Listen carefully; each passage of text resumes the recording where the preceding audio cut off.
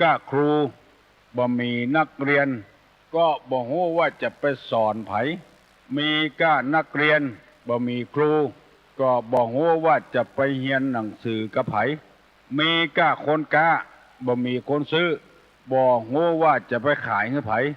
มีก้าคนซื้อบ่มีคนกล้าบ่ฮู้ว่าจะไปซื้อที่ไหนโลกของเฮาต้องยึดกันอย่างอี้เพิ่งปะอาศัยกันโลกมนุษย์จะวุ่นวายเพราะคนเฮาบ่มีศีลบ่มีธรรมบ่ได้เจริญตามธรรมไปฝืนธรรมชาติกันคำว่าธรรมะนี่ก็คือธรรมชาติมันเป็นเชื้อใดก็คือเป็นเชื้ออันทำดีก็เป็นผลของความดีได้รับแต่ที่บางคนบอกว่าทำดีบ่ได้ดีเพราะอันใดเพราะไปหวังให้คนอื่นยกย่องสรรเสริญดีเชื้อนั้นดีเชื้อนี้อันนี้แหละจึงบ่ได้ดีเพราะไปหวังให้คนยกย่องสรรเสริญตาลเสาวิหารตาลจ่อฟ้าตาลป้านลมหวังให้คนยกย่องสรรเสริญก็เลยบักปรากฏผลเพราะว่าทำเพื่อหวังให้คนยกย่องทำอันใดให้คนเคารพนับถือการทำความดีนั้นดีเพื่อโลกดีเพื่อบ้านดีเพื่อเมืองเฮาเป็นคนดีอย่างคนแล้วก็ชื่อว่าเป็นทรัพยากรของชาติที่มีราคาแถมประการหนึ่งมันยังบ่ฮื้อผลเตื้อทำดีบ่เต็มที่เตื้อแล้วไปหวังผลตอบแทนเร็วลงไปปลูกต้นไม้วันนี้จะฮื้อมันใหญ่วันนี้จะได้กินหน่วยมันวันนี้มันเป็นเรื่องที่ใจฮ้อนเกินไปมันบ่เต็มที่เตื้อมันบ่ถึงเวลาเตื้อก็เลยใจฮ้อนแล้วบ่นว่าทำดีบ่ได้ดีนอกจากนั้นทำดีผิดตี้ทำไปแล้วบ่ได้ดีก็บ่นคือเปิ้นบ่ต้องการบ่ใจตี้ของเฮาตี้จะต้องทำแล้วเฮาไปทำก็เลยบ่ได้ดีก็เลยบ่นได้เดือดต้านผู้ฟังธรรมะทั้งหลายอย่าไปใจฮ้อนจะไปทำดีผิดตี้มันถูกตี้ถูกทางมันจึงจะได้ผลทำไปเถอะในคำสอนพุทธศาสนาเพิ่นจะกล่าวไว้แน่นอนแต่จะอย่าไปใจฮ้อนมันต้องได้วันใดวันหนึ่งอย่างแน่นอนทำดีผิดตี้ทำดีบ่ได้ถึงเวลาที่อย่างฮื้อผลแล้วก็ไปบ่นพ้นพันธนาว่าการสร้างความดีไว้เถอะการสร้างความดีก็คือการปฏิบัติธรรมนั่นเอง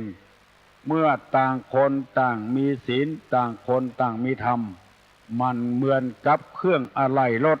เอาเข้าใส่ที่ไหนก็ได้มันถูกต้องกันถ้ามันผิดตี้เอาน็อตเบอร์5ไปใส่เบอร์4มันก็หลวมมันก็กับเลยบ่ได้ผล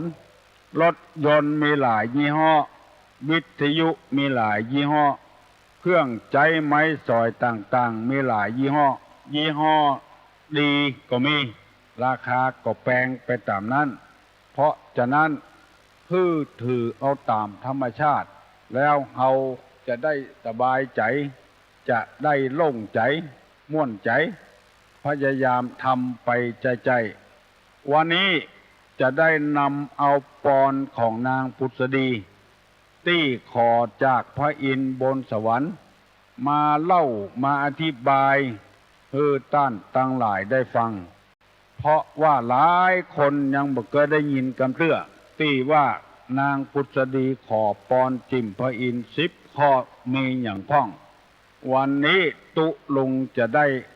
หงายของที่มันคว่ำไว้บ่เคยได้ยินได้ฟังก็จะหงายให้พ่อให้ฟังแล้วเราจะเกิดความรู้ขึ้นมาพร้อมกันนั้นจะเอาธรรมะมาประยุกต์ในปอนข้อต่างๆเพื่อท่านทั้งหลายฟังแล้วเราจะได้รู้ก่อนเราบ่รู้ บัดเดี๋ยวนี้เรามีความรู้พ่องดังนี้เป็นต้น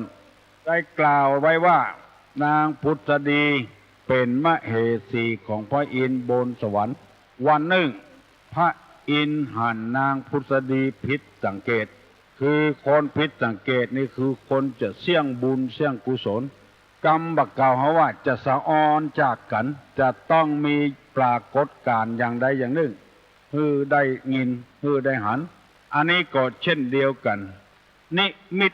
5ประการเกิดขึ้นกับนางพุทธดี1เสียงแหบ2เหือออกที่เปิ้นฮ้องว่าเหือไข้ข้าวเนี่ยคนใกล้จะตายจะมีเหือไข้ข้าวออกเสียงแหบเหือออกหายใจฮ้อนหูดังฮ้อนกระวนกระวายเพราะว่าธาตุไฟมันจะออกแล้วมาตี้หูดังข้อที่4ผิวหมองผิวพรรณวรรณะเกยเลื่อมเกยงามเศร้าหมองลงไป5เครื่องประดับประดาดอกไม้ติบที่เกยประดับประดาตนเหี่ยวไปปกติดอกไม้ติบนี่จะบ่เหี่ยวแต่ของนางพุทธดีเหี่ยวลงไปเสียงแหบเหื่อออกหายใจฮ้อนหูดังผิวหมองดอกไม้เหี่ยวนางต้องการอันใดเฮือนนางขอนางจะหมดอายุแล้วแทนที่นางจะขอจ้างม้างัวควายนางบ่ขอปอน10ข้อ1ขอเพื่อเป็นผู้ที่มีในตาดำเหมือนลูกกวางลูกฟานลูกสัตว์ในป่า2ขอเพื่อมีขนคิ้วดำสนิท3ขอเพื่อมีนามว่าพุทธดี4ขอเพื่อได้โอรสผู้ประเสริฐได้ลูกผู้ใจประเสริฐมันยากยิ่งปัจจุบันนี้ก็ยิ่งหันไปถึงวันลูกผู้ใจประเสริฐนี้ได้อธิบายไปแล้วเมื่อตะวาต่อไปเป็นข้อที่5เมื่อทรงคัน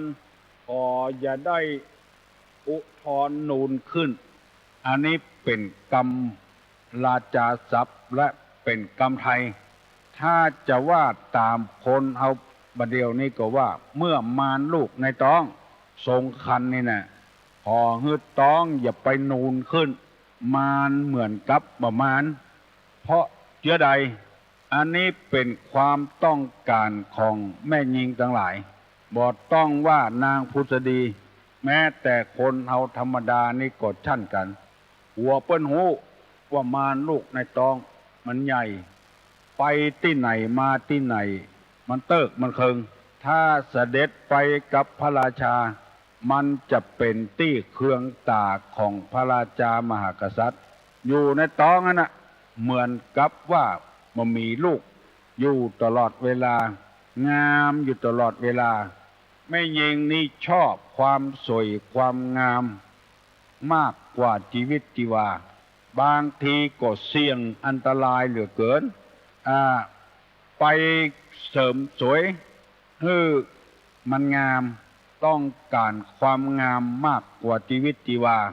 จึงไปเสริมสวยขึ้นลดน้ำหนักกาบักกินข้าวนักกาสะปะสะพื้นอย่างที่พี่น้องทั้งหลายหูกิ้วธรรมชาติเพื่อเอารองรับน้ำที่มันไหลจากหน้าผากลงมาบ่ฮื้อเข้าแก่นตาก็อดสาไปขูดขว้างเหี้ยแล้วไปเขียนกิ้วแต่ไม่ซึ่งมันบัดได้รองรับน้ำตารองรับน้ำฝนน้ำอย่างอื่นที่จะไหลเข้าตาเสี่ยงอันตรายเพราะความไข้งามตาบคมตาบหวานเอายามาใส่เพื่อตาคมตาหวานมันเสี่ยงต่ออันตรายเสี่ยงต่อตาที่จะบอดจะมืดจะมิดเหลือเกินอันเนี้ยนางจึงปรารถนาไว้เหี่ยก่อนว่าเวลามารลูกนั้นเบื่อฮือท้องใหญ่มันเติกมันเคิง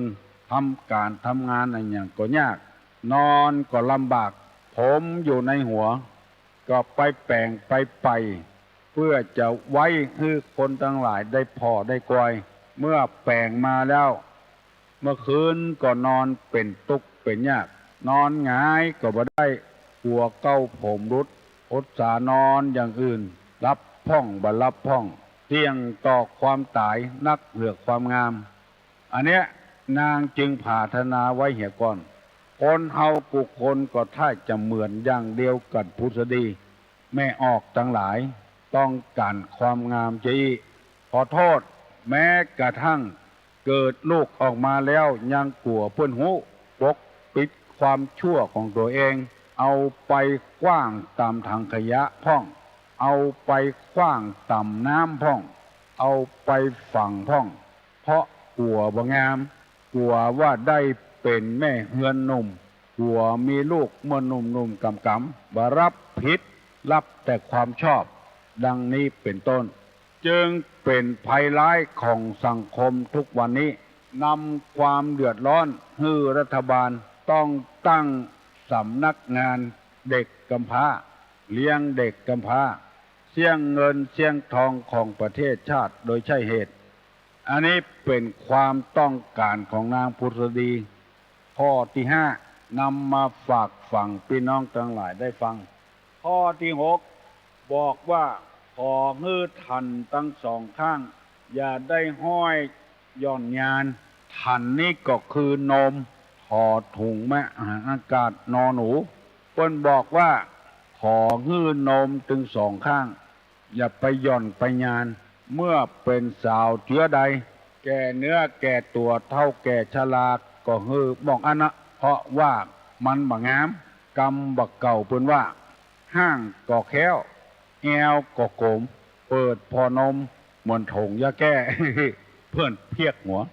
นมนี่ก็เป็นที่ปรารถนาของแม่หญิงทั่วโลกถ้ามันหย่อนมันยานความงามก็หายไปเตอน้อยเตอน้อยยายของฉันที่บ้านทุ่ง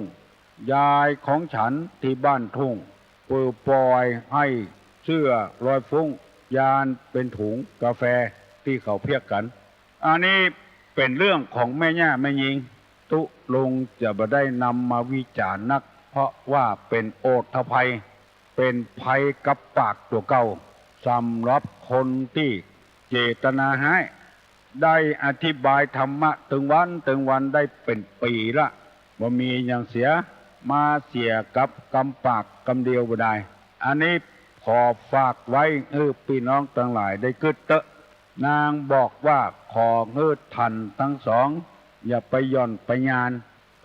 ปกติอย่างเก่าอย่างเดิมเรื่องของเรื่องเป็นเจ้าใดนั้นพี่น้องทั้งหลายอาจจะหูเรื่อง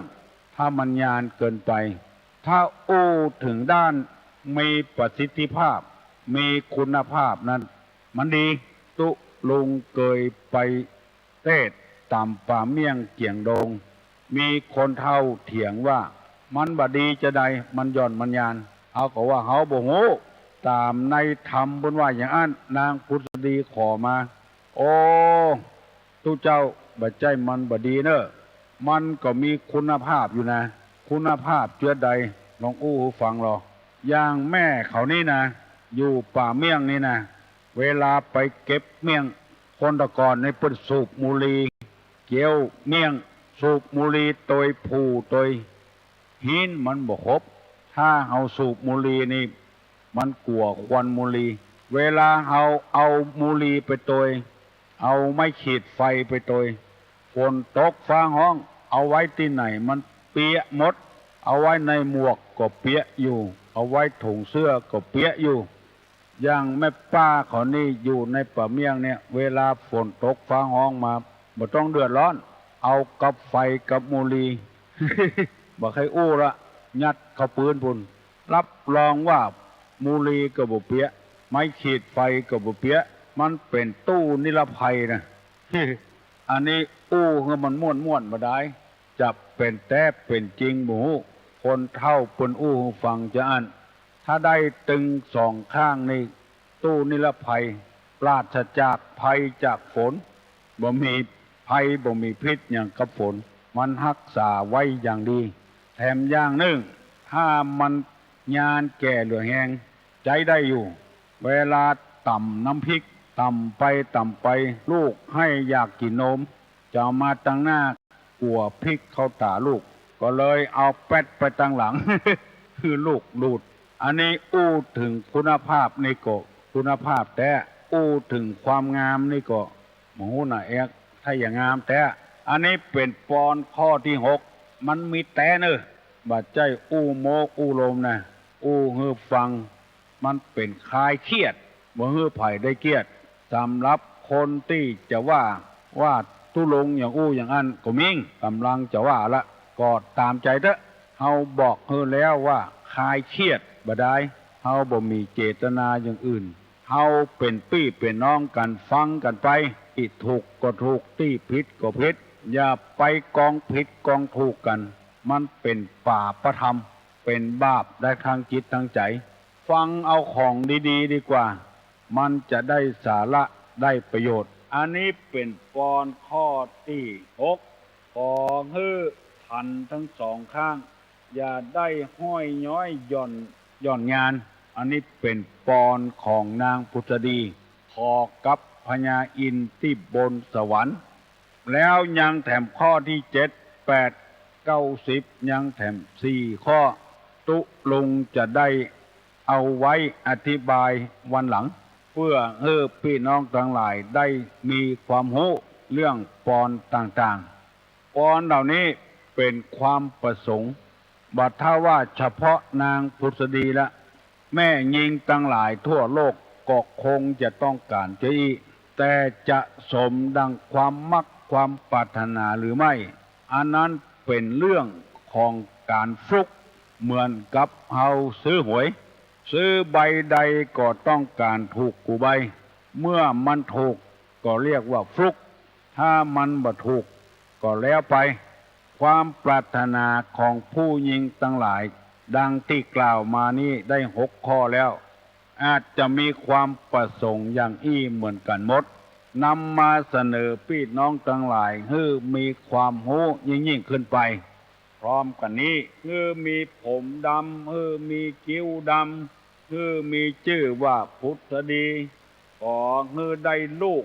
ใจประเสริฐบ่ค่ำป้อบ่ค่ำแม่บ่ดาป้อบ่ดาแม่เกิดมาตึงจาดบ่ให้แม่ได้ผิดหวังลูกผู้ใจประเสริฐเอื้อเฟื้อเพื่อแผ่คนอื่นมีคันขอจะไปให้มันนูนขึ้นมีทันทั้งสองข้างบ่ฮื้อมันหย่อนมันยานอันนี้นำเสนอไปแล้ว6ข้อหวังว่าพ่อแม่พี่น้องท่านผู้ฟังทั้งหลายคงจะมีความรู้เรื่องนี้เตือนน้อยตุลุงจะนำมาเสนอเตื้อข้อ2ข้อนำมาเสนอเร็วลำไปโวยลำไปมันจะหมดไปเหี่ยก่อนเฮาจะบ่มีอย่างนำมาเสนอแต่เรื่องอื่นๆธรรมะนี่อู้วันค่ำคืนห้องปีสุดปีแรงสุดแรงมันก็บ่หมดเพราะอย่างที่เขาว่านั่นมันเป็นของจานแล้วมันเป็นของธรรมชาติมันเกิดขึ้นคนเดียวมันก็เป็นคนเดียวมันเฮาจะไปบังคับมันบ่ได้ที่เป็นของเฮาตึงวันนี้คือจิตใจอย่างเดียวความคิดจิตใจที่เป็นบุญเป็นบาปนั้นไปไหนก็เอาไปโตยได้สิ่งอย่างอื่นเฮาสมมุติบ่ได้ว่าเป็นของเฮามือของเฮาแขนของเฮาตัวของเฮามันเป็นเรื่องสมมุติแต่มันบัดใจของเฮามันเป็นของธรรมชาติสร้างขึ้นมามันเป็นของธรรมชาติพ่อแม่เฮานี่ก็เป็นธรรมชาติเป็นผู้สร้างธรรมชาติขึ้นมาคือตัวเฮาที่เฮาสมมุติว่าเป็นเฮาผมขนเล็บเขี้ยวหนังสมมุติกันทั้งนั้นถ้าเป็นของเฮามันบังคับได้ที่เฮาบังคับมันบ่ได้เพราะว่ามันเป็นอนัตตาบ่ใจตัวตนเฮาผมบ่ใครมันงอกมันก็จะงอกหัวเข่าบ่ใครมันปวดบ่ใครมันเจ็บมันก็จะปวดจะเจ็บคนเดียวมันไปตามธรรมชาติเหมือนกับรถยนต์พอจะขับมันก็ขับออกไปได้เลยมันบัดใจของเฮาบางทีก็ขัดข้องน้ำมันบ่มาพ่องสตาร์ทไม่พ่องยางหัวพ่อง มันเป็นของธรรมชาติถ้าคนใดกึดได้อย่างที่ในพุทธศาสนาธรรมะในศาสนาบอกไว้อย่างอีกคนเฮาจะบ่เบียดเบียนไผบ่จังไผบ่เดวโลกของเฮาคุกคุน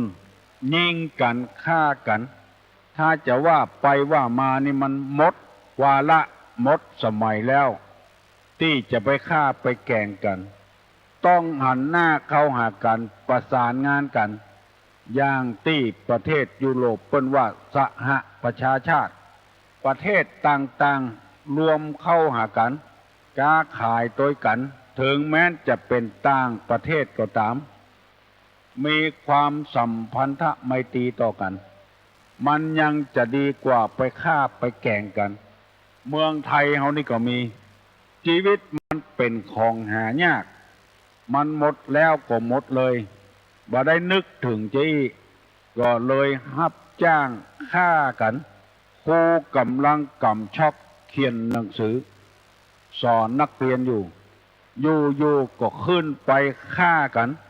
โดยหวังผลประโยชน์อย่างเดียวเท่านั้นคือได้เงินได้สตางค์ที่เปิ้นจ้างกัน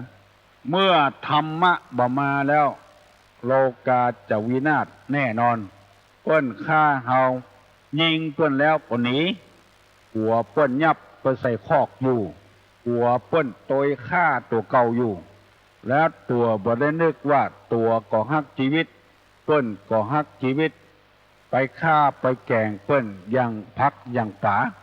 ฆ่าที่เป็นศัตรูกันก็ยังแควนยังนักโทษประหารอยู่ต่อไปก็เหี้ยมโหดต้องประหารชีวิตคือมันหมดเชื้อหมดชาติไปเลยอันนี้คนดีคนจะทำประโยชน์ให้บ้านให้เมืองอยู่ไปฆ่ากันเพราะว่าธรรมะบ่มาถึงคนถึงใจโลกาก็เลยจะวินาศฆ่ากันไปฆ่ากันมาดังนี้เป็นต้นสัพพโลคาวินิมุตโตสัพพสันตาภวัตติโตสัพพเวระมติกันโตจตุวังภวะสัพพิติโยวิวัจจันตุสัพพโลโกวินัสตุมาเตภวะตวนตะลาโยสุขีติคายุโกภวะอภิวาธนะสีลิสะนิจังวุธาปจายิโนจัตตาโลธรรมาวัฏันติอายุวันโนสุขังปลัง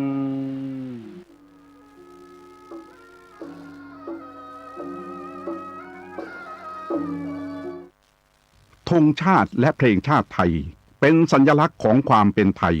เราจงร่วมใจยืนตรงเคารพธงชาติด้วยความภาคภูมิใจในเอกราชและความเสียสละของบรรพบุรุษไทยประเทศไทยรวมและเชื้อชาติไทย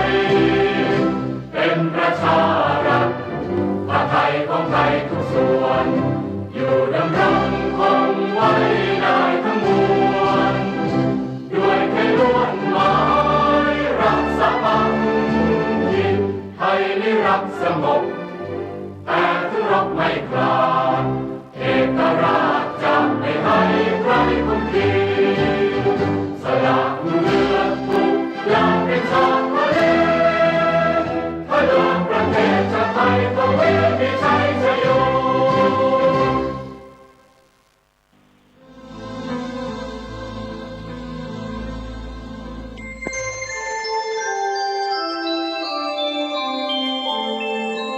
ขณะนี้ท่านกำลังฟังสถานีวิทยุกระจายเสียง FM 104.5 เมกะเฮิรตซ์อันความสงบสุขความสนุกทั้งกายใจมี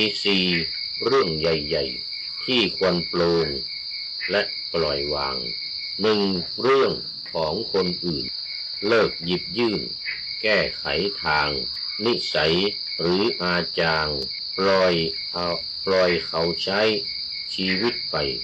อย่าเอาใจทุกคนมาปะปนกับการใช้ชีวิตของเราให้สับสนวุ่นวายอารมณ์2อดีตที่แก้ไขไม่ได้แล้วไม่ควรบ่มเพราะไว้ในอารมณ์เก็บไว้เพียงเป็นบทเรียนความแค้นความผิดพลาดหรือโอกาส ที่แปรเปลี่ยนความเสียใจพรากเพี้ยนอย่าแบกไว้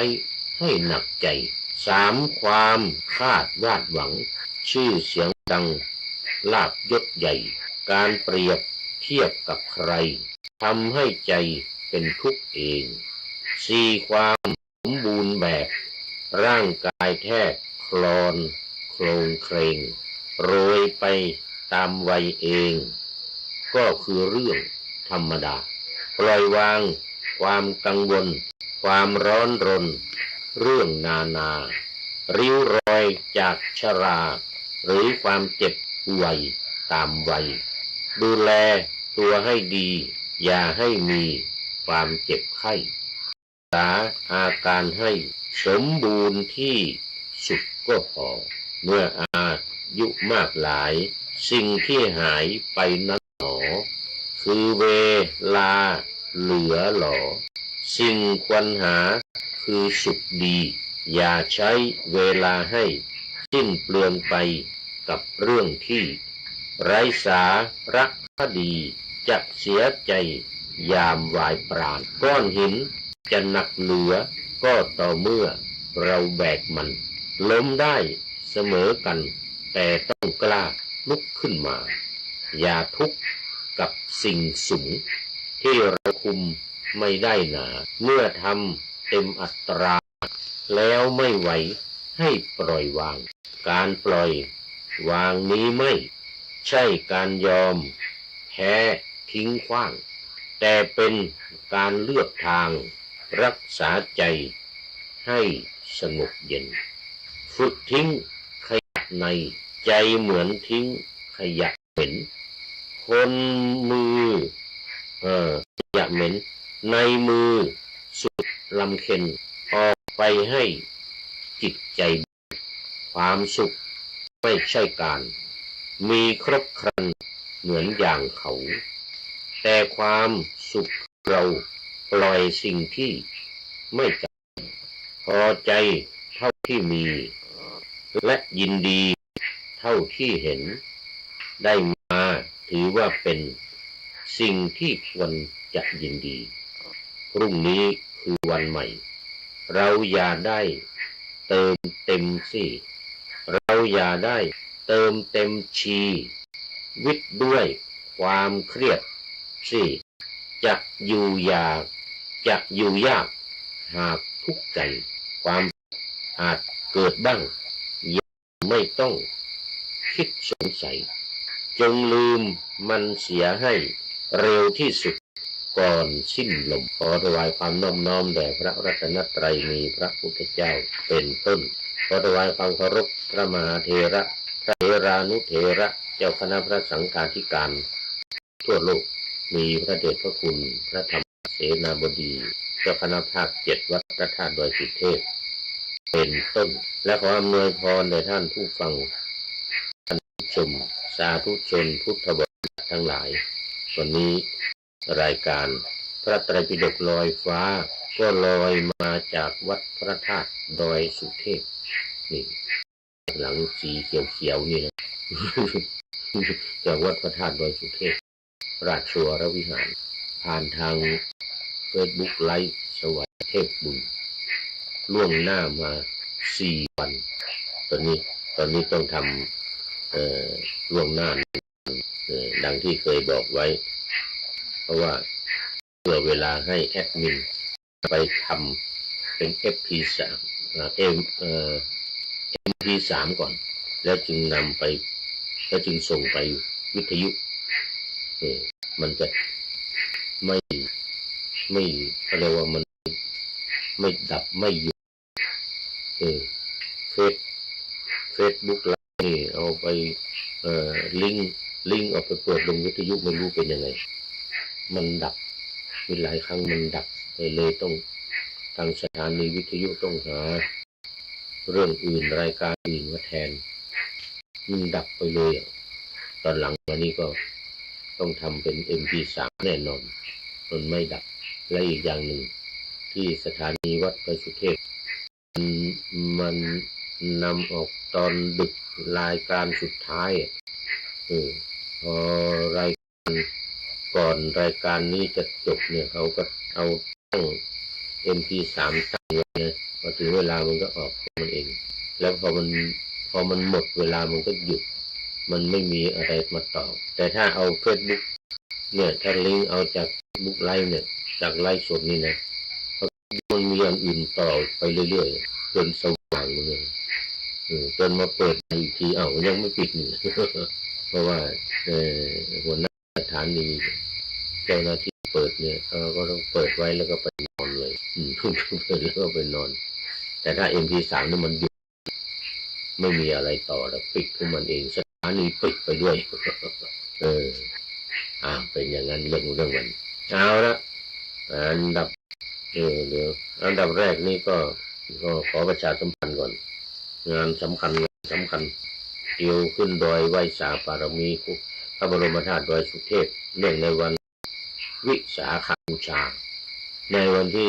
30 พฤษภาคมนี้ถึง31เนี่ย2 วันกันเลย30ตอนเย็น31ตอนเช้าตี 5ขึ้นถึงดอยสุเทพเป็นขบวนอัญเชิญน้ำสงฆ์พระราชทานจากลานครูบาเจ้าศรีวิชัยวัดศรีโสดาขึ้นมาลานครูบาเจ้าศรีวิชัยเหมือนกันหน้าวัดพระธาตุดอยสุเทพเชิงบันไดนั่งก็จะมีพอขึ้นมาถึงแล้วก็6:30 7 โมงก็จะมีพิธีทำบุญตักบาตรพระสงฆ์สามเณร500 รูปขึ้นไปก็เป็นภาคเช้าแล้วภาคบ่ายก็ส่งน้ำพระบรมธาตุดอยสุเทพเป็นเสร็จพิธีโดยน้ำส่งพระราชทานจากพระบาทสมเด็จพระเจ้าอยู่หัวแต่ว่าระหว่างวันที่25ถึงวันที่29ก่อนการเตียวขึ้นดอยเนี่ยนะมีการเจริญพระพุทธมนต์สมโภชน้ำสงฆ์พระราชทานนี่แหละ5 วันนิมนต์พระสงฆ์สงฆ์สมณศักดิ์10 รูปพร้อมด้วยสัญญาบัตรพัดยศมาถวายอดิเรกให้พระบาทสมเด็จพระเจ้าอยู่หัววันละ10 รูปเริ่มมาตั้งแต่วันที่25ถึง29 5 วันอันนี้ก็เชิญชวนญาติโยมทั้งหลายมาร่วมกันในการเจริญพระพุทธสมโภชน้ำสงฆ์พระราชทานมาเป็นเจ้าภาพเนี่ยถวายจตุปัจจัยถวายภัตตาหารเพลในวันที่25ถึง29ซึ่งก็มีเริ่มมาก็มีเจ้าแล้วเดี๋ยวต่อไปจะได้เอารายนามเจ้าภาพมาอนุโมทนาด้วยแต่ตอนนี้ยังไม่มีในเอาไว้ก่อนนี่เป็นช่วงแรกของวันวิสาขบูชาถึง25ถึงวันที่31 7 วันแล้วอีก7 วันหลังวิสาขบูชาอัฐมีบูชาเริ่มตั้งแต่วันที่1 มิถุนายนไปจนถึงวันที่8 มิถุนายนหรือแรม1 ค่ำไปถึงแรม8 ค่ำแล้วได้คำว่าอัฐแปลว่าแปล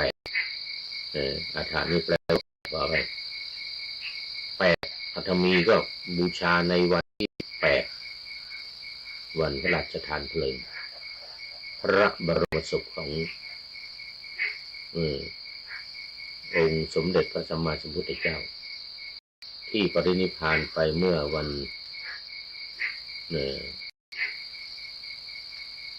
ขึ้น15 ค่ำตอนเช้าตรู่ขึ้น15 ค่ำเลยนะ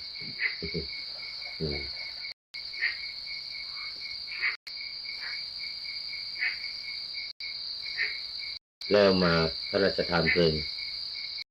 ในวันที่8ปกติที่7แต่ว่าวันที่7จุดไฟไม่ติดอย่างว่า จุดไฟไม่ติด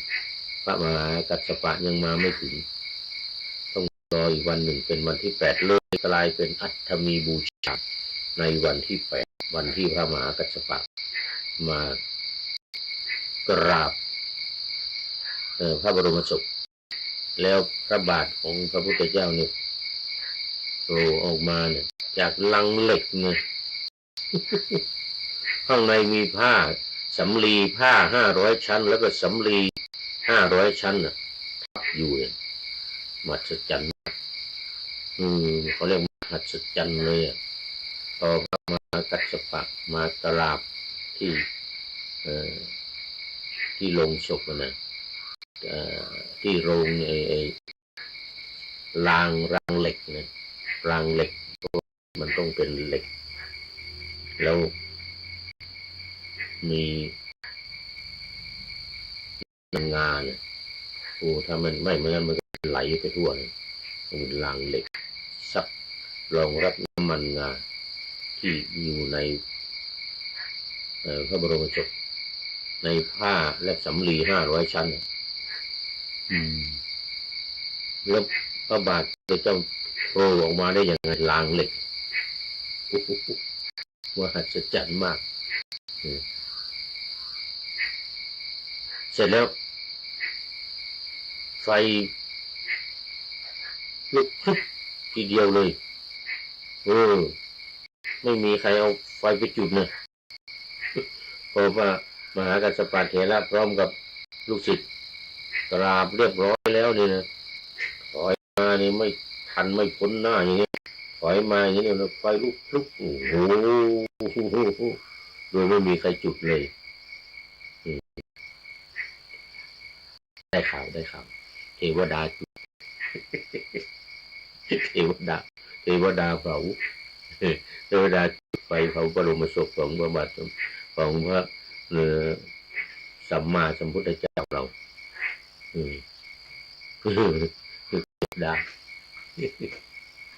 เทวดาเป็นผู้เผาหมู่มนุษย์ที่อยู่กันรอบมีพระมหากัสสปะเถระเป็นต้นนะไม่มีใครจุดไม่ขีดสักด้ามสักหัวหนึ่งไม่มีใครจุดไม่ขีดมันลุกขึ้นเองพอพระมหากัสสปะกราบเรียบร้อยเนี่ยไฟลุกพรึบเลยเนี่ยไม่ทันถอยออกมาเลยกราบลงไป3 ครั้งนี้เงยหน้าขึ้นมาอย่างนี้ไม่ทันให้ถอยออกมาเลยไม่ทันถอยออกมาเลยอ้าวนะนี่เป็นงานเดียวนี่แหละมันต่อเนื่องกันวิสาขบูชาและอัฐมีแต่รายละเอียดเนี่ยยังไม่เนื้อตารางยังไม่ออกมา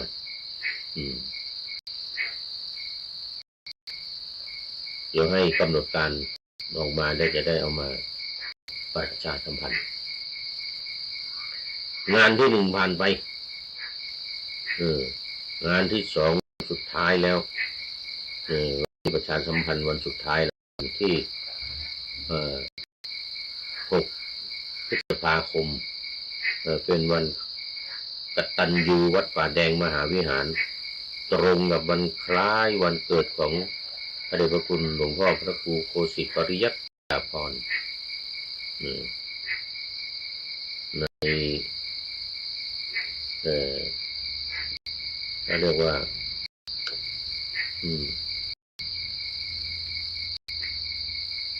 วันกตัญญูอายุวัฒนมงคล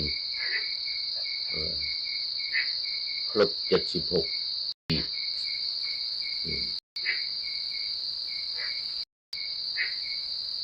9 นาฬิกาเป็นต้นไปก็เจริญพระพุทธมนต์ละเนี่ยเดี๋ยว9 นาฬิกาเป็นต้นไปเนี่ยรายการนี้จบเลยรายการนี้จบปุ๊บ สวดเจริญพุทธมนต์ทันทีเลยสืบชะตาหลวง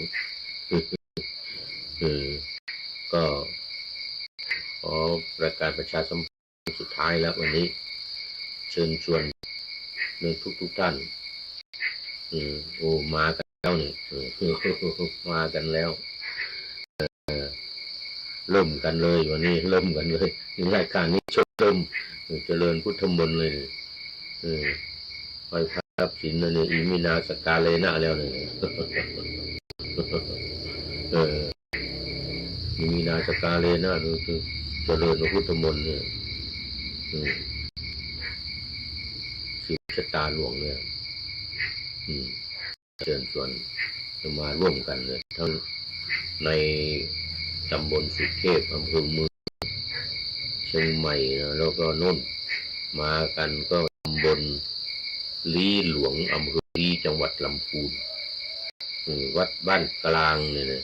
ซึ่งเป็นบ้านเกิดของพระเดชหลวงพ่อพระครูโคสิตปริยัตยาเอาละ ประชาสัมพันธ์วันสุดท้ายครั้งสุดท้ายละก็รวดมุทิตาสักการะถวายมุทิตาสักการะแด่พระเดชพระคุณท่านพระครูโคสิตปริยัตยาภรณ์ขอให้มีความสุขมีความเจริญวัฒนาถาวรในบวรพุทธศาสนาตลอดจิรกิจการเทินแน่จบวันนี้เข้ามาสู่เนื้อหาสาระของธรรมะกันเลยอันนี้มันดึกแล้วเนี่ยโอ้จะ4 ทุ่มแล้ว FC ทั้งหลายก็คงไม่มีละอาทิกัลยาณังก็ไม่มีมัชเชกัลยาณังก็ไม่มีแต่ไม่แน่ปริโยสานะกัลยาณังน่าจะอยู่ตอนนี้พูดให้ผีฟังไปก่อน พูดผีฟังไปก่อนมาตอนเปิดออกอากาศทางวิทยุในวันที่26จึงจะให้ญาติโยมทั้งหลายฟังกัน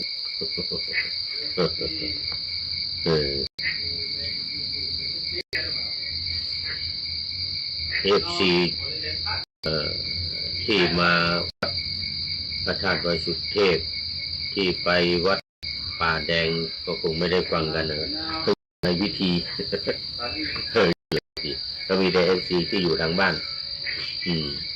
ฟังทางวิทยุหรือกำลังชมใน Facebook Live ได้ตลอด1 เดือนนะตั้งแต่วันนี้ไปก็ครบ1 เดือนแล้วทาง Facebook เนี่ยเขาก็จะลบละเพราะมันเยอะให้เวลาไว้1 เดือนนั่นก็ต้องเอฟซีทั้งหลายก็ต้องเข้าไปดูกันนะเรื่อง1 เดือนไว้ลบละเอามาวันนี้ก็เรื่องใหม่เลยวันนี้ขึ้นเรื่องใหม่นาสนังคะทันดกรรมวัตถุเรื่องการลงทันโดยการนาสนะหรือองค์แห่งการขับไล่ออกจากหมู่จากคณะเนี่ยนะเรียกว่านาสนังคะทันดกรรมะเนี่ยการลงทันลงโทษการลงทันลงโทษสำหรับพระหรือสามเณรตามพระธรรมตามวินัยตอนนี้เป็นอรรถกถาพระวินัยอรรถกถาพระวินัยจากตติยสมันตปาสาธิกาอรรถกถาพระวินัยเล่ม 3สมันตปาสาธิกาเล่ม 3สามนหนังสือสามนอรรถกถาพระวินัยเป็นดิกชันนารีอธิบายความในเนื้อหาของพระวินัยพระไตรปิฎก เล่มที่1 ถึง 8แต่มาในเล่มที่25นี้พุทธกานิกายเป็นอรรถกถาไขความอธิบายความบางเรื่องที่ยังไม่แจ่มแจ้งไม่ชัดเจนมาอธิบายให้คนเข้าใจวันนี้เล่มที่25เหมือนเดิมพุทธกานิกายหน้าที่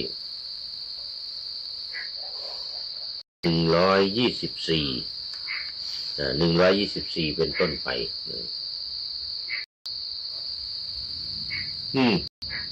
หลายบทว่ายาวะตะเกวาปณะ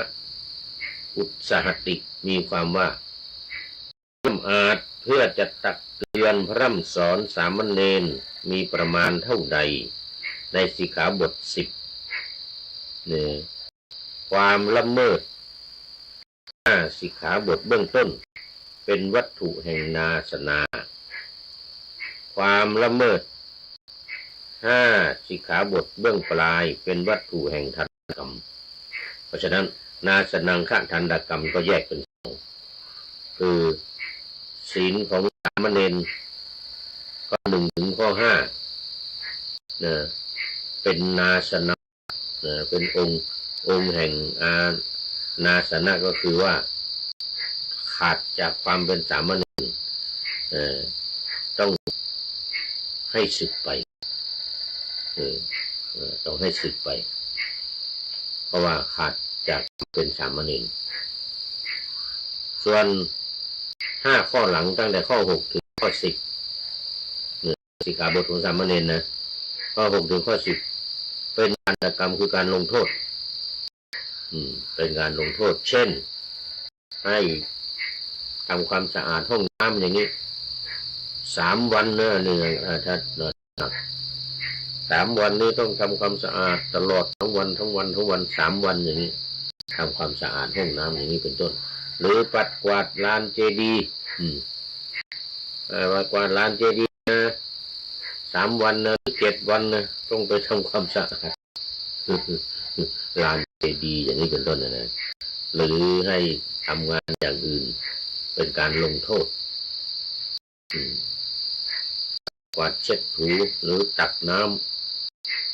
ฉันน้ำใช้อะไรต่างๆทำความสะอาดบริเวณกุฏิบริเวณโดยเฉพาะห้องน้ำล้างห้องน้ำต้องให้สะอาดนะต้องล้างห้องน้ำให้สะอาดอันนี้ถ้าผิดศีลข้อที่6 ถึงข้อที่10เนี่ยวิกาลโภชนาเป็นต้นเนี่ยนะนัตตคีตวาตข้อที่7ประการดูการขับร้องประโคมดนตรีอะไรต่างๆเนี่ยนะร้องเพลงนี่นะสามเณรที่เห็นลงในเฟซในไลน์นะลงในเฟซอะไรที่เปิดเพลงเต้นรำกันนี่นะอย่างนี้ถือว่าผิดศีลข้อ7แต่ว่าต้องได้รับลงโทษไม่ถึงกับต้องลาสิกขาไม่ถึงว่าต้องขาดจากความเป็นสามเณรต้องได้รับการลงโทษข้อ8มาลาคันทวิเลคือการประดับด้วยดอกไม้ของหอมข้อ9ก็คืออุจจาสยนะมหาสยนาหรือการนอนที่นั่งที่นอนอันสูงอันใหญ่ที่นั่งที่นอนอันสูงอันใหญ่และสุดท้ายข้อ10การรับเงินรับทองรูปประพันธ์ทองรูปประพันธ์อย่างสร้อยคออย่างนี้แหวนอย่างนี้เป็นต้นอันนี้ข้อที่10อันนี้6 7 8 9 10นี้ทำโทษแล้วก็1 2 3 4 5ขาดจากความเป็นสามเณรก็เรียกนาสนะออกจากขาดจากความเป็นสามเณรก็ต้องออกจากหมู่คณะไปเลยลาสิกขาไปเลยอันนี้เรียกว่า เพื่อจะตักเตือนพร่ำสอนการดำเนินการในสิกขาบท10เนี่ย5 ข้อต้นเป็นวัตถุแห่งนาสนานี่คือขาด5 ข้อหลังเป็นเรื่องปลายเป็นวัตถุแห่งทันดักคือการทำโทษ1 2 4 5ก็รู้กันดีปานาติบาตทำชีวิตสัตว์ให้ตกไปอทินนาทานการถือเอาสิ่งของที่เขาไม่ให้ขโมยในฐานะเป็นขโมยแล้วก็พรหมจริยาเวรมณีคือเว้นจากการทำสิ่งที่มันไม่เป็นพรหมจรรย์ไม่ว่าจะเรื่องอะไรนะเรื่องผู้หญิงเรื่องอะไรต่างๆที่มันไม่เป็นพรหมจรรย์พรหมจริยาพูดที่ไม่เป็นพรหมจรรย์4 มุสาวาทพูด 5 สุราเมรัยดื่มเครื่องดองของเมานี่นะนี่เป็นนาสนาขาดจากความเป็นสามเณรต้องลาสิกขาไปคือไม่ต้องลาไปเลยเรื่องนาสนะไปเลยโดยว่าอปฏิสามีความว่าไม่ตั้งภิกษุในฐานะผู้เจริญคือในตำแหน่งแห่งผู้เป็นใหญ่ตำแหน่งแห่งผู้เป็นใหญ่ก็ไม่ตั้งบทว่าอสภาวัตติกามีความว่าไม่เป็นผู้เป็นอยู่เสมอกันอธิบายว่าเป็นผู้เป็นอยู่ไม่สมส่วนกันคือมีศีลไม่เสมอกันนั่นเองเขาเรียกว่าวิสภาคะวิสภาส่วนอป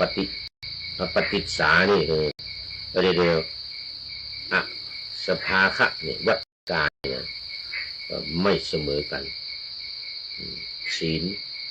คนหนึ่งมีศีลบริสุทธิ์คนหนึ่งศีลไม่บริสุทธิ์อย่างนี้เรียกว่าอาสภะคะอาสภะหรือเราเรียกกันว่าบางทีเขาเรียกว่าวิภาคอย่างนี้ก็มีวิสภาคะวิสภาคะมีความเป็นอยู่แต่ว่าศีลไม่เสมอกันวิสภาคะกันเพราะว่าอลาภายะปริสักกติมีความว่าภิกษุทั้งหลายจะไม่ได้ลาภด้วยประการใดเธอย่อมพยายามด้วยประการนั้นอลาภายะปริสักกติคือทำให้ภิกษุเสื่อมลาภไม่มีลาภสักการะอันนี้หมายถึงสามเณรนะสามเณรเนี่ยการทำให้ภิกษุไม่มีลาภเสื่อมลาภสักการะพยายามทำโดยว่าอนัตถายะได้แก่เพื่ออุปัฏฐะคืออุบัติเหตุทั้งหลายที่จะเกิดขึ้นเป็นการป้องกันหรือพยายามทำให้เกิดอุบัติเหตุเข้าในสิกขาบทที่1ในสิกขาบทที่1การเบียดเบียนการพยายามในการฆ่าแต่มันมีองค์ของมันตามองค์ของมันอนาวาสายมีความว่าเธอย่อมพยายามว่าทำไหนเนาะภิกษุเหล่านี้ไม่พึงอยู่ในอาวาสอย่างนี้เขาเป็นอย่างนี้ผิดเหมือนกันเลยพยายามในการที่จะไม่ให้อาวาสไม่ให้ที่อยู่จะไล่หรือทำอะไรให้ภิกษุอยู่ไม่ได้อย่างนี้ก็ถือว่าผิด2 บทว่าอโกสติปริภาติมีความว่าย่อมด่าและย่อมขู่เข็นด้วยแสดงภัยขู่เข็นโดยประการต่างๆจะทำให้ไม่เหลืออะไรอย่างนี้นะเหมือนสหรัฐขู่อิหร่านนะอิหร่านเหลือเวลาน้อยแล้วคนขยับแล้วเหมือนกันถ้าไม่ขยับเดี๋ยวจะไม่มีอะไรเหลือเหมือนกัน เหมือนนี่การขู่นี่เลยการขู่เรียกอักโกสติปริภาสติด่าแล้วขู่เข็นแสดงภัยให้เห็นว่าโอ้เนี่ยนะจะเป็นอันตรายอย่างนั้นอย่างนี้นะ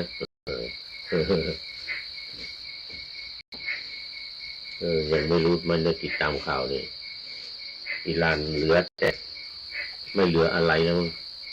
อิหร่านจะไม่เหลืออะไรว่างั้นว่าเหลือเวลาน้อยแล้วเราอดทนมีความอดทนจะหมดแล้วว่างั้นจะหมดความอดทนแล้วอันนี้คือลักษณะอักโกสติปริภาสติขู่เข็นแสดงภัยให้เห็นเอาส่งเรือดำน้ำส่งเรือรบความเรือพิฆาตเข้ามาเต็มโอมานอย่างนี้เป็นต้นนะอันนี้เรียกว่าปริภาสติอักโกสติปริภาสติขู่เข็นด้วยการแสดงภัยให้เห็นว่าเนี่ยจะเป็นอันตรายนะถ้าไม่ยอมรับข้อเสนอสหรัฐอเมริกานี่จะต้องถูกทำลายจนหมดเลยนะยังไม่เคยเห็นมาก่อนเลยนะเหลือแต่แผ่นดินเลยกลับมาสู่ยุคหินอะไรทำนองนี้นะเรียกว่าขู่เข็นด้วยแสดงภัยบทว่าเพเทติมีความว่าเธอย่อมหาเรื่องเสียดให้แตกกันหาเรื่องโซเชียดให้แตกกันก่อนเวลาการพูดการใช้หอกคือปากเขาเรียกว่าเป็นหอกเลยนะหอกคือปากสองบทว่าวรนังกาตุงว่าเพื่อทำการห้ามเธออย่าเข้ามาในที่นี้วรนังกาตุงการกระทำเป็นการห้ามนะเป็นการห้ามตัวอย่างว่าอย่ามาในนี้นะหลายบทว่ายัตถวาวติตัทวาปิกมติมีความว่าเธออยู่ก็ดีเข้าไปก็ดีในที่ใดยถะที่ใดปะเวนบริเวณของตนและเสนาสนะ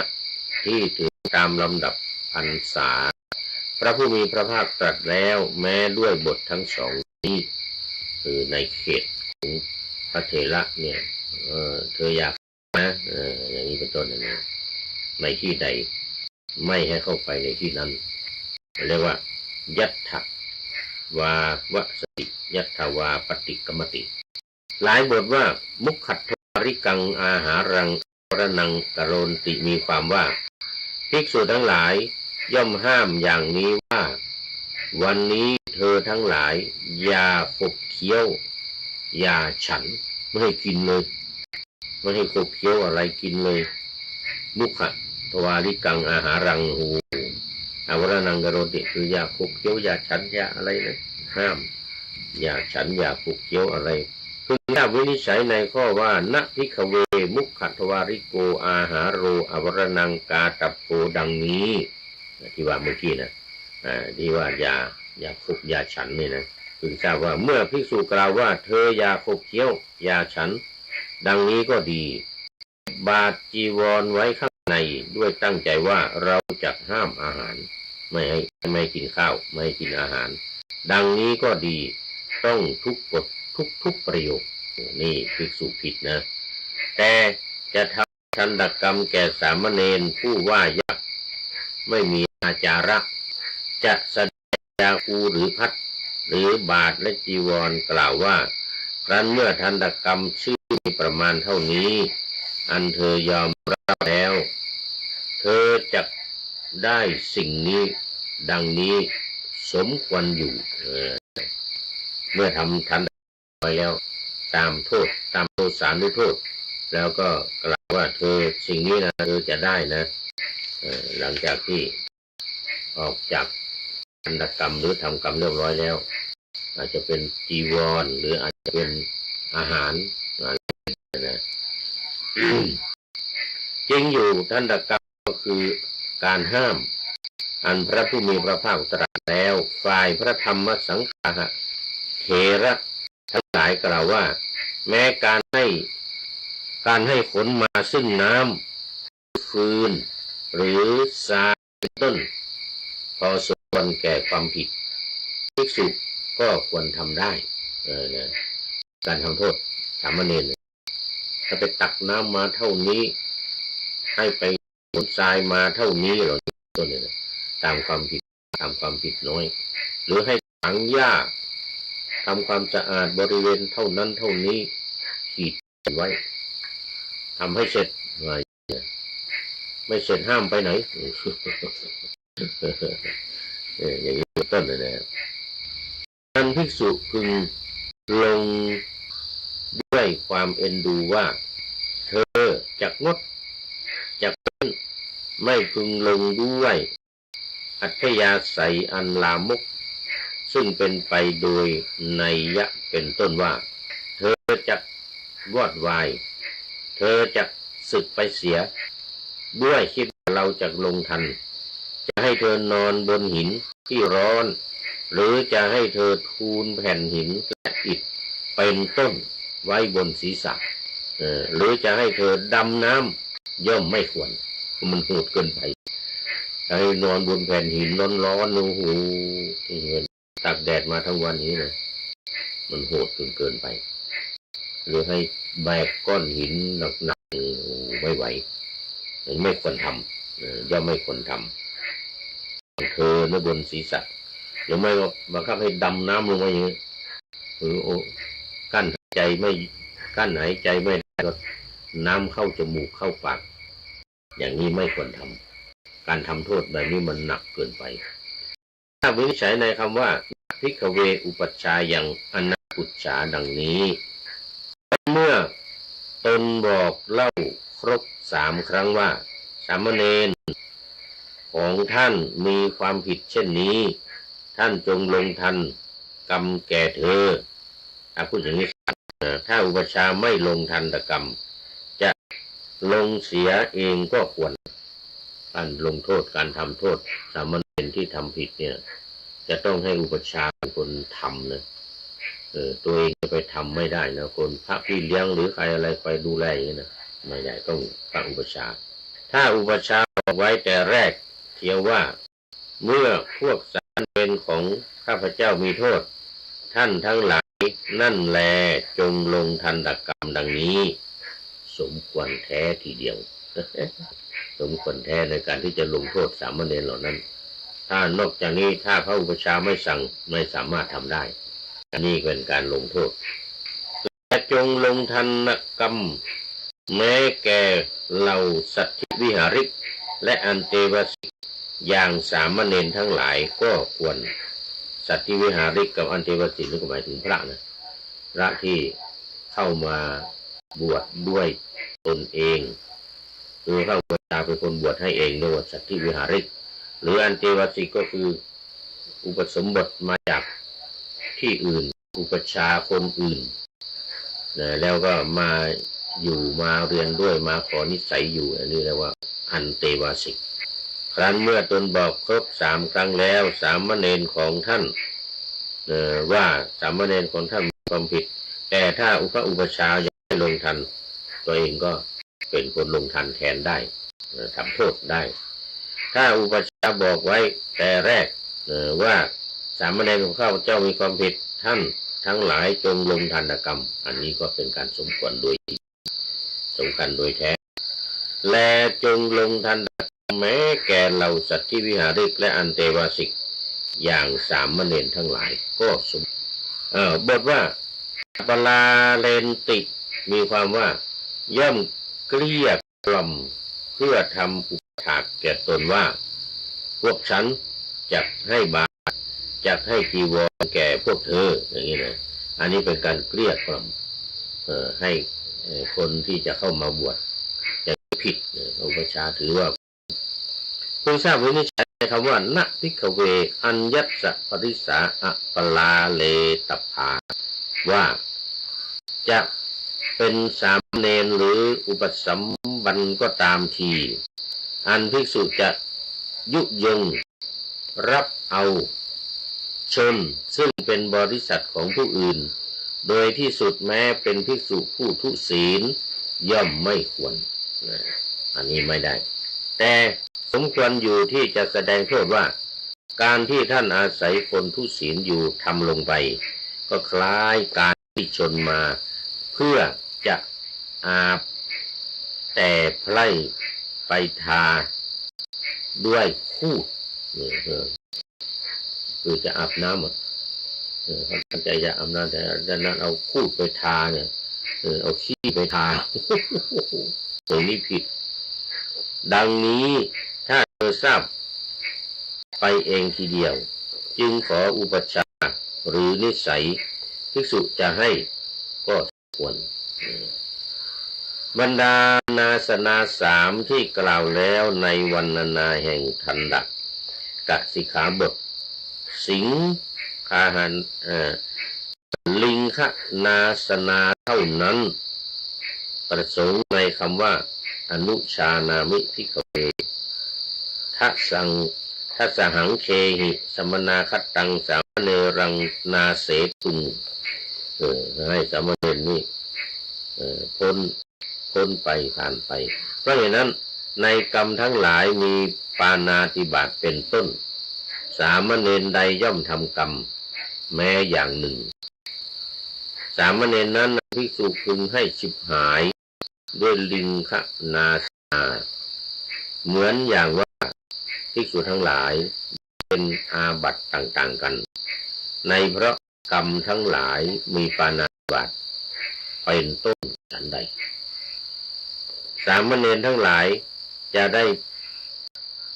เป็นฉันนั้นก็หาไม่ได้อันนี้ไม่เหมือนภิกษุเพราะสามเณรยังมดดำมดแดงให้ตายดีบี้ไข่เลือดก็ดีย่อมถึงความเป็นผู้ควรให้ฉิบหายทีเดียวสรณคมการถืออุปชาและการถือเสนาสนะของเธอย่อมระงับทันทีเธอย่อมไม่ลาภส่งคงเหลืออยู่สิ่งเดียวเพียงเพศเท่านั้นถ้าเธอเป็นผู้มีโทษซับซ้อนจะอยู่ในสังวรต่อไปกำจัดออกเสียให้ลาสิกขาไปถ้าเธอผิดพลาดพลั้งไปแล้วยอมรับว่าความชั่วข้าพเจ้าแล้วดังนี้เป็นผู้ใคร่จะอยู่ในสังวรอีกกิจคือลิงคนาสนะย่อมไม่มีคือการขับไล่ออกจากคณะไปไม่มีหรือให้สึกไปไม่มีพึงให้สรณะทั้งหลายพึงให้อุปชาแก่เธอซึ่งนุ่งห่มอย่างเดิมทีเดียวส่วนขาบททั้งหลายย่อมสำเร็จด้วยสรณคมนั่นเองก็ขึ้นอยู่กับว่าการพูดให้สรณคมเสร็จก็เป็นจบสรณคมของสามเณรทั้งหลายเป็นเช่นกับกรรมวาจาในอุปสมบทของภิกษุทั้งหลายเพราะเหตุนั้นศีล10เป็นอันสามเณรแม้นี้สมาทานแล้วโดยแท้เสมือนจตุปาริสุทธิศีลอันภิกษุสมาทานแล้วฉะนั้นเหมือนภิกษุที่สมาทานจตุปาริสุทธิศีลแม้เช่นนี้ศีล10ก็ควรให้อีกเพื่อทำให้มั่นคงคือสามเณรเนี่ยเวลาทำผิดเสร็จแล้วลงโทษแล้วก็มารับศีลใหม่อีกทีหนึ่งนะเพื่อให้มันมั่นคงคือเพื่อยังเธอให้ตั้งอยู่ในสังวรต่อไปถ้าสรณะทั้งหลายอันเธอรับอีกในวัดสูปนายิกาต้นคือการเข้าพรรษาแรกนะเธอจะได้ผ้าจำนำพรรษาในวัดสูปนายิกาหลังเอาพรรษาต้นพอพรรษาหลังก็มีหุ้นส่วนมีผ้าจำนำพรรษาด้วยถ้าเธอรับสนะในวัดสูปนายิกาหลัง ลาภอันสงพึงอัปโลกให้สงก็ต้องให้ลาภสักการะแก่เธอด้วยแล้ววันนี้จะดูว่าหมดเวลาต้องต่อไว้แค่นี้ก่อนเดี๋ยววันต่อไปเราก็จะได้ต่ออีกมันเป็นเรื่องค่อนข้างจะไม่เกี่ยวข้องกับโยมแต่ว่ามันเกี่ยวข้องกับทางศีลนั่นก็ญาติโยมรู้ไว้กันบางเรื่องบางอย่างเหล่านี้เอาแล้วตอนนี้ก็มาดูข้อคิดท้ายรายการวันนี้ใครจากผู้ใดโน้นี่ท่านนายพลนเรศจิตลักษณ์ของเรานี่เอง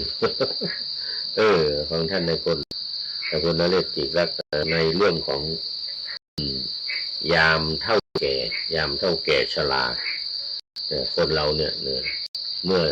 ยามเท่าแก่ชรามาแล้วสิ่งใดควรทำสิ่งใดไม่ควรทำเลยนะนี่ก็เริ่มตั้งแต่การทำความสงบสุขหรือความสนุกทั้งทางกายทั้งทางใจที่จะพึงทำในยามแก่เท่าชราใจความว่าอันความสงบสุขความสนุกทั้งกายใจมี4เรื่องใหญ่ๆที่ควรปลงและปล่อยวาง1. เรื่องของคนอื่นเลิกหยิบยื่นแก้ไขทางนิสัยหรืออาจารย์ปล่อยเขาใช้ชีวิตคือเรื่องของคนอื่นเราอย่าไปยุ่ง อย่าไปยุ่งกับเขาปล่อยให้เขาใช้ชีวิตของเขาไปเองอันนี้ก็จะทำให้เกิดความสงบสุขภายในสำหรับคนช่วงวัยแก่หรือวัยทองในวัยทองเอาใจการใช้ชีวิตของเราให้สับสนวุ่นวายอันนี้ไม่จำเป็นที่จะต้องเอาใจคนนั้นคนนี้วุ่นวายไปทั้งหมดไม่ได้ต้องรักษาอารมณ์ไว้ให้ดี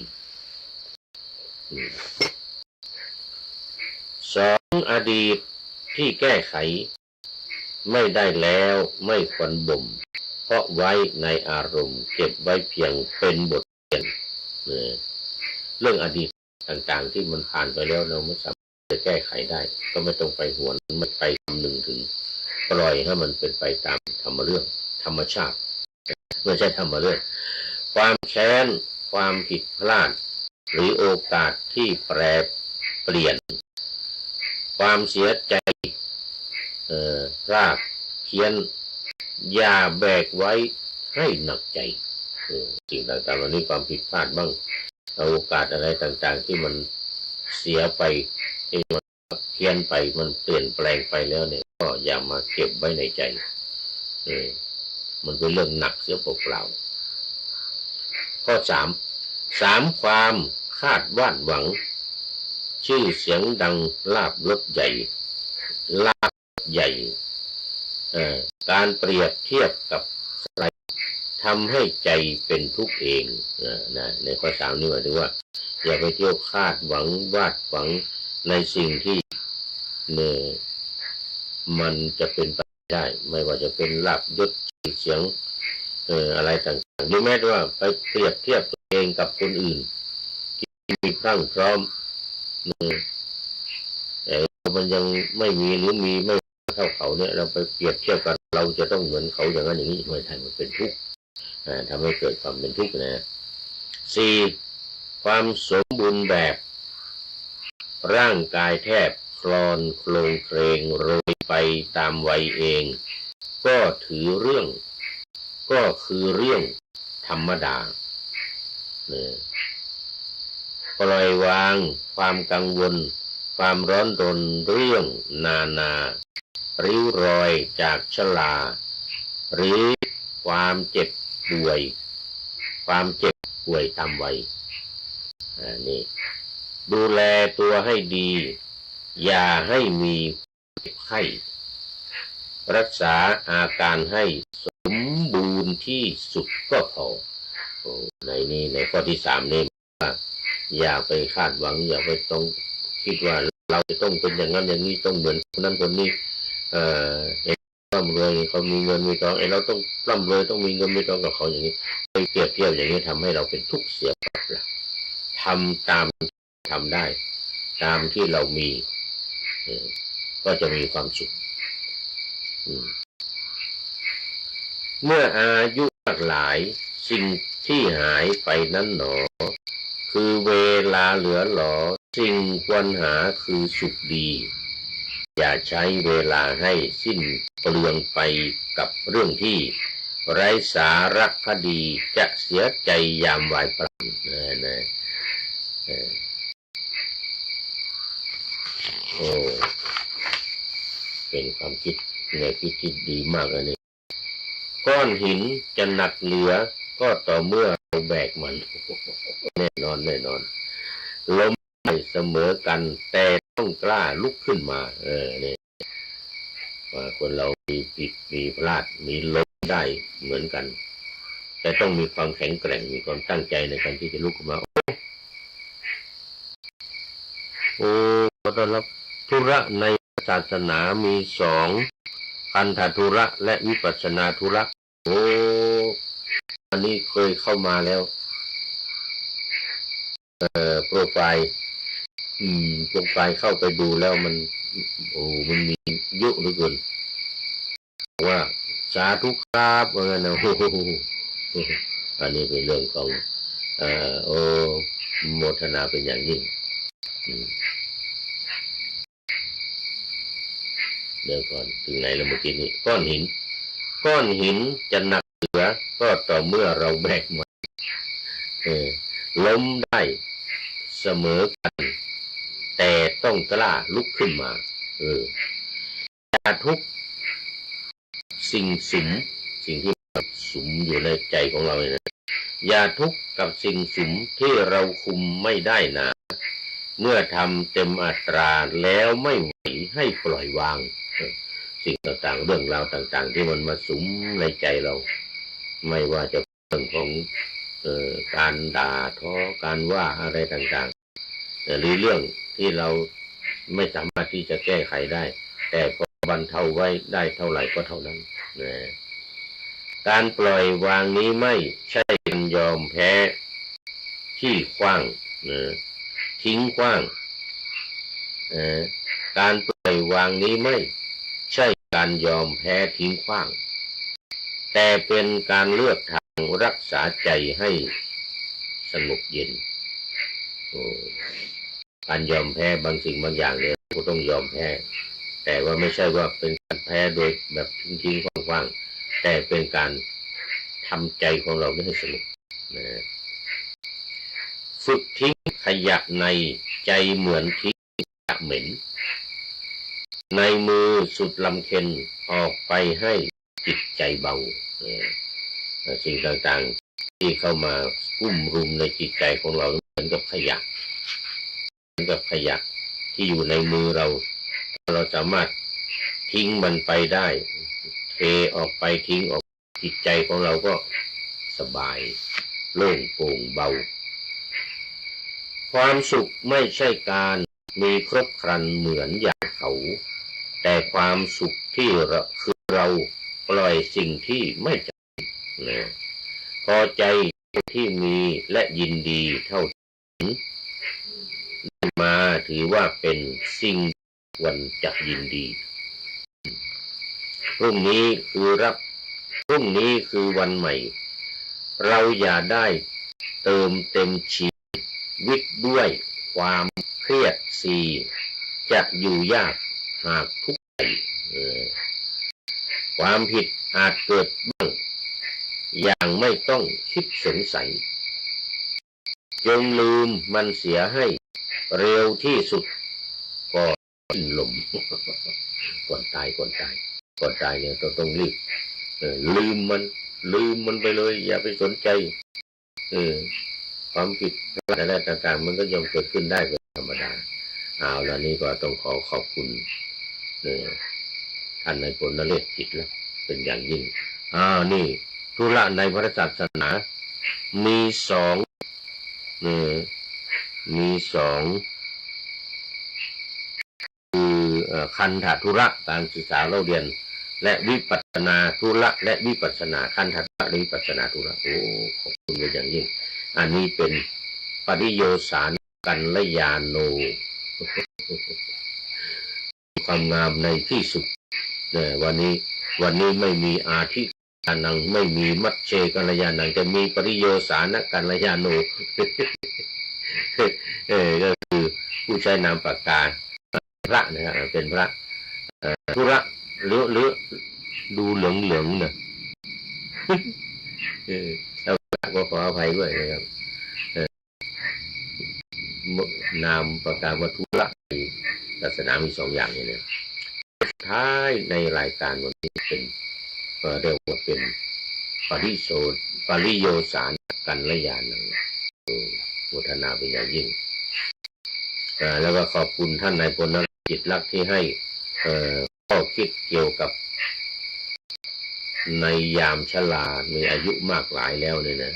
ควรปล่อยวางสิ่งต่างๆใจเหล่านี้เป็นข้อคิดที่ดีมากในวันนี้ขอนำพระไตรปิฎกลอยฟ้าไป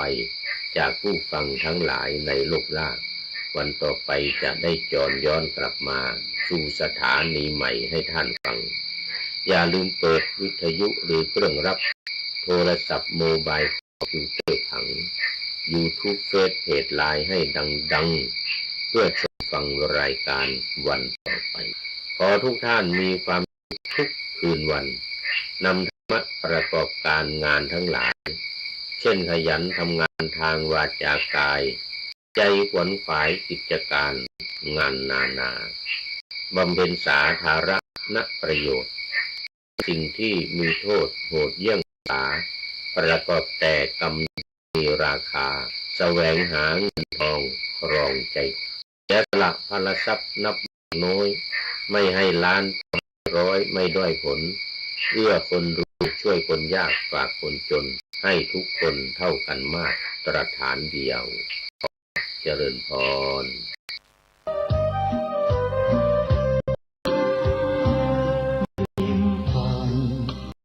น้ำนิรันดร์ชลาใต้เงามาขอเรียนเชิญท่านสาธุชนทั้งหลายร่วมปฏิบัติธรรมบวชชีพรามเนคขมะในโอกาสสัปดาห์ส่งเสริมพระพุทธศาสนาวันวิสาขบูชาประจำปี 2569 ระหว่างวันที่ 9 ถึง 30 พฤษภาคมนี้ณสำนักปฏิบัติธรรมแห่งที่เสาเอ็ดของจังหวัดเชียงใหม่วัดพระพุทธบาทอุดมน้ำบ่อสาวาตำบลเวียงอำเภอฝางเชียงใหม่ติดต่อสอบถามหรือร่วมเป็นเจ้าภาพถวายข้าวต้มอาหารเพลน้ำปานะ 0819515864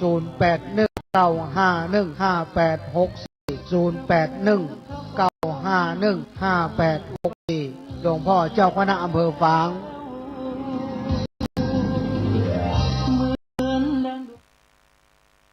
นะโมตัสสะภะคะวะโตอะระหะโต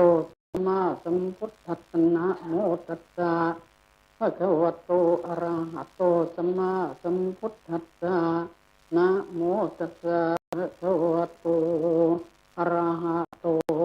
สัมมาสัมพุทธัสสะปุญญัญเจปุริโสกยิราคะยิราเทนังปุนัพปุนังตัมหิขันธังกยิราธาโสโคปุญญัสสะอุจโยอิเชิญนั่งอัตสมาธินั่งกรรมฐานแล้วขอทับขาซ้ายมือขอทำมือซ้ายตั้งกายให้ตรงแล้วหลับตาเริ่มที่หูนะเวลาเสียงเทศจับหูให้กำหนดได้ยินน้อยได้ยินน้อยนานเข้าใช้คำว่ายินน้อยยินน้อยน้อยอยู่ที่หูถ้ากำหนดไม่ได้ค่อยเปลี่ยนท่านสาธุชนเพื่อนภิกษุสามเณรผู้ได้บุญทั้งหลายวันนี้เป็นวันพระขึ้น15 ค่ำเดือนยี่เป็นวันที่29 ธันวาคม พศ 2505เหลืออีก2 วันก็จะสิ้นปีเก่า 2525 แล้วจะขึ้นปีใหม่ 2526 ท่านเคยคิดไหมว่าชีวิตของเราในปีต้นปีจนกระทั่งบัดนี้ 363 วัน มีความสุขความทุกข์เป็นอย่างไรบ้าง ท่านสุขมากหรือท่านทุกข์มาก และการที่เรามีชีวิตรอดพ้นจากนายมาถึงไม่ได้เพราะอะไรถ้ายังคิดก็โปรดคิดซะนี่คือผลบุญที่เราได้ทำไว้รักษาเราไม่ให้ล้มหายตายจากกันไป ยังเห็นหน้ากันตาเห็นตากันอยู่ยังได้มาฟังเทศน์ทำร่วมกันอยู่นี่คือบุญรักษาบุญเก่าบุญใหม่ร่วมกันทั้งสองอย่างบางครั้งบุญเก่าทำไว้เขาให้ผลแก่เราในภพนี้แต่บุญใหม่ที่ทำไว้ยังไม่มีโอกาสจะให้เขาก็ให้ไม่ได้และบางครั้งบุญเก่าที่ทำไว้หรือบุญใหม่ที่ทำไว้นี้ถ้าหากว่าบาปเขาให้ผลอยู่เขาก็ให้ไม่ได้ถึงทำมากให้ไม่ได้บริจาคเป็นกี่โกฏก็ยังให้ไม่ได้ถ้าบาปก็ยังให้ผลอยู่แต่เมื่อใดบาปเขาหยุดให้ผลเมื่อนั้นบุญเขาก็จึงจะให้ผลข้อนี้เราจะเห็นได้จากตัวอย่างในสมัยพระพุทธเจ้าอนาถบิณฑิกเศรษฐีเป็นคนใจบุญมากไปสู่ที่บำรุงพระพุทธเจ้าพระสงฆ์วันละ3 เวลาเช้าตรู่ก็เอาข้าวต้มไปถวายพระพอตอนบ่ายก็ถือเพลสัตว์เนยใสอะไรต่างๆไปและตอนเพลก็ถือกับข้าวกับปลาพอตอนเย็นก็ถือดอกไม้ถูกเทียนถือผ้าถืออะไรต่างๆไม่เคยไปมือเปล่าโดยคิดว่ากลัวพระเนรจะแลดูมือโยมมาไม่เห็นมีอะไรถือติดมือมาว่าท่านจะคิดอย่างนั้นทำบุญมาจนกระทั่งจนเอาข้าวปลาเกวียนข้าวหักเม็ดดีๆก็ไม่ได้เอามาทานน้ำส้มผักอูมน้ำส้มผักดองเป็นเครื่องทานกับข้าวของท่านจนกระทั่งวันหนึ่งไปเฝ้าพระพุทธเจ้าพระพุทธเจ้าถามว่าโยมทานในตระกูลยังถวายอยู่หรือถวายอยู่พระเจ้าค่ะแต่ไม่สามารถจะถวายให้ประณีตได้ท่านเศรษฐีขอจะประณีตไม่สำคัญหรอกอยู่ที่ใจถ้าใจท่านเศรษฐีดีแล้วเลื่อมใสแล้วนั่นแหละทานประณีตเพราะท่านเศรษฐีได้ถวายทานในพระทักษิณยบุคคลผู้เลิศแม้ตถาคตในเวลามาพรากทานมากที่สุดแต่ก็ได้บุญน้อยเพราะไม่มีทักษิณยบุคคลคือไม่มีพระผู้ทรงศีลทรงธรรมที่จะรับทานแก่คนธรรมดานับว่าทำมากไม่ให้เขาไถไร่ไถนาแจกเงินแจกทองแจกเสื้อแจกผ้าให้แต่ไม่ได้นานคือพระสงฆ์องค์เจ้านี่ของท่านเศรษฐีนี่มีพระอรหันต์สำรับทานของท่านเศรษฐีนี่ได้บุญมากแต่ว่าท่านเศรษฐีธรรมดาคนเราเวลาบาปยังไม่ให้ผลเช่นที่เขาทำบาปไว้เขาก็เจริญรุ่งเรืองอยู่เขาเองก็คิดว่าบาปไม่มีไม่ได้ผลแล้วคนอื่นก็จะคิดเหมือนกันว่าเขาทำบาปทำไมยังรุ่งเรืองอยู่แต่เมื่อใดบาปให้ผลเมื่อนั้นตัวเขาเองก็รู้ว่าบาปไม่มีจริงๆคนอื่นก็จะทราบแม้คนเราคนอื่นก็เหมือนกันที่ทำดีแต่ยังได้รับความลำบากตกทุกข์ยากอยู่อาจจะคิดว่าบุญไม่มีบุญไม่ให้ผลก็ได้แต่ขณะนั้นบาปก็ให้ผลอยู่บุญให้ผลเมื่อนั้นคนทำบุญจริงจะรู้ว่าบุญนี่มีจริงๆเสร็จแล้วเทวดาก็เข้าไปหาเศรษฐีว่าท่านเนี่ยตอนมีเงินตั้ง54 โกฏเอาไปทำบุญหมดถูกเขาโกงไปก็18 โกฏน้ำพังไปก็18 โกฏเซาะไป18 โกฏทำบุญ18 โกฏจนยังจะไปครบสมณะโลกอยู่หรือท่านเป็นใครเป็นอาศัยอยู่ซุ้มประตูที่4บ้านของท่านนี่แหละฉันจะให้โอวาทท่านเศรษฐีบอกแค่นี้เลยแค่นี้แหละไปเถอะเทวดาถ้าเธอใจต่ำอย่างนี้อย่าอยู่ที่นี้ก็อุ้มลูกน้อยหนีเตลิดเปิดเปิงไปไม่มีที่อยู่เดือดร้อนเป็นหนักไม่รู้คิดอย่างไรจะขอมาโทษท่านเศรษฐีได้กลับไปอยู่ที่ตกลงก็ต้องไปหาเทวดาที่รักษาประตูนี่เขามีเทวดานะประตูทิศตะวันตกทิศออกทิศใต้ดินเมืองทั้งหลายทุกบ้านทุกเมืองก็มี ขอร้องให้มาขอขมาพาขอขมาโทษเขาก็ไม่ยอมท่านพูดไม่ดีไปหาเท้าจตุโลกบาลทั้งสี่เขาก็ไม่ยอมพูดไม่ดีทำผิดมากตกลงไปหาเท้าสักกะผู้เป็นใหญ่ในสมัยท่านถึงก็ไม่ได้ท่านทำเศรษฐีมากเศรษฐีเป็นผู้ปฏิบัติกรรมฐานเป็นพระโสดาบันตกลงจะทำไรกันแนะวิธีให้แปลงเพศเป็นพราหมณ์หรือเป็นนายเสมียนเอาหนังสือท่านเศรษฐีไปเก็บหนี้เก็บสินในคืน18 โกฏเอามาใส่คลังไว้เงินที่มันน้ำพัดไปพังไปเอามา18 โกฏเงินอยู่ที่ของใครที่อื่นที่ไม่มีเจ้าของเอามาให้บรรจุห้องท่านเศรษฐีให้ครบ54 โกฏแล้วขอขมาโทษก็ทำตามขอขมาโทษท่านเศรษฐีก็เขาสำนึกผิดแล้วก็พาไปเฝ้าพระพุทธเจ้าก็เล่าถึงความเป็นอัตภานเขาให้พระพุทธองค์ทราบแล้วขอให้พระพุทธเจ้าอดโทษให้กับท่านเศรษฐีพระพุทธเจ้าอดโทษจึงได้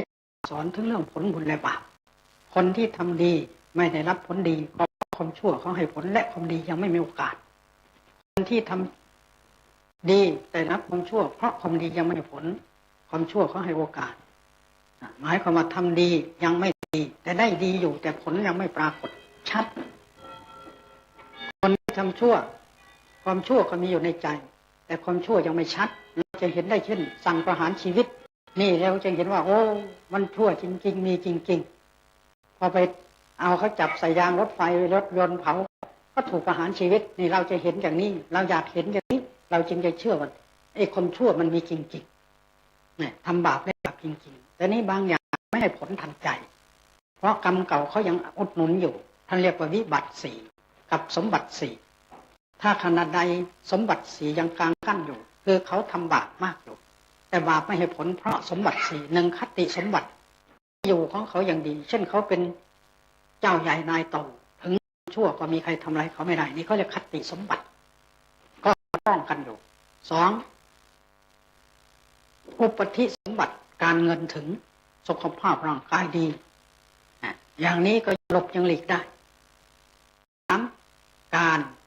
การสมบัติการเวลาขณะนั้นตำรวจก็ไปไม่ทันคนไปไม่ทันการอำนวยให้เขาหนีได้มันก็ปลอดภัยได้สี่ประโยชน์สมบัติบางทีการทำดียังมีอยู่เช่นให้เงินคนที่คอยดูต้นทางไว้แต่ตำรวจมาต้องบอกนะจะได้เปิดหนีทางโน้นนั่นก็ยังทำดีให้คนเห็นว่ายังปลอดภัยได้อยู่แต่ว่าไม่ใช่บาปกรรมมันหายมันยังอยู่ทั้งนั้นดีก็เหมือนกันอย่างนี้แต่เมื่อใดวิบัติเกิดขึ้น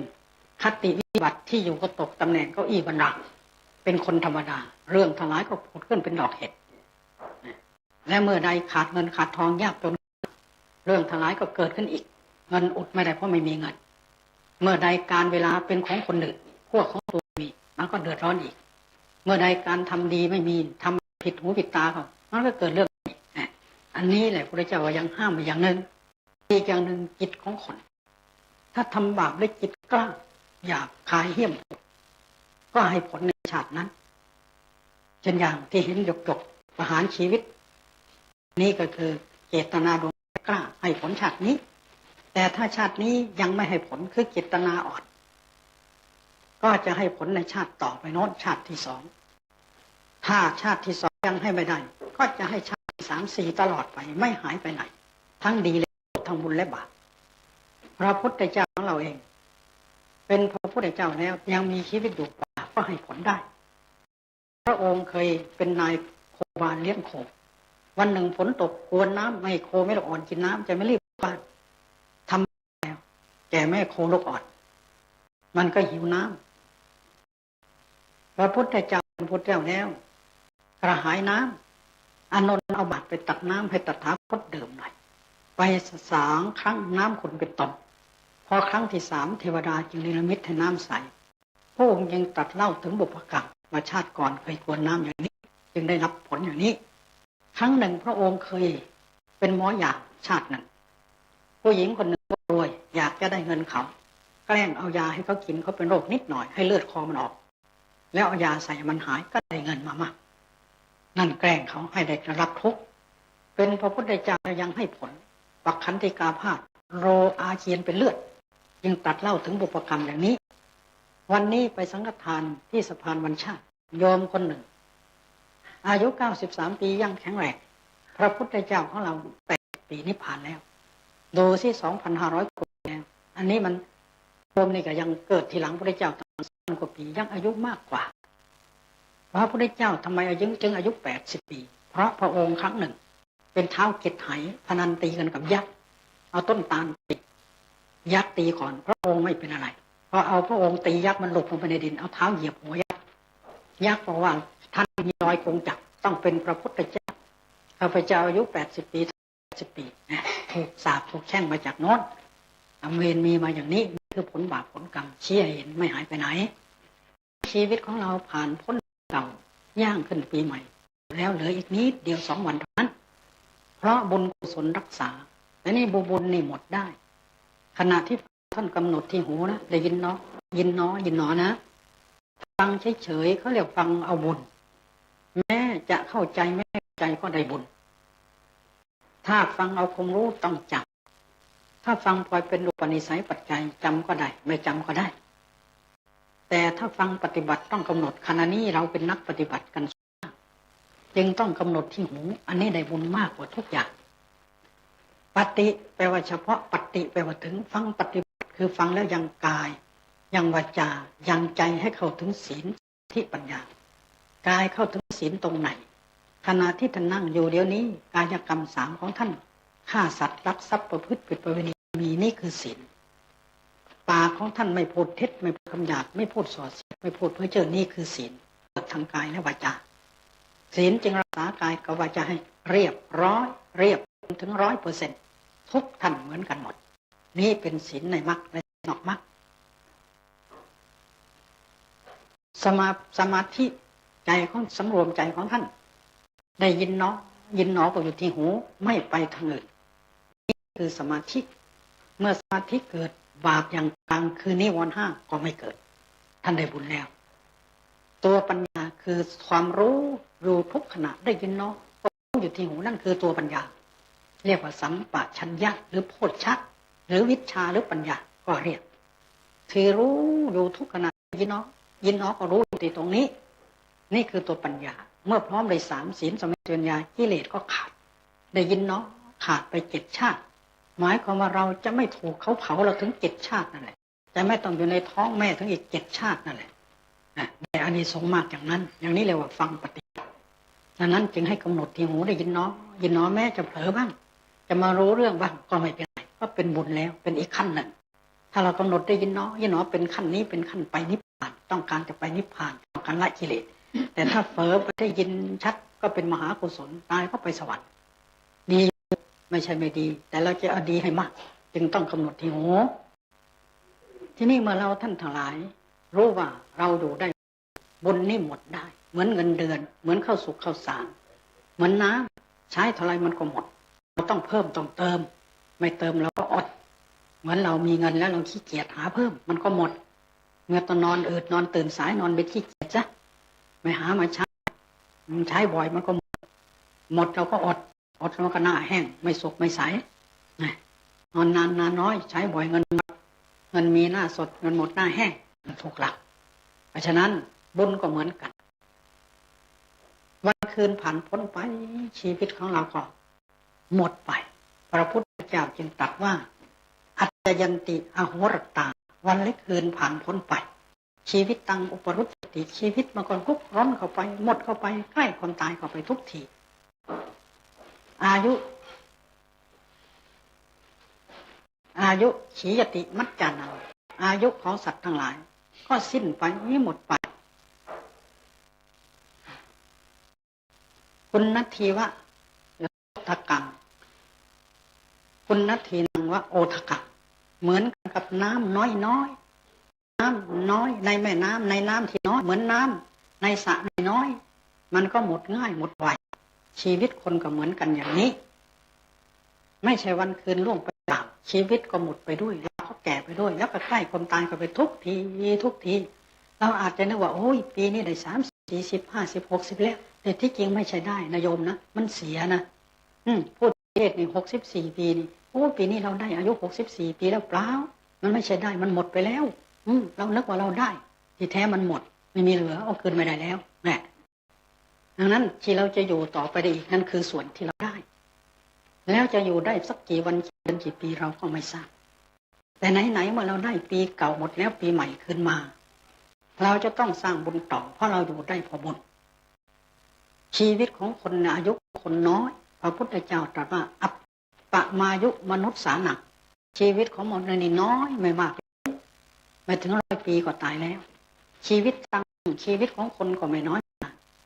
มีไรยะนังสุปุริโสสุภาพบุรุษดีทั้งหญิงและชายเขาจะต้องดูหมิ่นชีวิตมันได้น้อยเหลือเกินไม่เท่าไรก็จะตายแล้วก็ไม่ให้ประมาทจริยาทิฏฐิสีสูวะให้พากันรีบประพฤติปฏิบัติดีเหมือนกันกับบุคคลมีไฟกำลังไหม้อยู่บนหัวรีบวิ่งไปหาน้ำดับพระองค์ตรัสไว้ว่าอย่างนั้นนัตถิมัตตุตนาคโมเป็นนั้นว่าความตายที่จะมาไม่เราไม่มีแน่นอนตายแน่ใครๆก็ตามเมื่อเราทราบอย่างนี้จึงเตือนไม่ให้ประมาทวันใหม่ปีใหม่เดือนใหม่ชีวิตเราจะสดใสใจสบายหายหงอยเหงาพ้นจากทุกข์สุขก็สุขไม่ซบเซาชั่วก็เข้าสู่เรื่อยไม่เฉยชา เราจะต้องอาศัยบุญกุศลเป็นหลักอันสำคัญอย่างยิ่งดังนั้นเมื่อถึงวันขึ้นปีใหม่เดือนใหม่ชีวิตใหม่เราใจสบายเราก็ต้องหาบุญกุศลทุกอย่างมันเก่าได้แต่บุญคือพระธรรมไม่มีเก่าสตัญจัตธโมนะชลังโอเปติพระธรรมของพระพุทธเจ้าไม่เคยเก่าเลยปฏิบัติเมื่อไรดีเหมือนเราจะปฏิบัติอย่างไรหนอจึงจะต้อนรับปีใหม่ให้ชีวิตสดใสใจสบายได้ข้อนี้ในพระไตรปิฎกพระสูตรหนึ่งชื่อสุพรหมสูตรมีเทพบุตรหนึ่งชื่อสุพรหมเทพบุตรได้ไปทูลถามพระพุทธเจ้าถึงว่าพระพุทธเจ้าสัตว์โลกพากันทุกคนอยากจะมีแต่ความสุขไม่อยากให้ทุกข์ไม่อยากให้ใครเบียดเบียนไม่อยากให้มาขัดผลประโยชน์ไม่อยากให้ใครอิจฉาริษยาแต่ก่อนนี้ไม่พ้นมันเป็นเพราะพระพุทธเจ้าข้าแล้วจะแก้อย่างไรพระพุทธเจ้าตรัสว่าอ๋อเป็นเพราะกิเลสคือความโลภความโกรธความหลงความอิจฉาริษยาความตนีทีเหนียวความใจไม่ใช่เป็นนักเสียสละสิ่งเหล่านี้แหละมันเป็นปัจจัยให้คนผูกเวรพยาบาทจองเวรต่อกันต่างจึงอิจฉาริษยากันต่างจึงเบียดเบียนซึ่งกันและกันต้นตอก็คือยุกิเลสและจะแก้โดยอะไรพระพุทธเจ้าตรัสว่านานยัตระโพชฌาตปัสสายัตระอินสิเรสังวรานานยัตระสัพพเนสคาสุถิงปัฏฐานิปานินังดูก่อนสุพรหมเทพบุตรเอ๋ยเราหาคตไม่มองเห็นคุณธรรมอย่างอื่นเลยที่จะให้สรรพสัตว์ผู้วัดขึ้นมาในโลกนี้ได้รับความสุขสวัสดีนอกจากธรรมะ4 ข้อคือ 1. โพชฌามีปัญญาดี 2. ตัปปสามีความเพียรดี 3. อินทรียสังวรามีสังวรระมัดระวังดีและ 4. สัพพเนสคาเป็นนักเสียสละที่ดีนี่พระองค์ตรัสเรียกว่าคนเราจะสวัสดีจะมีของดี4 อย่างคนที่นายธนาคารที่เขาจับไปเรียกค่าไถ่หรือจับไปเอาของเขานั่นน่ะเบื้องแรกพระ12 องค์เลือดเท่าไหร่ปืนยิงไม่ออกเขามีของดีแต่เพราะเอาพระออกเอาคนนี้ออกก็ปืนยิงก็ตายถ้ามีของดีจึงจะสวัสดีถ้าไม่มีดีก็ไม่สวัสดีสวัสดีในทางธรรมนั้นพระพุทธเจ้าหมายเอามีของดีคือธรรมะให้เอาอย่างนั้นทางโลกเขาถืออย่างนั้นแต่พระพุทธเจ้าตรัสเหตุให้เกิดความสวัสดีถึง4 ข้อว่า 1. มีปัญญาดีคนมีปัญญาดีนี่สวัสดีได้อย่างไรยกตัวอย่างแบ่งเป็น3 ขั้นต้นขั้นกลางสูงสวัสดีขั้นต้นคือมีปัญญาดีขั้นต้น 1. มีปัญญาดีรู้จักแสวงหาปัจจัย4แสวงอาหารให้มีอาหารอุดมสมบูรณ์ 2. มีปัญญาหาเครื่องนุ่งห่มกันหนาวกันร้อนกันแดดกันฝนมันร้อนก็มีพัดลมมีแอร์ของดิฉันถ้ามันร้อนถ้ามันหนาวก็มีเครื่องนุ่งห่มต่างประเทศเขาก็มีฮีตเตอร์เมืองไทยเราก็มีเสื้อกันหนาวนอนก็มีผ้าห่มนวมได้อย่างนี้เรียกว่ามีปัญญาหาข้าวมาอยู่มาทานไม่อดไม่อยากไม่อยากก็เพราะมีปัญญาดีจึงหาได้ 2. มีเครื่องนุ่งห่มสมบูรณ์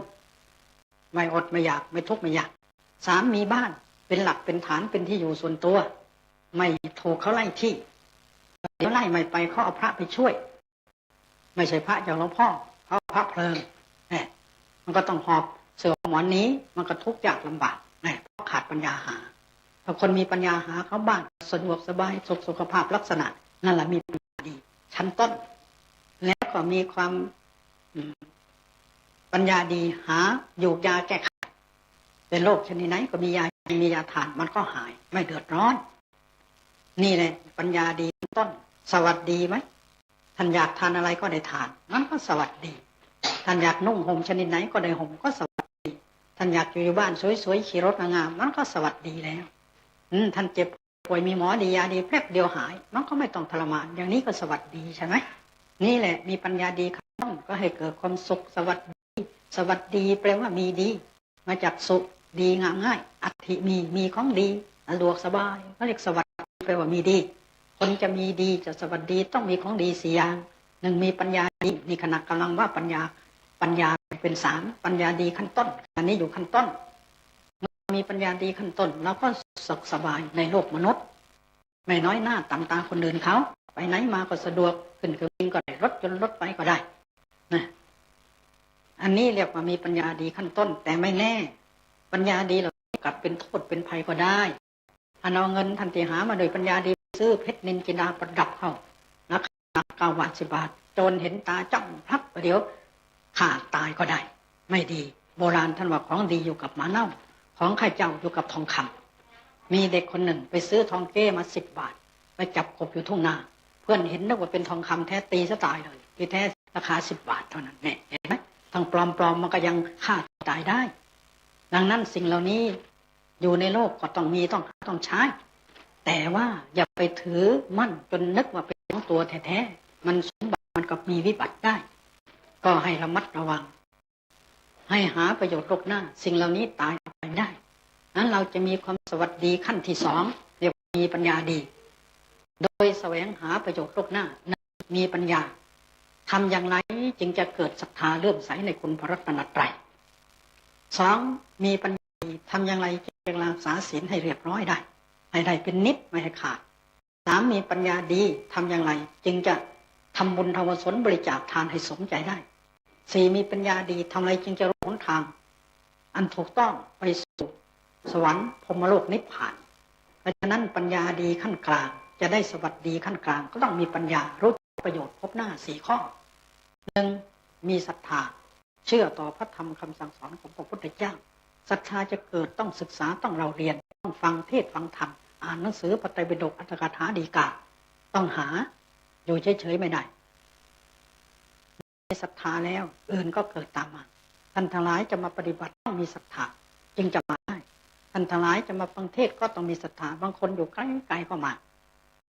ช่องมรรคมีแต่เพราะศรัทธาเกิดเรียกว่าใจถึงนั่นคือศรัทธาใจถึงแล้วเมืองแก้วเมืองกีโน้นก็ไปถึงแต่ใจขี้เกียจใจไม่สู้กล้าบ้านก็เหมือนป่าเหมือนดงโบราณท่านว่าอย่างนั้นนี่คือตัวศรัทธาเมื่อมีศรัทธาต้องมีศีลมีคู่กันศีลก็คือศีล 5ครองบ้านครองเรือนเมื่อมีศีลแล้วต้องมีเสียสละท่านทั้งหลายมาต้องเสียสละมาตลอดจนเสียสละทำบุญทำกุศลอื่นๆเมื่อเสียสละก็ต้องมีปัญญารู้หนทางที่จะต้องเดินที่ไหนถูกที่ไหนผิดอันไหนเป็นบาปอันไหนเป็นบุญอันไหนเป็นคุณเป็นโทษเมื่อเรามีปัญญาอย่างนี้ผลที่จะมันเป็นเหตุให้เกิดความสวัสดีนี่หมดตายไปแล้วสวัสดีโลกนี้เรามีสวัสดีโลกหน้าหมดตายยังเกิดเมื่อมีคุณธรรม4 ข้อนี้สวัสดีที่จะได้ในโลกหน้านั่นเกิดพบใดฉันใดร่ำรวย2เกิดพบใดมียศถาบรรดาศักดิ์สูง3เกิดพบใดฉันใดไม่มีโรคภัยเบียดเบียน4เกิดพบใดฉันใดเกิดดีที่สุดโดยมากเกิดสวรรค์ถ้าไม่เกิดสวรรค์เป็นคนก็เก่งกว่าคนนั่นแหละเหตุให้สวัสดีก็เพราะมีปัญญาดีขั้นกลางทีนี้เท่านั้นไม่พอแม้จะไปเกิดสวรรค์พรหมโลกบุญหมดมันก็ตกนรกก็ได้เป็นเปรตก็ได้อสุรกายก็ได้สัตว์เดรัจฉานก็ได้ยกตัวอย่างแม่ไก่ฟังพระท่านเทศอยู่ศาลาถูกเหยี่ยวตัดคอตายเกิดเป็นลูกสาวพระเจ้าแผ่นดินนั่นบุญจากแม่เทศไม่ใช่คนยังได้ไปเกิดเป็นลูกสาวพระเจ้าแผ่นดินพอนางโตเป็นหนุ่มเป็นสาวขอลาพ่อออกบวชเจริญสมถะได้ฌานเกิดพรหมโลกหมดบุญจากพรหมโลกมาเกิดเป็นหมูเนี่ยดูสิ ยังเกิดเป็นหมูได้มาเกิดเป็นคนก่อนนะเราจึงไปเป็นหมูเมื่อเป็นหมูมีเสร็จแล้วตายจากหมูมาเกิดเป็นคนแล้วได้เป็นเมียของนายทหารวันหนึ่งพระอรหันต์ไปบิณฑบาตระลึกชาติได้อภิญญาพูดกับเพื่อนว่าคนนางสุกรลูกเกิดนี้อีกแล้วพอได้ยินท่านระลึกชาติได้หมด12 ชาติเกิดสังเวชสลดใจว่าโอ้เรานี่มันเวียนว่ายตายเกิดอย่างนี้เนาะบางครั้งก็สงสารบางครั้งก็สุขบางครั้งก็ทุกข์ก็เลยลาผัวออกบวชเป็นนางภิกษุณีเจริญวิปัสสนาสำเร็จเป็นพระอรหันต์ก่อนจะนิพพานก็เตือนเพื่อนเอานางภิกษุณีมานั่งแถวข้างซ้ายพระสงฆ์นั่งข้างขวานางก็เทศน์ฟังอยู่ตรงกลางระหว่างทั้งสองฝ่ายเล่าถึงชีวประวัติตั้งแต่เป็นแม่ไก่จนกระทั่งได้มาบวชเป็นพระอรหันต์จะนิพพานจึงเตือนว่าตุมเหหิอัปปมาณสัมปาทิฏฐะขอท่านทั้งหลายจงอย่าประมาทนางก็นิพพานนี้แสดงถึงว่าบุญกุศลเรามันก็หมดได้ถ้าเราประมาทนี่แน่หนึ่ง2บุญกุศลต้องสร้างเพิ่มเติมเสริมได้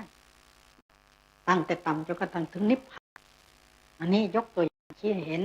ว่าหมดได้อย่างนี้ดังนั้นเราทั้งหลายจะมีความสวัสดีแท้ต้องมีปัญญาหาทางไปนิพพานพระพุทธเจ้าตรัสไว้ในเหตุให้เกิดสวัสดีวันหนึ่งมีปัญญาดีหมายเจริญวิปัสสนาโดยตรง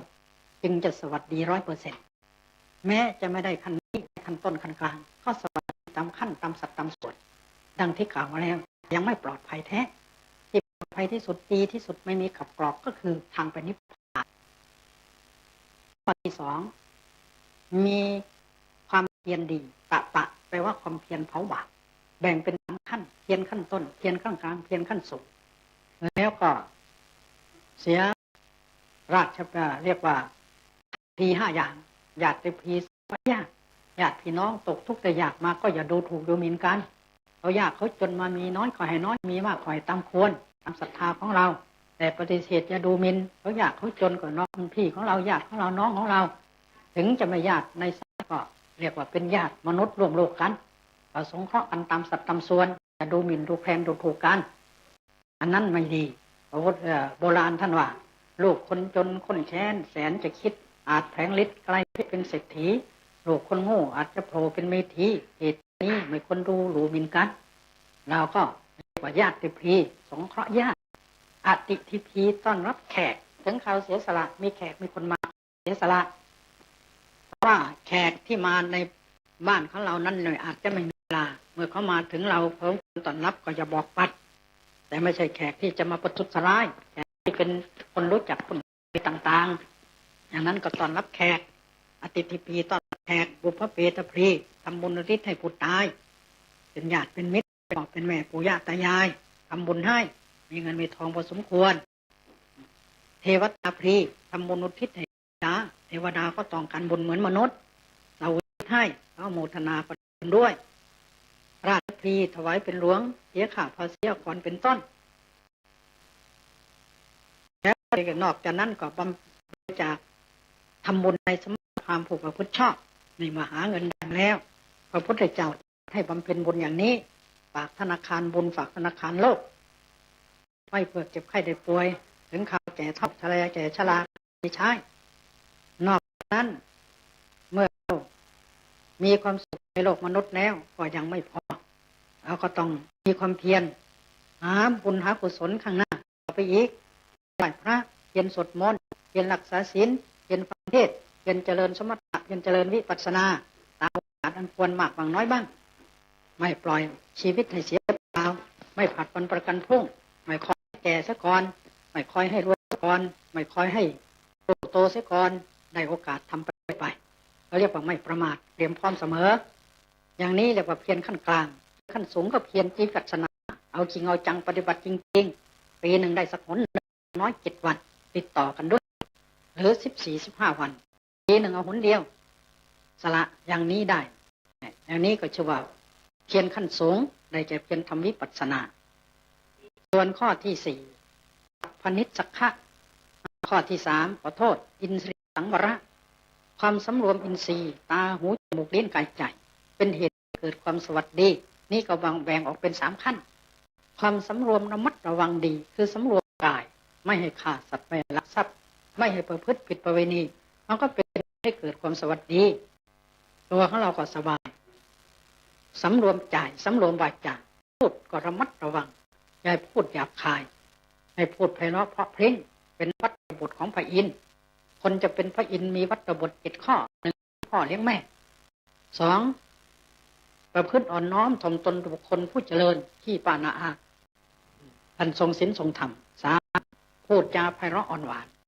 4 ไม่ตระหนี่ทีเหนียว 5 ไม่ยุยงส่งเสริมให้แตกคนแตกกัน 6 รักษาสัจจะและ 7 ไม่โกรธหรือโกรธก็ไม่ผูกโกรธอันนี้ธรรมะที่ทำให้เป็นพระอินทร์เพราะฉะนั้นระวังกายไม่ทำชั่วตั้งวาจาไม่พูดชั่วเหลือแต่ใจต้องระวังใจไม่ให้คิดชั่วไม่ให้คิดโลภไม่ให้คิดโกงไม่ให้คิดพยาบาทอาฆาตจองเวรเราว่าร่างกายวาจาด้วยศีลระวังใจด้วยสมาธิและปัญญาหรือสติเป็นเครื่องกั้นก็คือวิปัสสนานั่นเองอย่างนี้เป็นความระวังขั้นสูงแม้ตลอดขับรถขับราก็ต้องระวังเช่นเดียวกับระวังขั้นต้นส่วนข้อที่ 4พนิสสะสละทุกอย่างหมายความว่า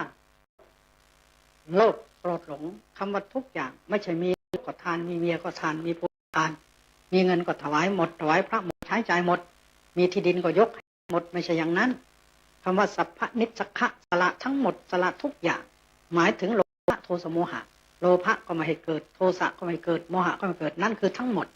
ทำไมทั้งหมดก็ข้อเดียวละแต่โลภะแต่โทสะไม่ละหรือละแต่โทสะโลภะโมหะไม่ละมันก็ไม่ได้เพราะฉะนั้นทีนี้พระพุทธเจ้าตรัสสัพพนิสสะสละทุกอย่างทั้งโลภทั้งโกรธทั้งหลงให้มันน้อยที่สุดหรือไม่มีเป็นยอดของการเสียสละการเสียสละท่านจึงเป็น4 1เสียสละภายนอกข้าวของเงินทองเสื้อผ้าอาหารบ้างให้แก่ยาจกคนกำพร้านาถาบ้างให้คนขอทานให้คนยากจนให้เพื่ออนุเคราะห์แล้วให้เพื่อบูชาคนให้แก่พ่อแก่แม่แก่พระธรรมแก่พระสงฆ์อันนี้ก็เป็นการเสียสละขั้นต้นภายนอกเสียสละภายในคือโลภะโทสะโมหะตั้งสัจจะอธิษฐานใจไหว้พระสวดมนต์ให้ลดลงแผ่เมตตาเสียสละเล่นไปโดยลำดับหัดตัวฝึกตัวเองเมื่อก่อนไม่เคยเข้าวัดหัดเข้าเคยเข้าวัดไม่เคยไหว้พระหัดไหว้เคยไหว้พระแต่สวดมนต์ไม่ได้สวดมนต์ได้แล้วหัดนั่งรักษาศีลแล้วศีล 5แล้วศีล 8ศีล 8แล้วก็เจริญสมถะแล้วก็เจริญวิปัสสนาหาฝึกทุกคนไม่มีมาแต่ในท้องเอาทั้งนั้นเราก็เล่นไปโดยลำดับเรียกว่าสละไปโดยลำดับสูงขึ้นเหมือนลูกเศรษฐีคนหนึ่งเรื่องแรกก็ใส่บาตรนี่เขาเสียสละใส่บาตรซะก่อนหัดเอาบุญเข้าตัวต่อมาก็ถึงพระพุทธพระธรรมพระสงฆ์พุทธังสรณังที่ธรรมังสังฆังทุติตติเสร็จแล้วก็รักษาศีล 5ต่อไปก็ศีล 8ต่อไปบวชเป็นเณรต่อไปก็เป็นพระต่อไปก็เจริญสมถะต่อไปเจริญวิปัสสนาจนได้เป็นพระอรหันต์อย่างนี้เรียกว่าเสียสละโดยเล่นไปโดยลำดับแล้วข้อต่อไปเสียสละเด็ดขาดเป็นข้อสุดท้ายหมายก็ว่าเคยติดบุหรี่เคยติดเหล้าเลิกหมดตายเป็นแมวแล้วอันนี้ก็เด็ดขาดเคยโกรธเอาละกรรมฐานให้มันละออกไปเสียเด็ดขาดทะเลาะกันเลิกทะเลาะกันเด็ดขาดเคยอิจฉากันเลิกเด็ดขาดมันเด็ดขาดไปสักอย่างจริงๆอย่างนี้ก็เรียกว่าเสียสละโดยเด็ดขาดได้แต่ความหมายที่แท้จริงหมายถึงเจริญวิปัสสนาถึงโสดาปัตติมรรคเป็นต้นจึงจะเป็นเด็ดขาดในพระศาสนาเมื่อผู้ใดมีคุณธรรม4 ข้อ 1มีปัญญาดีอันนี้หมายเอาวิปัสสนาปัญญาถึงนิพพาน 2มีความเพียรดีหมายถึงเพียรละกิเลสตัณหาถึงนิพพาน 3มีความระวังดีหมายถึงระวังกิเลสตัณหาไม่ให้เกิดขึ้นจนกระทั่งถึงนิพพาน 4มีความนักเสียสละที่ดีสละโลภะโทสะเด็ดขาดคือถึงนิพพานทั้งหมด4ข้อนี้พระพุทธเจ้าหมายเอานิพพานทั้งนั้นมีปัญญาดีก็ต้องถึงนิพพานมีความเพียรดีก็เพียรเจริญวิปัสสนาถึงนิพพานมีความระมัดระวังดีก็ระมัดระวังจนกระทั่งถึงนิพพานมีความเป็นนักเสียสละทุกอย่างเสียสละทั้งหมดเสียสละดีก็ถึงนิพพานนั่นเป็นจุดมุ่งหมายอันสูงสุดแน่แต่เรายังมีกิเลสตัณหาอยู่เราก็เอาต้นด้วยอุปมาเอาดอกกุหลาบมาบูชาพระชายโยมเอารากดอกกุหลาบเอารากต้นดอกกุหลาบเอารากมันไปล้างน้ำมันสะอาดไม่มีดอกออกแล้วตายแ แต่ดอกมันสะอาดรากมันต้องดื่มกินสกปรกเราทั้งหลายก็เหมือนกันควรจะไปถึงยอดมันก็ต้องผ่านจริงพระองค์จึงแสดงถึงเปลือกจริงกับพี่ของศาสนาไว้ว่าบางคนบางท่านเข้ามาสู่วัดวาอารามตลอดจนมาบวชมาเข้าวัดเข้าวาฟังเทศน์ฟังธรรมรักษาศีลบริสุทธิ์ดีแล้วก็มีลาภสักการะเป็นพระสงฆ์องค์เจ้าหรือใครก็ตามมีลาภเกิดขึ้นมีเครื่องสักการะเกิดขึ้นมีคนละเสริญว่าดีอย่างนั้นดีนี้พอใจแล้วอย่างนี้บางทีดูคนอื่นน้อยสู่เขาไม่ฉันไม่ได้ฉันไม่เท่าไรรวยมีคนขึ้นมีลาภสักการะ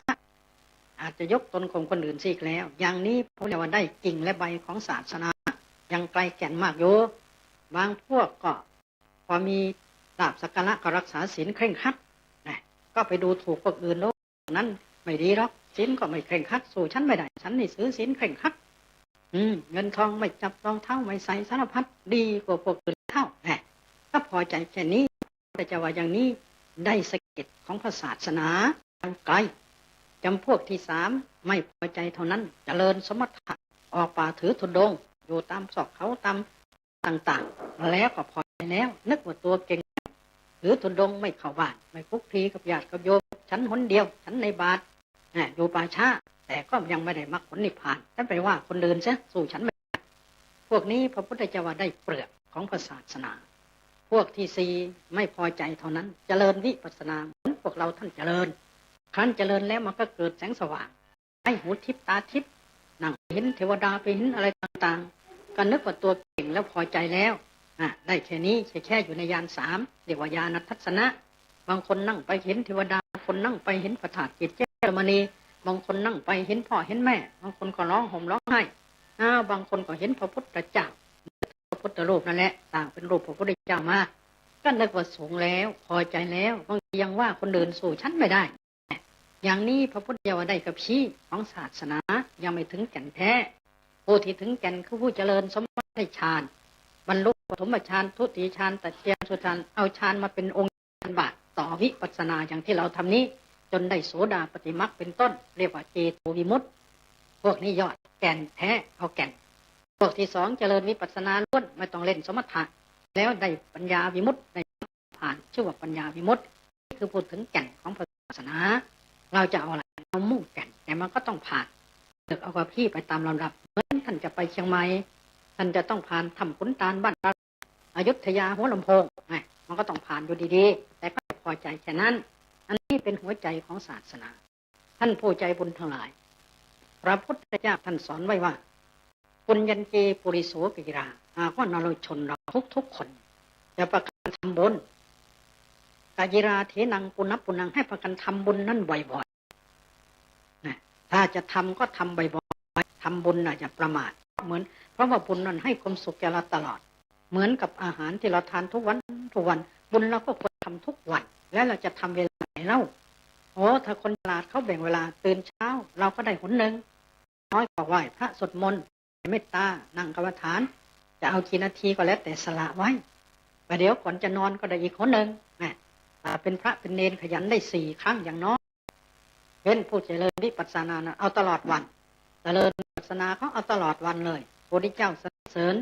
ผู้ใดเจริญวิปัสสนา20 ชั่วโมงต่อวันนั่นแหละยอดถ้าสำเร็จจะเกิดหนเดียวเรียกว่าเอกพิชีผู้ที่ขยันขนาดกลาง10 ชั่วโมงขึ้นไปเรียกว่าโกลังโกละนี่ก็ปานกลางผู้ที่ขยันน้อย1-2 ชั่วโมงไม่เกิน5 ชั่วโมงสำเร็จแล้วต้องเกิดเกียรติชาติอันนี้ก็เรียกว่าเป็นผู้ที่มีความขยันทำบุญทีนี้ถ้าเราครองบ้านครองเรือนพระเนรธรรมดาตื่นเช้าก็หนหนึ่งเอาก่อนเพื่อนแล้วฉันจังหันเสร็จตีละครังลงธรรมวัดเอาอีกหนหนึ่งตอนเย็นตีละครังลงธรรมวัดเอาอีกหนหนึ่งได้3แล้วก่อนนอนเราก็เอาเขาอีกหนหนึ่งได้4ธรรมดาก็ได้4แล้วหากไม่ประมาทอันนี้ก็อยู่ในเกณฑ์ประมาทแต่เป็นญาติเป็นโยมเช้าหนเย็นหนก็ยังเป็นชั่วนี่ถ้าเราไม่เอาซะเลยมันก็ยิ่งห่างไปใจของเราเนี่ยมันเหมือนกับกามาจับภูเขาทองเช่นโยมมาฟังเทศก็รู้สึกสบายใจคิดจะขยันแต่พอหางไม่ได้มาฟังเขาวัดไปสนใจอื่นดูเพลงดูละครอะไรไปโน้นก็ห่างไปเหมือนกาอยู่กับภูเขาทองก็เป็นสีเป็นทองเมื่อกาบินห่างภูเขาทองมันก็ทำจิตมนุษย์เหมือนกันต้องเคลียร์บ่อยๆ ต้องยุบ่อยๆต้องฝึกบ่อยๆต้องฝนบ่อยต้องอบบ่อยๆต้องรมอบให้จับรมให้ติดเหมือนรมผ้าให้มันหอมจิตมนุษย์ก็เหมือนกันพระเจ้าเรียกว่าทันโตเศรษโธมนุษย์เสสุในหมู่มนุษย์เนี่ยใครฝึกฝนอบรมตัวแล้วมันเป็นคนจิตตถะสมาโธสาธุฝึกใจของตัวได้มันก็เป็นของอย่างประโยชน์ให้สำเร็จจิตตังสุขจิตตังทันตังสุขาหังคนที่ฝึกมาแล้วนำความสุขมาให้สุขของมนุษย์สุขของเทวดาทิพย์สุขในฌานสุขในมรรคสุขในวิปัสสนาสุขในนิพพานก็อาศัยการฝึกใจ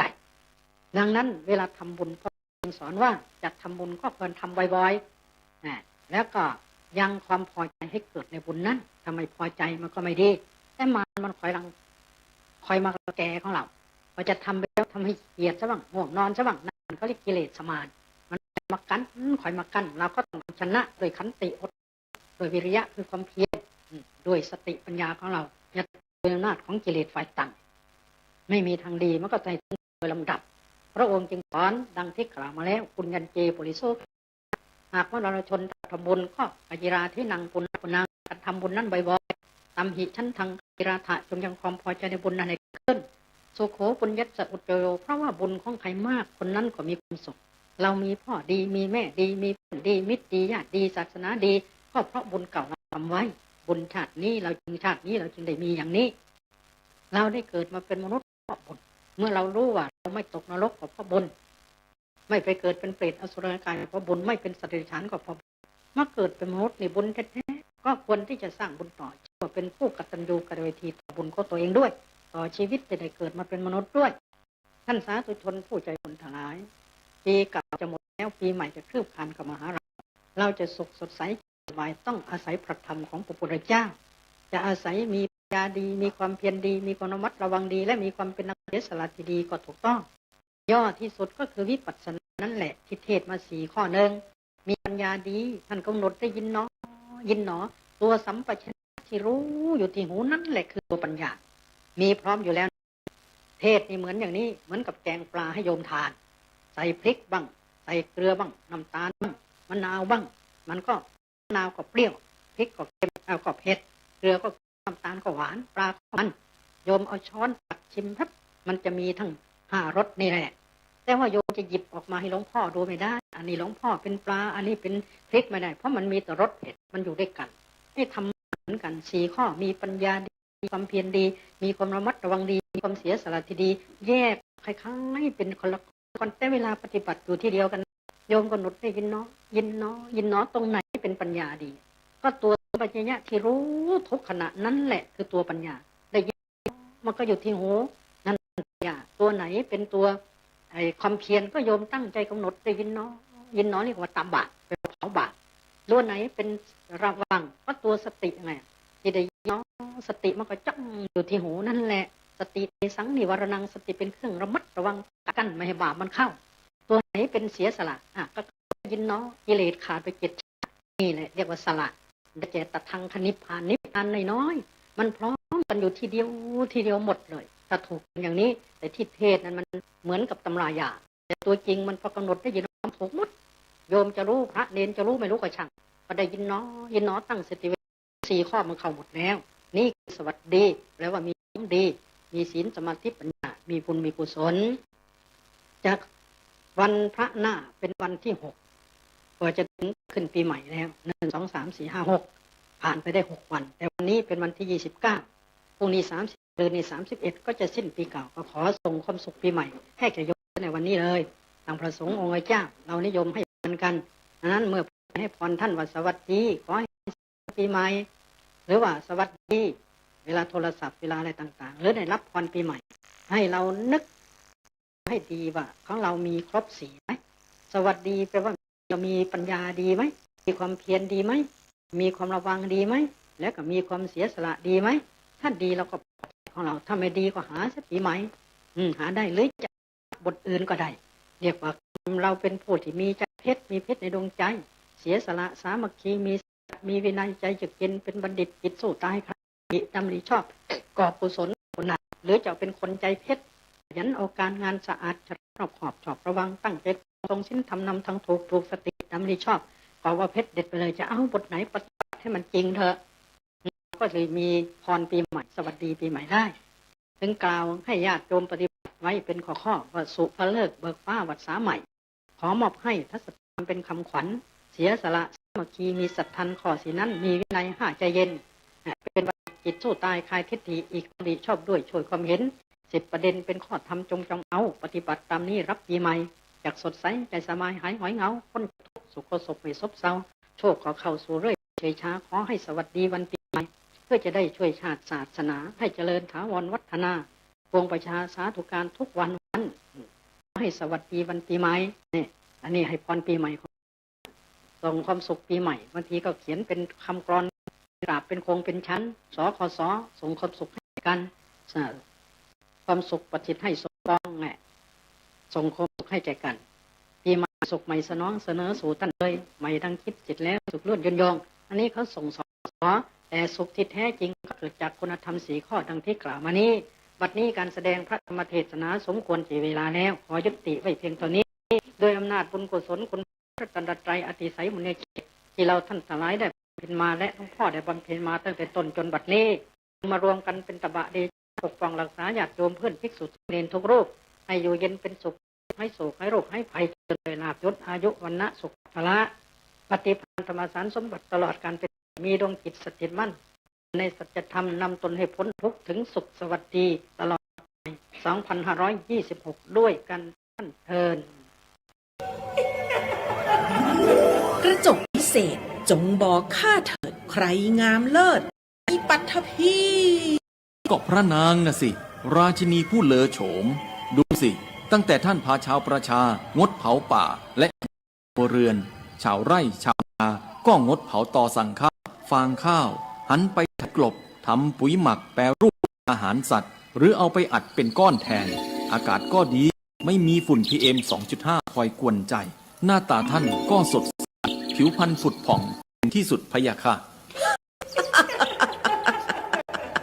ต้องแบบนี้สิเจ้าพูดถูกใจข้ายิ่งนักเพราะทุกการเผานั่นคือการสะสมฝุ่นแต่ถ้าทุกคนร่วมใจกันหยุดเผาเราก็จะมีแต่อากาศบริสุทธิ์ไว้หายใจห่างไกลมะเร็งปอดสุขภาพก็ดีมันคือที่สุดแล้วราชินีจงเป็นอมตะราชินีจงเป็นอมตะข้าขอบูชาท่านพะยะค่ะไปเอาธูปมาแต่ไม่ต้องจุดแล้วนะเดี๋ยวนี้ข้าเปลี่ยนธูปไฟฟ้าแล้วมันจึ้งมากไม่มีเลย คุณภาพอากาศดีด้วยการร่วมมือของทุกส่วนปรารถนาดีจากสำนักงานประชาสัมพันธ์ที่ 3 กรมสัมพันธ์นะโมตัสสะภะคะวะโตอะระหะโตสัมมาสัมพุทธัสสะนะโมตัสสะภะคะวะโตอะระหะโตสัมมาสัมพุทธัสสะนะโมตัสสะภะคะวะโตอะระหะโตสัมมาสัมพุทธัสสะปุญญัญจิปริโสกยิราเทนังปุณัปปุนังตัมหิฉันทังกาธะสุโขปุญญโยติณโอกาสปัจจุบันอาตมภาพจะได้แสดงพระธรรมเทศนาในหัวข้อเรื่องว่าทำบุญอย่างไรจึงจะไม่บาปทำบุญอย่างไรจึงจะไม่บาปเพื่อให้ท่านสาธุชนได้สดับรับสืบต่อไปท่านสาธุชนผู้ใจบุญทั้งหลายบุญคำว่าบุญนี้พระพุทธเจ้าทุกพระองค์ไม่เคยสอนให้เรากลัวสอนให้เราพากันตั้งอกตั้งใจทำทางนั้นเช่นในปุญญสูตรพระพุทธเจ้าได้ตรัสไว้ว่ามาภิกขเวปุญญานังพายิสสะสุขเสียตังภิกขเวก่อนท่านผู้เห็นภัยในวัฏสงสารทั้งหลายทั้งหลายอย่ากลัวบุญเพราะคำว่าบุญนี้เป็นชื่อแห่งความสุขดังนี้เป็นต้นก็ชื่อว่าพระพุทธเจ้าทุกพระองค์ไม่สอนพวกเรากลัวบุญใช่ไหมพระองค์จึงได้ตรัสไว้อย่างนี้เพราะว่าบุญนี่ไม่เคยให้โทษแก่ใครเลยมีแต่ให้แต่คุณแก่คนทั้งนั้นซึ่งเมื่อเราทราบบุญให้คุณแก่คนเช่นนี้แล้วก็สมควรและมีใช่หรือที่เราท่านทั้งหลายจะเป็นผู้ทำบุญให้มากผู้ใดทำบุญมากผู้นั้นก็ได้ความสุขมากสุโขปัญญัสสะอุจจโยผู้ใดสั่งสมบุญไว้มากเท่าไรผู้นั้นก็ได้สุขมากเท่านั้นปุญญานิ กัสมิงปฏิตังหนติปานินังบุญที่พึงของสัตว์ทั้งหลายในเมื่อตายไปแล้วในปัจจุบันนี้ก็เป็นที่พึงกตานิปุญญานิตังมิตังสัมปารายิบุญกุศลเรามาแล้วจะเป็นญาติสนิทมิตรสหายสื่อสัตย์จงรักภักดีที่สุดติดสร้อยห้อยตามไปทุกฝีก้าวท่านว่าไว้นี้นะอันก็เอาเรื่องบุญก่อนส่วนทำอย่างไรจึงจะไม่บาปก็ค่อยฟังอาจจะอยู่ในกันนี่แหละทีนี้นี่มันเรื่องบุญทำบุญอย่างไรจึงจะไม่บาปทำบุญบาปก็มีถ้าถือตามนี้นะทำบุญได้บุญล้วนก็มีเราทำความเข้าใจเรื่องบุญซะก่อนคำว่าบุญแปลและหมายความว่าอย่างไรนี่เป็นปัญหาที่จะต้องพิจารณาคำว่าบุญแปลว่าชำระหมายความว่าชำระกายชำระวาจาและชำระใจให้สะอาดดุจสบู่ฟอกผ้าให้สะอาดฉะนั้นกายของมันไปเปื้อนอะไรวาจาเปื้อนอะไรใจเปื้อนอะไรเปื้อนบาปอย่างกายไปเปื้อนบาปอย่างหยาบวาจาก็เปื้อนบาปอย่างหยาบใจก็เปื้อนบาปอย่างกลางและอย่างละเอียดดังนั้นบุญแปลว่าชำระเป็นนามบาปก็เป็นนามนามต่อนามชำระกันประการที่สองบุญทั้งหมดเต็มหมายความว่าผู้ปฏิบัติต้องตั้งใจทำเต็มใจทำแล้วยังใจของผู้ทำให้เต็มไปด้วยความดีอีกด้วยดังนั้นต้องทำด้วยความตั้งใจให้ทานก็ต้องตั้งใจต้องเคารพจบทานสักกัจจังทานังเทติทานต้องให้ทานโดยเคารพสักกัจทานังเทติต้องให้โดยสักเรียกว่ามันตั้งใจจึงจะเป็นบุญแรงข้อที่สามไปว่ากรองหมายความว่ากรองกิเลสขั้นหยาบขั้นกลางขั้นละเอียดออกทิ้งตามสัดส่วนของบุญเหมือนเรากรองน้ำให้สะอาดสี่บุญท่านแปลว่าความสุขหมายความว่าบุญนั้นเป็นเหตุให้เกิดความทั้งภพนี้และภพหน้าที่บุญมีสามก็มีทานามัยบุญสำเร็จการให้ทานศีลไมยบุญสำเร็จโดยการรักษาศีลภาวนาไมยบุญสำเร็จการเจริญภาวนาบุญสี่ก็มีกามาวจรบุญได้แก่บุญที่พาบุคคลท่องเที่ยวอยู่ในชั้นกามเช่นทานกุศลเป็นต้นรูปาวจรบุญได้แก่บุญที่พาบุคคลท่องเที่ยวอยู่ในรูปภพ16ชั้นคือบุญที่เกิดจากการเจริญสมถกรรมฐานจนได้ฌานอรูปาวจรบุญได้แก่บุญที่พาบุคคลท่องเที่ยวอยู่ในอรูปภพ4ชั้นบุญที่เกิดจากการเจริญอรูปกรรมฐาน4ทีนี้โลกุตระบุญขั้นที่4ได้แก่บุญเหนือกามโลกรูปโลกอรูปโลกคือบุญที่เกิดจากเจริญวิปัสสนากรรมฐานนอกจากนี้ยังมีบุญ10ทานามัยบุญสำเร็จด้วยการให้ทานศีลไมยบุญสำเร็จด้วยการรักษาศีลภาวนาไมยบุญสำเร็จด้วยการเจริญภาวนาวิยาวัจจะไมยบุญสำเร็จการช่วยขนขวายในจิตที่ชอบเช่นอย่างพระเจ้าจันทประโชติเนี่ยช่วยนาช่วยนายคือไปเอาบาตรจากพระปัจเจกมาให้นายใส่บาตรเมื่อนายใส่บาตรแล้วก็เอาบาตรไปถวายพระแดดก็ร้อนเลยปรารถนาว่าพระคุณเจ้าผมกลับไปกลับมามันร้อนเหลือเกินงั้นด้วยบุญกุศลส่วนนี้ขอให้ผมได้เป็นพระเจ้าแผ่นดินให้มีฤทธิ์มีเดชกล้าเหมือนกับพระให้มีพาหนะวิ่งไกลได้วันละ120 โยชน์100 โยชน์80 โยชน์10 โยชน์50 โยชน์ขอให้ได้ผมต้องได้บรรดาถึงบัดดาลพญานาคก็สำเร็จตามความปรารถนาทุกประการนี้เพียงวิยาวัจจะไมยนะพระเจ้าปายาสีได้ให้อุตตรมานพทำบุญแทนอุตตรมานพได้ไปเกิดในสวรรค์ชั้นดาวดึงส์แต่เจ้าของเงินคือพระเจ้าปายาสีเกิดชั้นจาตุมนี่ทำวิยาวัจจะไมยก็ได้ผลสูงอย่างนี้นะ5เจตาปัจจยนามัยผลสำเร็จในการประพฤติอ่อนน้อมตนต่อบุคคลผู้เจริญโดยวัยคุณโดยชาติ6ธนามัยผลสำเร็จโดยการให้ส่วนบุญ8ปัตตานุโมทนา7ปัตตานุโมทนามัยบุญสำเร็จโดยการอนุโมทนาส่วนบุญของกันและกันสมมติอาตมาโยมอาตมาซ่อมคณะ5โยมจะมาอนุโมทนาด้วยซ่อมศาเสนาสนะก็ดีโยมก็อาตมาก็บอกให้ส่วนบุญโยมเข้ามาอนุโมทนาอาตมาโยมห้องกรรมฐานที่ญาติโยมอยู่มันพังแล้วขณะนี้อาตมาก็มาจะปูปาเก้ด้วยนะโยมเอาอนุโมทนาโยมอนุโมทนามันก็ได้บุญอันนี้เขาเรียกปฏิทนาปัตตานุโมทนาไม้อาตมาบอกโยมเป็นการให้บุญโยมก็มาอนุโมทนาก็เป็นอนุโมทนาสมนุนมันก็สำเร็จด้วยฝ่าย ยกตัวอย่าง8ธรรมเทศใหม่บุญสำเร็จด้วยการแสดงธรรมอาตมาให้ทำเป็นทานทางวิทยุกระจายเสียงบ้างแล้วก็แต่งหนังสือเรื่อยไม่ขาดทุกปี2 เล่มบางปี3-4 เล่มอันนี้ก็เป็นธรรมเทศนาไม้ให้ธรรมะเป็นทานพระเจ้าสรรเสริญสัพพทานธรรมทานังขีนาติให้ธรรมะเป็นทานชนะทุกอย่างสัพพะสังธรรมราโสขีนาติธรรมชนะลดทุกอย่างสัพพะติงธรรมราติขีนาติความยินดีในธรรมชนะยินดีทุกอย่างสัพพทุกตัณหกโยสัพพะขีนาติความสิ้นกิเลสตัณหาทุกทั้งปวงดังนี้เป็นนาทิทิฏฐุชุกรรมทำความเห็นให้ตรงเห็นว่าบาปมีบุญมีสวรรค์มีนรกมีมรรคผลนิพพานมีเป็นต้นอันนี้เรียกว่าบุญ10 ประการทีนี้บุญน่ะมีประโยชน์อย่างไรเราจึงต้องการนักบุญดีมีอย่างนี้คืออาชัยยะแย่งไปไม่ได้อนุมินีบุญติดตามตัวทุกฝีก้าวถือโบราณท่านว่า2 คนหาม3 คนแห่คนหนึ่งนั่งแคร่4 คนเอาไป2 คนหามได้แต่บุญกับบาปลงนรกบุญหามขึ้นสวรรค์3 คนแห่อันนี้จังของหน้าตาคนนั่งแคร่ได้ใจของเรา4 คนแก่ไปได้ใจชาติหลอกให้มาเกิด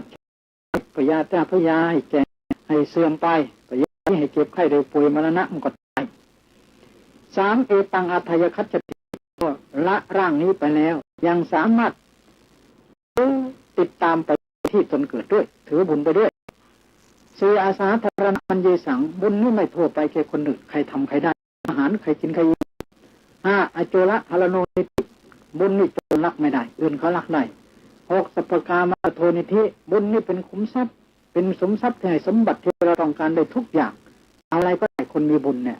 7ยังเทวาภิปัฏฐนติเทวดามนุษย์ปรารถนาสิ่งใดได้สิ่งนั้นตามปรารถนาก็เพราะบุญ8สุวรรณรามีผิวพรรณงามก็เพราะบุญสุสรตามีสิไพเราะก็เพราะบุญ10สุสันฐานังมีสวดทรงนั้นก็เพราะบุญ11สุรตามีรูปสวยก็เพราะบุญ12อาทิปัจจังได้เป็นโตก็เพราะบุญ13ปริวาโรมีบริวารซื่อจงรักภักดีก็เพราะบุญ14ปเทสรัชชังได้เป็นพระราชาในประเทศนั้นเพราะบุญ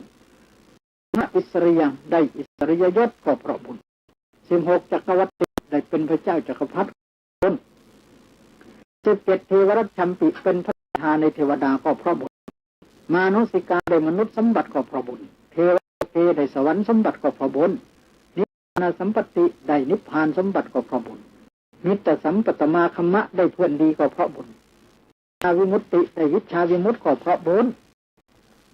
ปฏิสัมพิทาแต่ฉันในปฏิสี่มีอัตตปฏิสัมพิทาเป็นต้นก็เพราะบุญ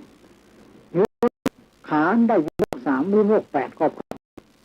สาวกปรมีได้เป็นสาวกของพระพุทธเจ้าก็เพราะบุญเจกโพธิได้เป็นพระปัจเจกพุทธเจ้าก็เพราะบุญพุทธภูมิได้เป็นพระพุทธเจ้าก็เพราะบุญฐานังนิพพานังบุญเป็นต้นเหตุของความทุกอย่างสัมปตินังมูลังเป็นรากเหง้าของสมบัติทั้งโภคนังปฏิฐาบุญเป็นที่ตั้งอาศัยของโภคะทั้งปวงวิสมคตัสสตานังบุญเครื่องป้องกันสำหรับบุคคลผู้เดินทางในวัฏสงสารเรียกว่าเดินทางเรียบก็จะเรียบร้อยทานาสิโยบุญที่พึ่งอาศัยอื่นเช่นบุญเมย์มหาสนสติสังเป็นเช่นกับที่อยู่ของราชสีห์มหาปฐวีสติสังบุญเป็นเช่นกับพื้นแผ่นดินเพราะเป็นที่พาอาศัยรัชชุสติสังบุญเป็นเชือกเพราะเป็นเครื่องยึดเหนี่ยวของใจปาสติสังบุญเป็นเช่นกับเรือเพราะพาข้ามโอคสงสารสังฆมาสุโรบุญเป็นเช่นกับบุคคลฆ่าในสงครามสุสังคสนะครังเป็นเช่นกับพระนครที่บุคคลตกแต่งดีแล้วปฐุมสติสังบุญเป็นเช่นกับดอกปทุมเพราะหอมไม่เปื้อนด้วยของสกปรก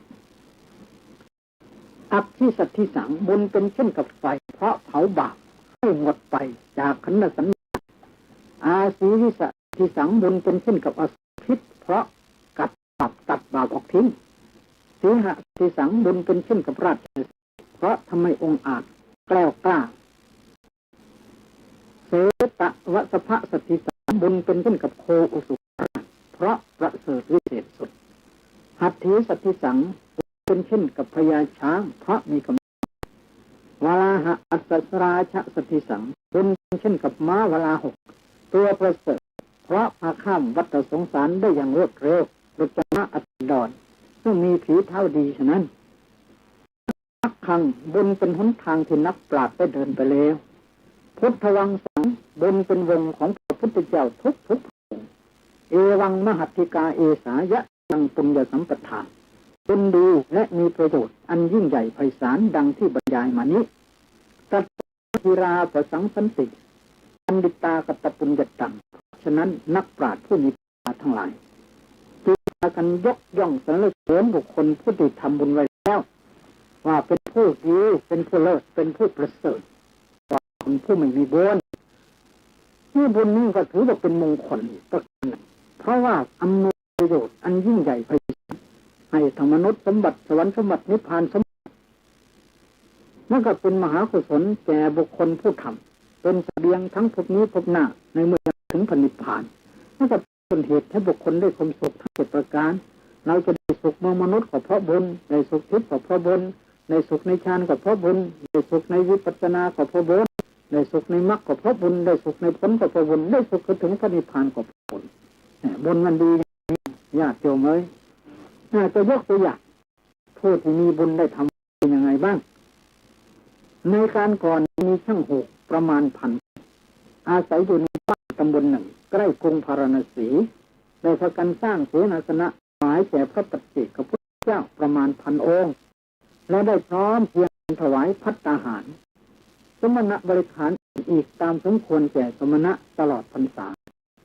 เวลาออกพรรษาได้พากันถวายจีวรแก่ท่านครั้งช่างหูกเหล่านั้นตุตาย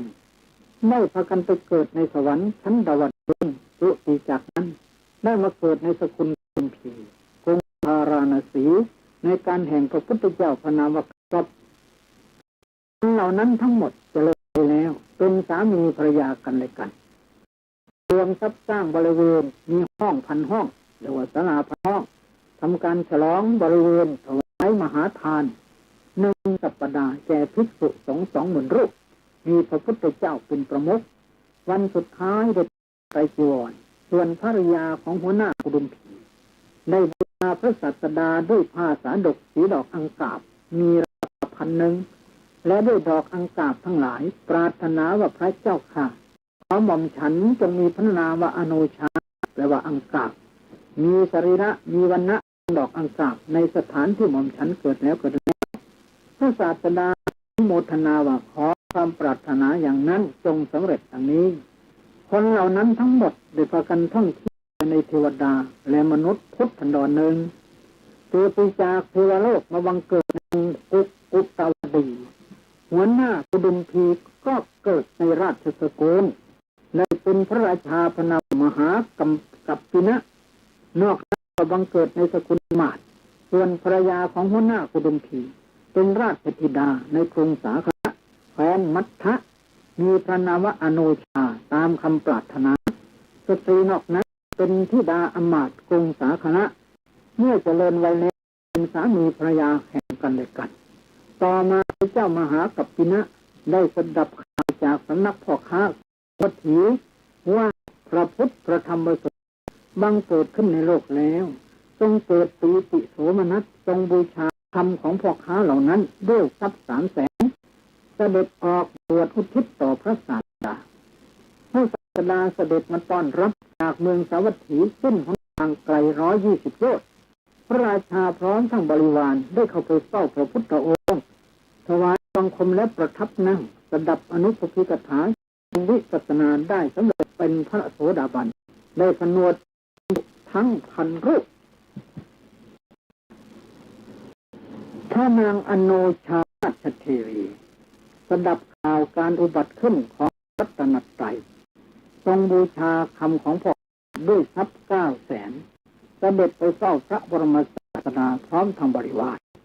สดับอนุปปิกถาสำเร็จเป็นพระโสดาบันขอทูลบรรพชากะพระบรมศาสดาพระบรมศาสดามีพระบัญชาให้นางอุบลวรรณาเถรีจัดการบวชให้เมื่อบวชแล้วต่างก็พากันตั้งใจเจริญวิปัสสนากรรม ฐานไม่นานก็ได้สำเร็จเป็นพระอรหันต์ฝ่ายภิกษุเหล่านั้นเมื่อฟังอนุสติกถาที่พระองค์เทศให้แก่พระนางอนุชาพร้อมทั้งบริวารฟังเจริญวิปัสสนาตามไปสำเร็จเป็นพระอรหันต์หมดทั้งนิทานเรื่องนี้เพื่อเห็นว่าความเป็นผู้ทำบุญไว้ในการก่อนเป็นมงคลนั้นสูงสุดได้แน่นอน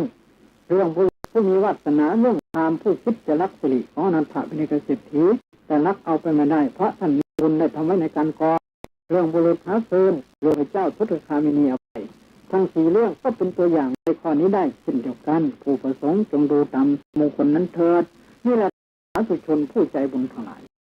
อาตมาได้บรรยายถึงเรื่องบุญและเหตุเกิดของบุญจนกระทั่งอานิสงส์ตัวอย่างมาควรแล้วตอนนี้ไขปัญหาหรือได้อธิบายธรรมะที่ว่าทำบุญอย่างไรจึงจะไม่บาปเมื่อกี้นี่ได้บุญล้วนไม่มีบาปนะทำบุญอะไรก็ได้บุญล้วนมีบาปแต่ทำบุญได้บาปมีนะอาจจะเกิดปัญหาขึ้นทำบุญที่จะได้เป็นเม็ดเป็นหน่วยเราจะทำอย่างไรท่านกล่าวว่าสำคัญอยู่ที่เจตนานะบุญของเราจะเป็นเม็ดเป็นหน่วยไม่มีบาปสำคัญอยู่ที่เจตนาเจตนา3 1ปุพพเจตนาก่อนแต่จะให้เราก็ต้องดีใจ2มุญจนะเจตนาขณะที่ให้ก็ต้องดีใจ3อัปปราปรเจตนาขณะที่ให้แล้วต้องพอใจสำคัญอยู่ที่เจตนาทั้ง3ดังนั้นก่อนที่เราจะทำบุญเราเตรียมของให้ดีอย่างอาตมาทำทุกปีอาตมาต้องเตรียมไม่นานสมมติเทศใดปัจจุปัจจัยมาจะถวายพระองค์เราเท่าไหร่อาตมาเตรียมมาแล้วอย่างปีนี้ถวายทำบุญอุทิศให้ครูอาจารย์บิดามารดาวันแรกวันที่14นิมนต์เจ้าคณะทั้งหมดในวัดพระธาตุเจริญพระพุทธมนต์อาตมาเตรียมของอาตมาไม่เรียบร้อยให้ใจสบายเห็นของบางทีก็ให้เขาถ่ายภาพถ่ายรูปไว้เป็นที่ระลึกด้วยเราจะได้ชมบุญของเราที่ทำใจของเราเลื่อมใสเราได้มาด้วยน้ำพักน้ำแรงก็เป็นบุญของเราแล้วนี่จัดให้เรียบร้อยให้สวยงามเท่าที่เราสามารถจะจัดได้สมมติเราจะถวายเราก็จบทานไว้ก่อนแล้วถอดหนึ่งแล้วนะการเคารพจบทานสำคัญมากนี่ถ้าเราไม่ทำเพียงลวกบางทีถวายลืมเดี๋ยวรีบร้อนไปใจมันก็ไม่ดีใจต้องให้ใสใจต้องให้ดีก่อนที่เราจะทำบุญนะบางทีต้องเตรียมไม่นานหน่อยเช่นจะทำบุญวันเกิดปีนี้มาต้องเตรียมไม่นานแล้วพิมพ์หนังสืออะไรดีคัดเลือกไปรีบร้อนพิมพ์เลยซะเนิ่นๆถวายของอะไรก็เตรียมไปแล้วจะถวายพระเจ้าคณะองค์ละเท่าไรสมมติองค์ละ500 บาท500 บาทเตรียมไปหมดแล้วใส่ซองใส่เรียบร้อยจบเราใจดีนะองค์จีวรจะเอาของขีถาดจะเตรียมไปหมดแล้วจะเอาปิ่นโตอะไรที่เท้าเตรียมจะให้พอถึงวันเกิดจริงๆเอาสังฆทานเอาครูบาลีครูทำทั้งหมดถวายสมมติถวายองค์ละ500 บาทผู้ใหญ่องค์ละ1,000 บาทเราก็เตรียมไว้ปิ่นโตองค์ละเท้าเตรียมใส่เรียบนะไม่มีอะไรบกพร่องเดือดร้อนอะไรเลยใจช้าเร็วต้องพยายามรักษาใจดีสมมติว่าจะ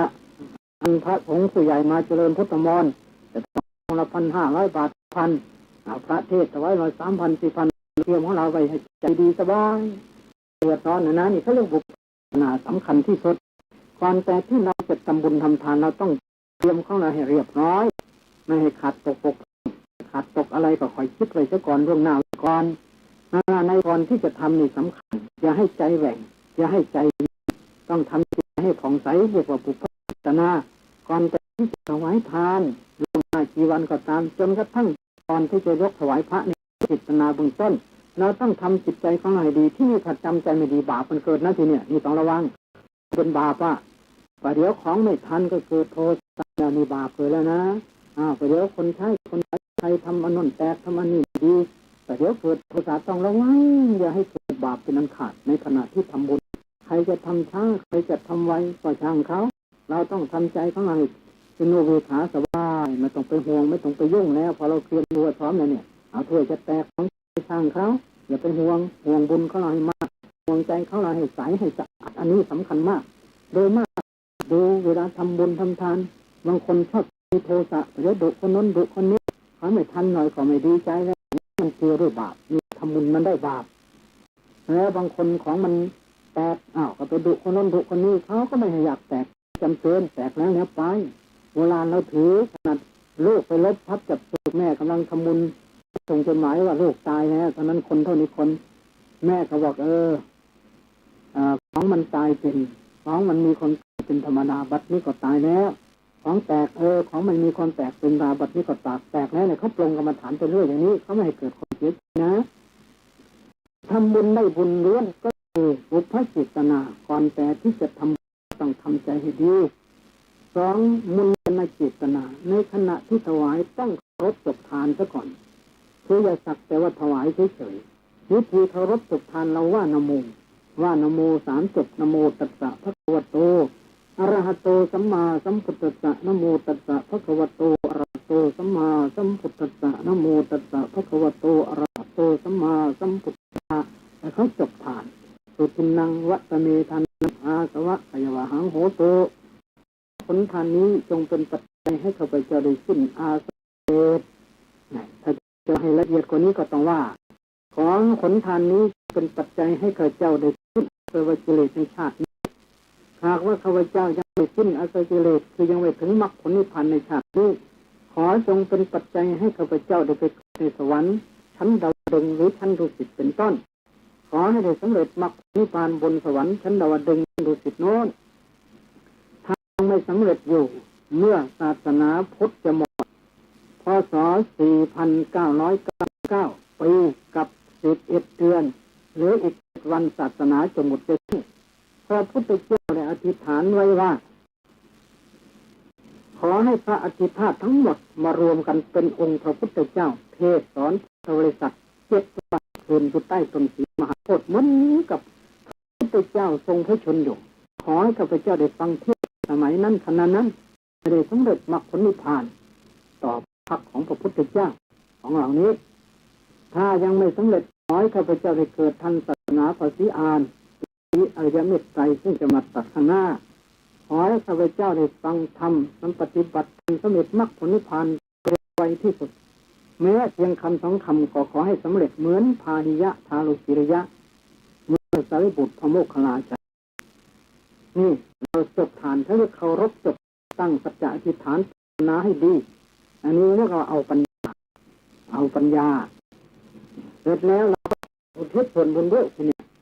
ยิทังมีปุญญะปังสัพพสัตตานังเทมะเทมิข้าพเจ้าขออุทิศส่วนบุญทั้งหมดที่ได้บำเพ็ญมานี้ให้แก่บิดามารดาครูบาอาจารย์ท่านผู้มีพระคุณท่านผู้มีคนทุกท่านเจ้ากรรมนายเวรผู้ผีปีศาจพระบุตรเทพธิดาทั้งหลายขอจงได้อนุโมทนาสุการในบุญกุศลที่ข้าพเจ้าได้บำเพ็ญมานี้สัตว์ทั้งหลายที่ถึงทุกข์ก็ขอจงพ้นจากทุกข์ทั้งหลายที่ถึงสุขขอรับความสุขยิ่งขึ้นไปด้วยกันทุกท่านเถิด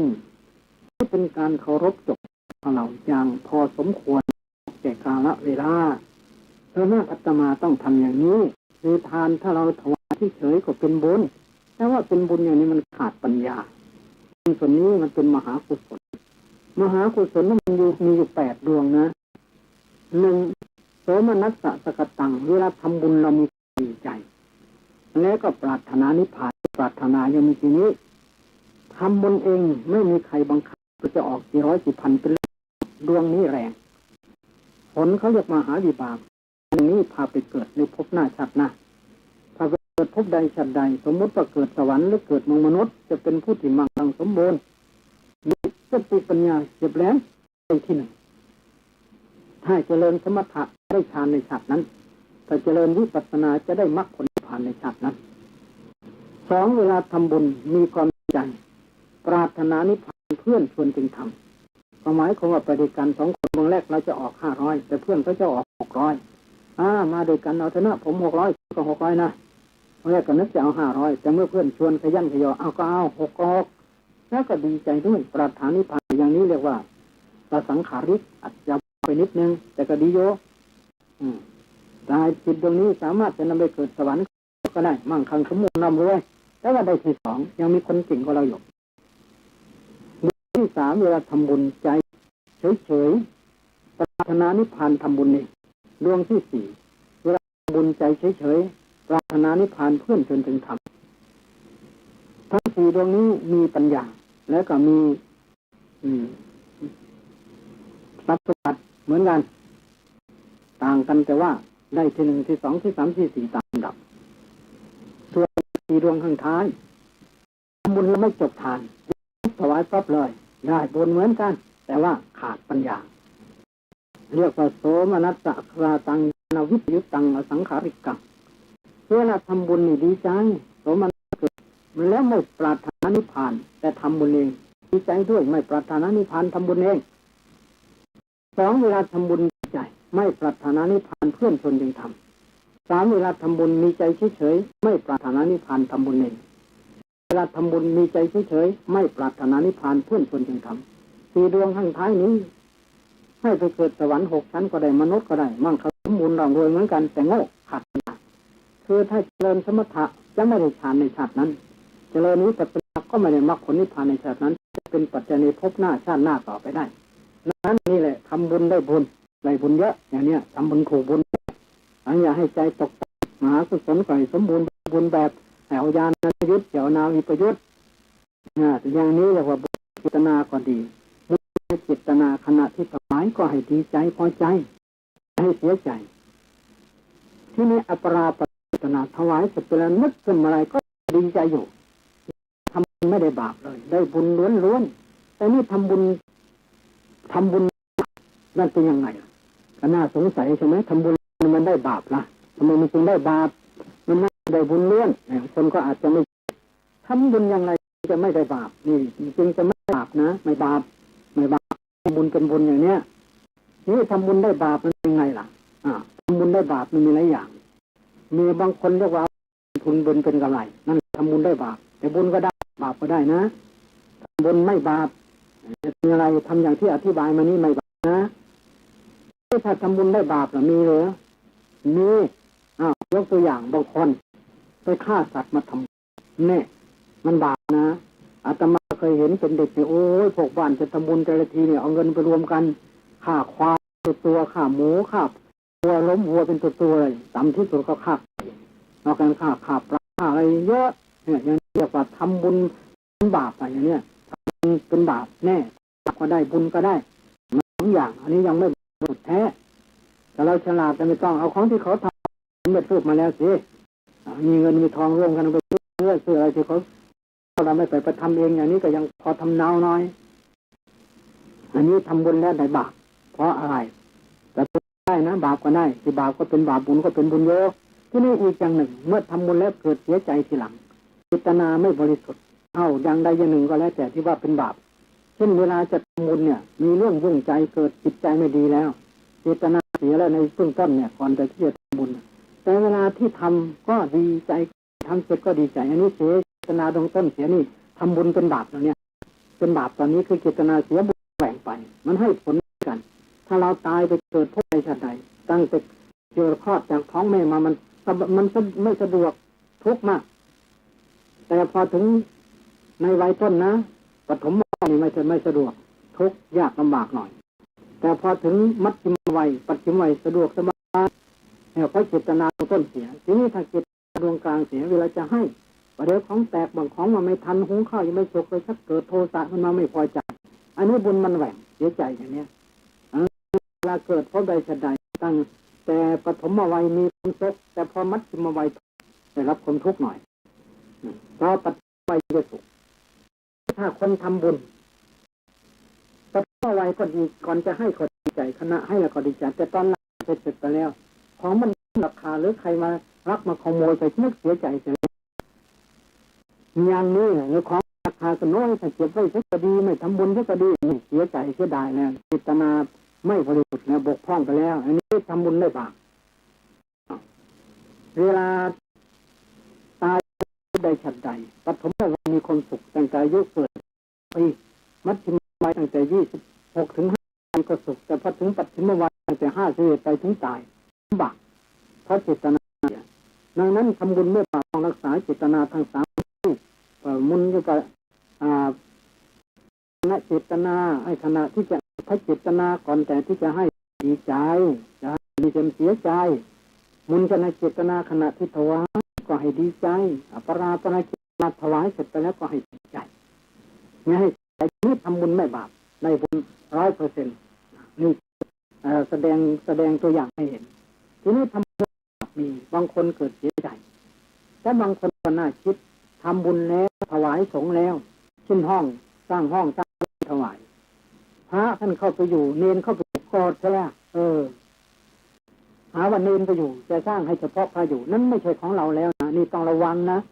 ทำบุญอย่างนี้ประเดี๋ยวบาปเกิดเนี่ยเจตนาตรงนี้มันสีอาตมาตาก็เองก็มีได้ยินเขาพูดของหูก็มีทำบุญแล้วเป็นของสงฆ์ไปหมดแล้วไปห่วงอยู่อย่างนี้เขาไม่ต้องห่วงได้แล้ว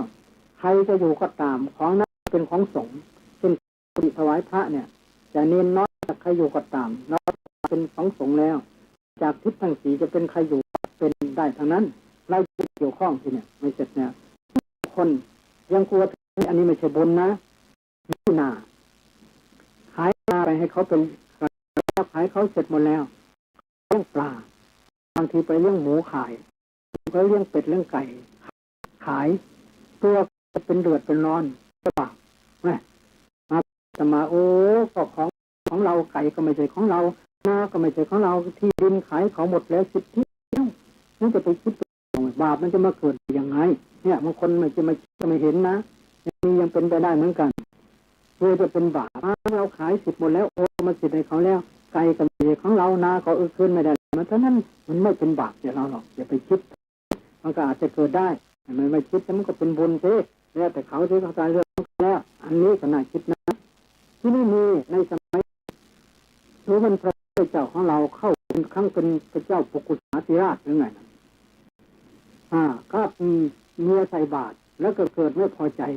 พระเลี้ยงเอาของจากพระไปบาตรพระมา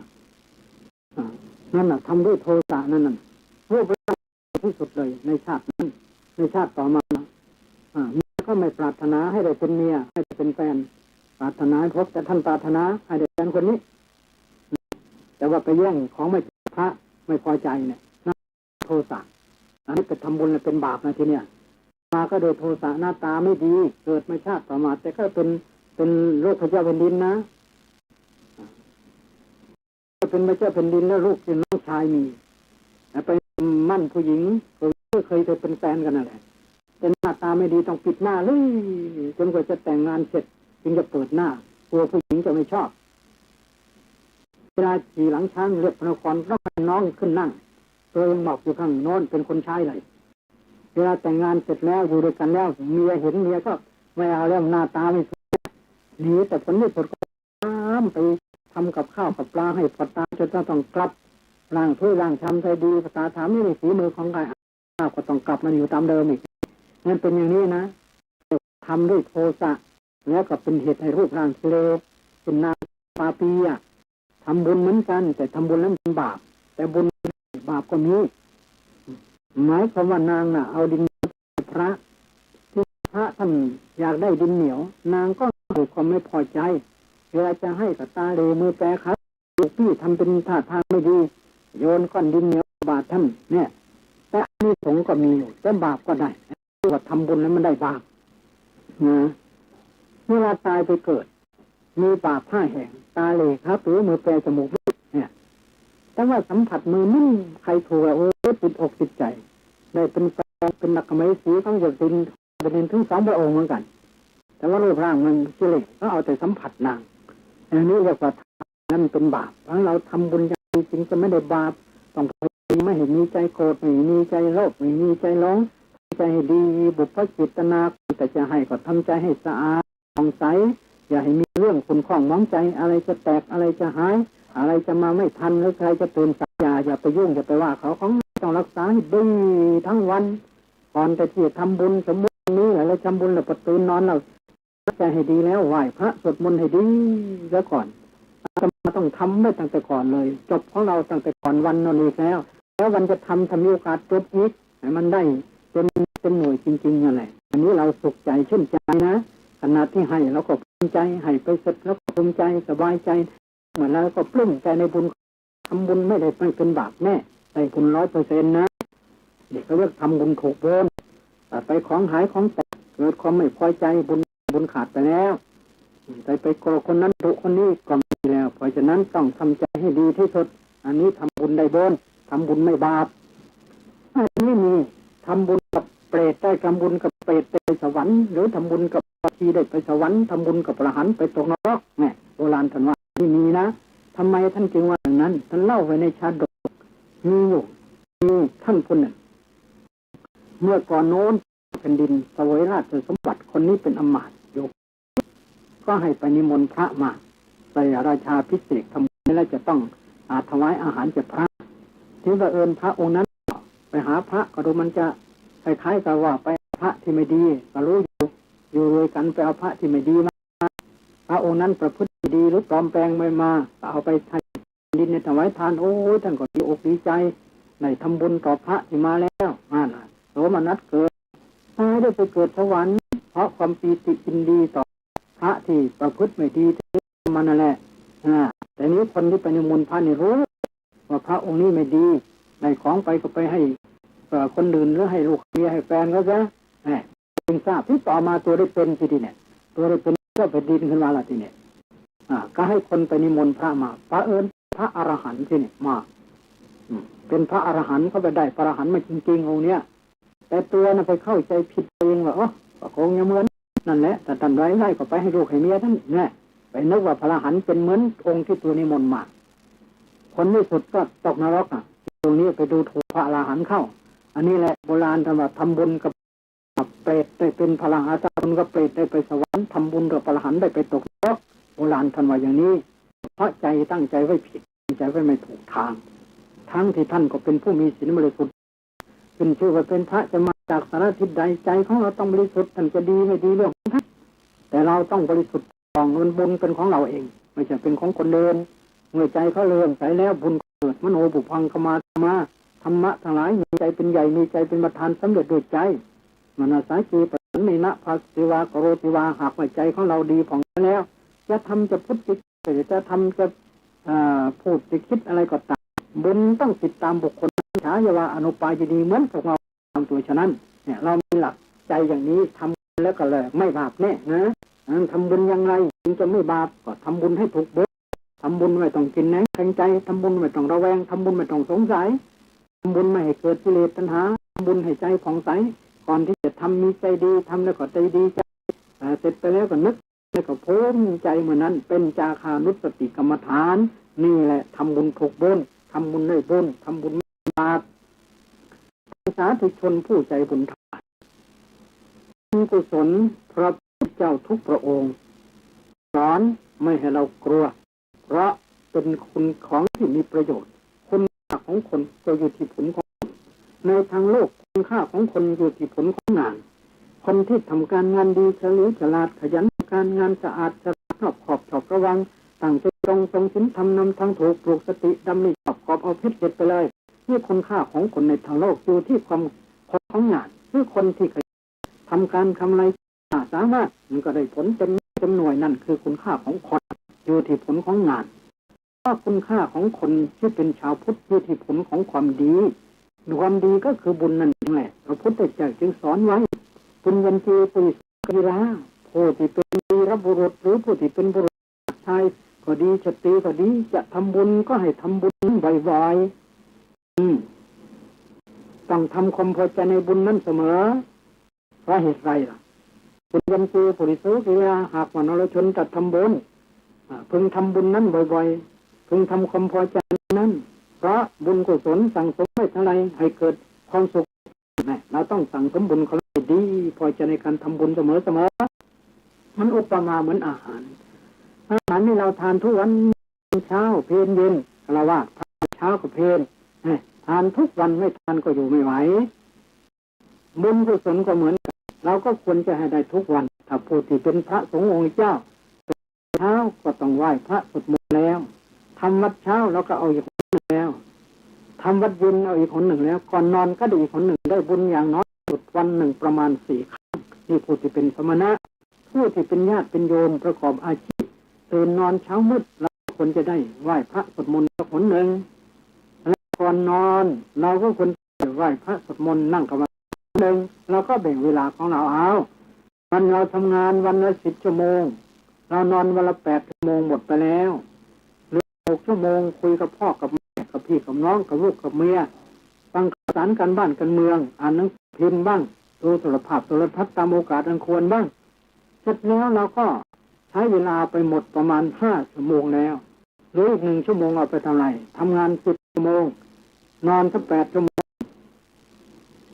ทำงานอดิเรกที่ว่าทานข้าวอาหารอะไรต่างๆสัก5 ชั่วโมงก็หมดไป3 ชั่วโมงยังเหลืออีก1 ชั่วโมงจึงจะครบ24 ชั่วโมงที่24แบ่งออกไปสักครึ่งหนึ่งเอาไปเล่นวันไปทำอะไรใช่ไม่เหลืออีก30 นาทีก็ควรให้ตัวของเราให้ได้ฉันยังให้ตัวของเราไม่ได้ชื่อว่าเราประมาทมากอยู่ชื่อว่าประมาทมากเพราะอันนี้เป็นบุญของเราแท้ๆตายแล้วอันนี้จะเป็นบัตรติดตัวเราที่เรามาไว้มากๆก็ตามบ้านงามๆก็ตามรถสวยก็ตามอันนั้นยังไม่ใช่ของเราแท้เป็นของเราเฉพาะที่มีชีวิตอยู่ตายไม่ใช่แต่ว่าบุญที่ท่านทำไว้แล้วนั่นคือของเราแท้พระพุทธเจ้าเคยตรัสไว้ในพระไตรปิฎกว่าอาคารสมิงอาคารสมิงยังนิหรติทรัพย์สินที่เราขนออกจากบ้านถูกไฟไหม้สมบัติที่เราขนไปนั่นแหละเป็นของเราใช้ได้สอยแต่ที่เหลืออยู่ไฟมันหมดชั้นใดก็ดีสมบัติสิ่งใดที่เราออกทำบุญทำทานแล้วนั่นแหละเป็นของเราแท้ที่ลังเหลืออยู่ยังไม่ใช่จะเป็นของคนอื่นก็ได้เราได้ใช้มีชีวิตอยู่จึงสมควรแล้วที่เราจะต้องเตรียมตัวก่อนตายไปพร้อมเสมอไม่อย่าเป็นนึกว่าเราแก่ยังไม่เจ็บยังไม่ตายยังหนุ่มยังแน่นอย่างเท่าก่อนไม่มีว่างเราจะโดมเลยอาตมาก็เห็นมามากแล้วใครมาหาดิฉันไม่ว่างเจ้าค่ะกับผมครับยุ่งอย่างนั้นยุ่งอย่างนี้ไม่ได้มาหาเลยที่จะพูดเพราะกับผมว่างเหลือเกินดิฉันว่างเกินเจ้าค่ะไม่ยุ่งไม่ยากเลยไม่เคยได้ยินเลยเมื่อเป็นสิ่งนี้เราก็ต้องแบ่งเวลาซะอย่างนี้แหละเราจะได้มีความสุขความสบายท่านสาธุชนผู้ใจบุญหลายพัฒนาเทศนากันนี้สิ่งละอันพลน้อยในหัวข้อว่าทำบุญอย่างไรจึงจะไม่บาปก็ได้พรรณนาถึงลงบ้างวิธีทำบุญต่างๆจบแล้วสมควรแก่การเวลาขอยุติไว้เพียงเท่านี้เทศนาประโยชน์นี้ในวันนั้นการเป็นมีสิ่งสุดยุดแห่งการแสดงพระสัตตมเทศนานี้สัพพพุทธานุภาเวนะด้วยอนุภาพแห่งคุณที่รัตนตรัยอติไสยบุญญาและบุญกุศลที่ต่างๆหลายได้ขึ้นมาขอจงมารวมกันเป็นตบะชะปกป้องรักษาให้ญาติโยมทั้งหลายอยู่เย็นปราศจากทุกโศกโรคภัยเจริญด้วยอายุวันนะสุขะพละปฏิภาณธรรมสารสมตลอดการเป็นนิจมีดวงจิตสถิตมั่นอยู่ในทานศีลภาวนานำพาตนให้พ้นทุกข์ถึงสุขอันไพบุญกล่าวคือหลักพ้นนรพานด้วยกันทุกท่านเถิด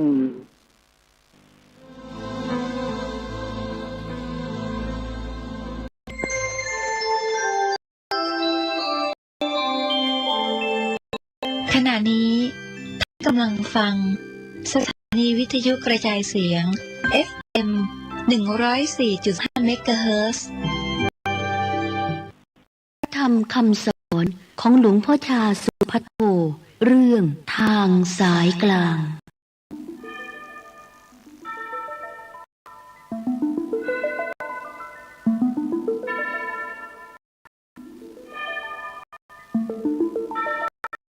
พระพุทธโอวาทของสมเด็จพระสัมมาสัมพุทธเจ้านั้นเตือนให้เราละความชั่วประพฤติความดีเมื่อละความชั่วประพฤติความดีแล้วที่ก็ทรงสอนให้ละสิ่งทั้งสองนี้ไปซะด้วยฉะนั้นวันนี้จึงจะขอให้คติในเรื่องทางสายกลางคือให้ละให้ได้หรือหลีกพ้นจากสิ่งทั้งสองทั้งดีทั้งชั่วทั้งบุญทั้งบาปที่เป็นสุขเป็นทุกข์ทั้งหลายเหล่านี้แหละมุ่งหมายปลายทางของการอธิบายธรรมะของสมเด็จพระสัมมาสัมพุทธเจ้าของเรานั้นที่จริงก็คือให้พ้นจากทุกข์นั่นเองแต่ก่อนที่จะพ้นจากทุกข์ได้นั้นเราต้องมาทำความเข้าใจกันให้มันตรงให้มันแน่นอนถ้าเข้าใจไม่ตรงไม่แน่นอนแล้วก็จะลงสู่ความสงบไม่ได้ฉะนั้นเมื่อสมเด็จพระบรมศาสดาท่านตรัสรู้แล้วท่านประกาศศาสนานั้นเบื้องแรกท่านยกทางทั้งสองขึ้นมาว่าเลยคือตามสุขันลิกานุโยโก และอัตตกิลมัฏฐานุโยโคทั้งสองอย่างนี้เป็นทางที่ลุ่มหลงเป็นทางที่พวกเสพกามหลงติดอยู่ซึ่งย่อมไม่ได้รับความสงบระงับเป็นหนทางที่วนเวียนในวัฏฏะสงสาร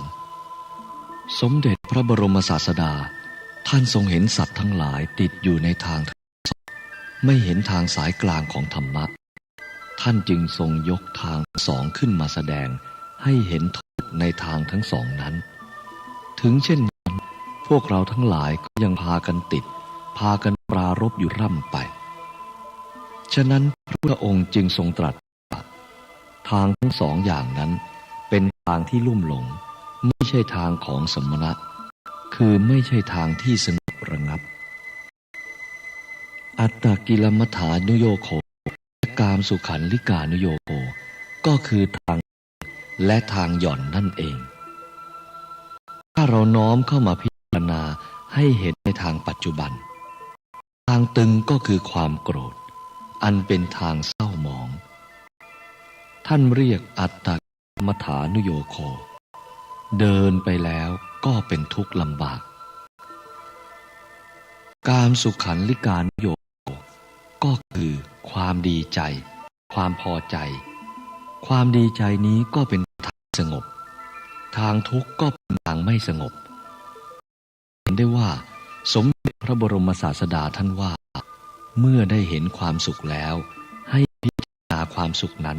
ท่านไม่ให้ติดอยู่ในความสุขคือท่านให้วางทั้งสุขและทุกข์การวางทั้งสองได้นี้เป็นสัมมาปฏิปทาท่านเรียกว่าเป็นทางสายกลางคำว่าทางสายกลางไม่ได้หมายถึงในด้านกายและวาจาของเราแต่หมายถึงในด้านจิตใจเมื่ออารมณ์มากระทบถ้าอารมณ์ที่ไม่ถูกใจมากระทบกระทั่งก็ทำให้วุ่นวายถ้าจิตวุ่นวายหวั่นไหวเช่นนี้ก็ไม่ใช่หนทางเมื่ออารมณ์ที่ชอบใจดีใจเกิดขึ้นมาแล้วก็ดีอกดีใจติดแน่นอยู่ในกามสุขันลิกานุโยโคอันนี้ก็ไม่ใช่หนทางมนุษย์เราทั้งหลายไม่ต้องการทุกข์ต้องการแต่สุขความจริงสุขนั้นก็คือทุกข์อย่างละเอียดนั่นเอง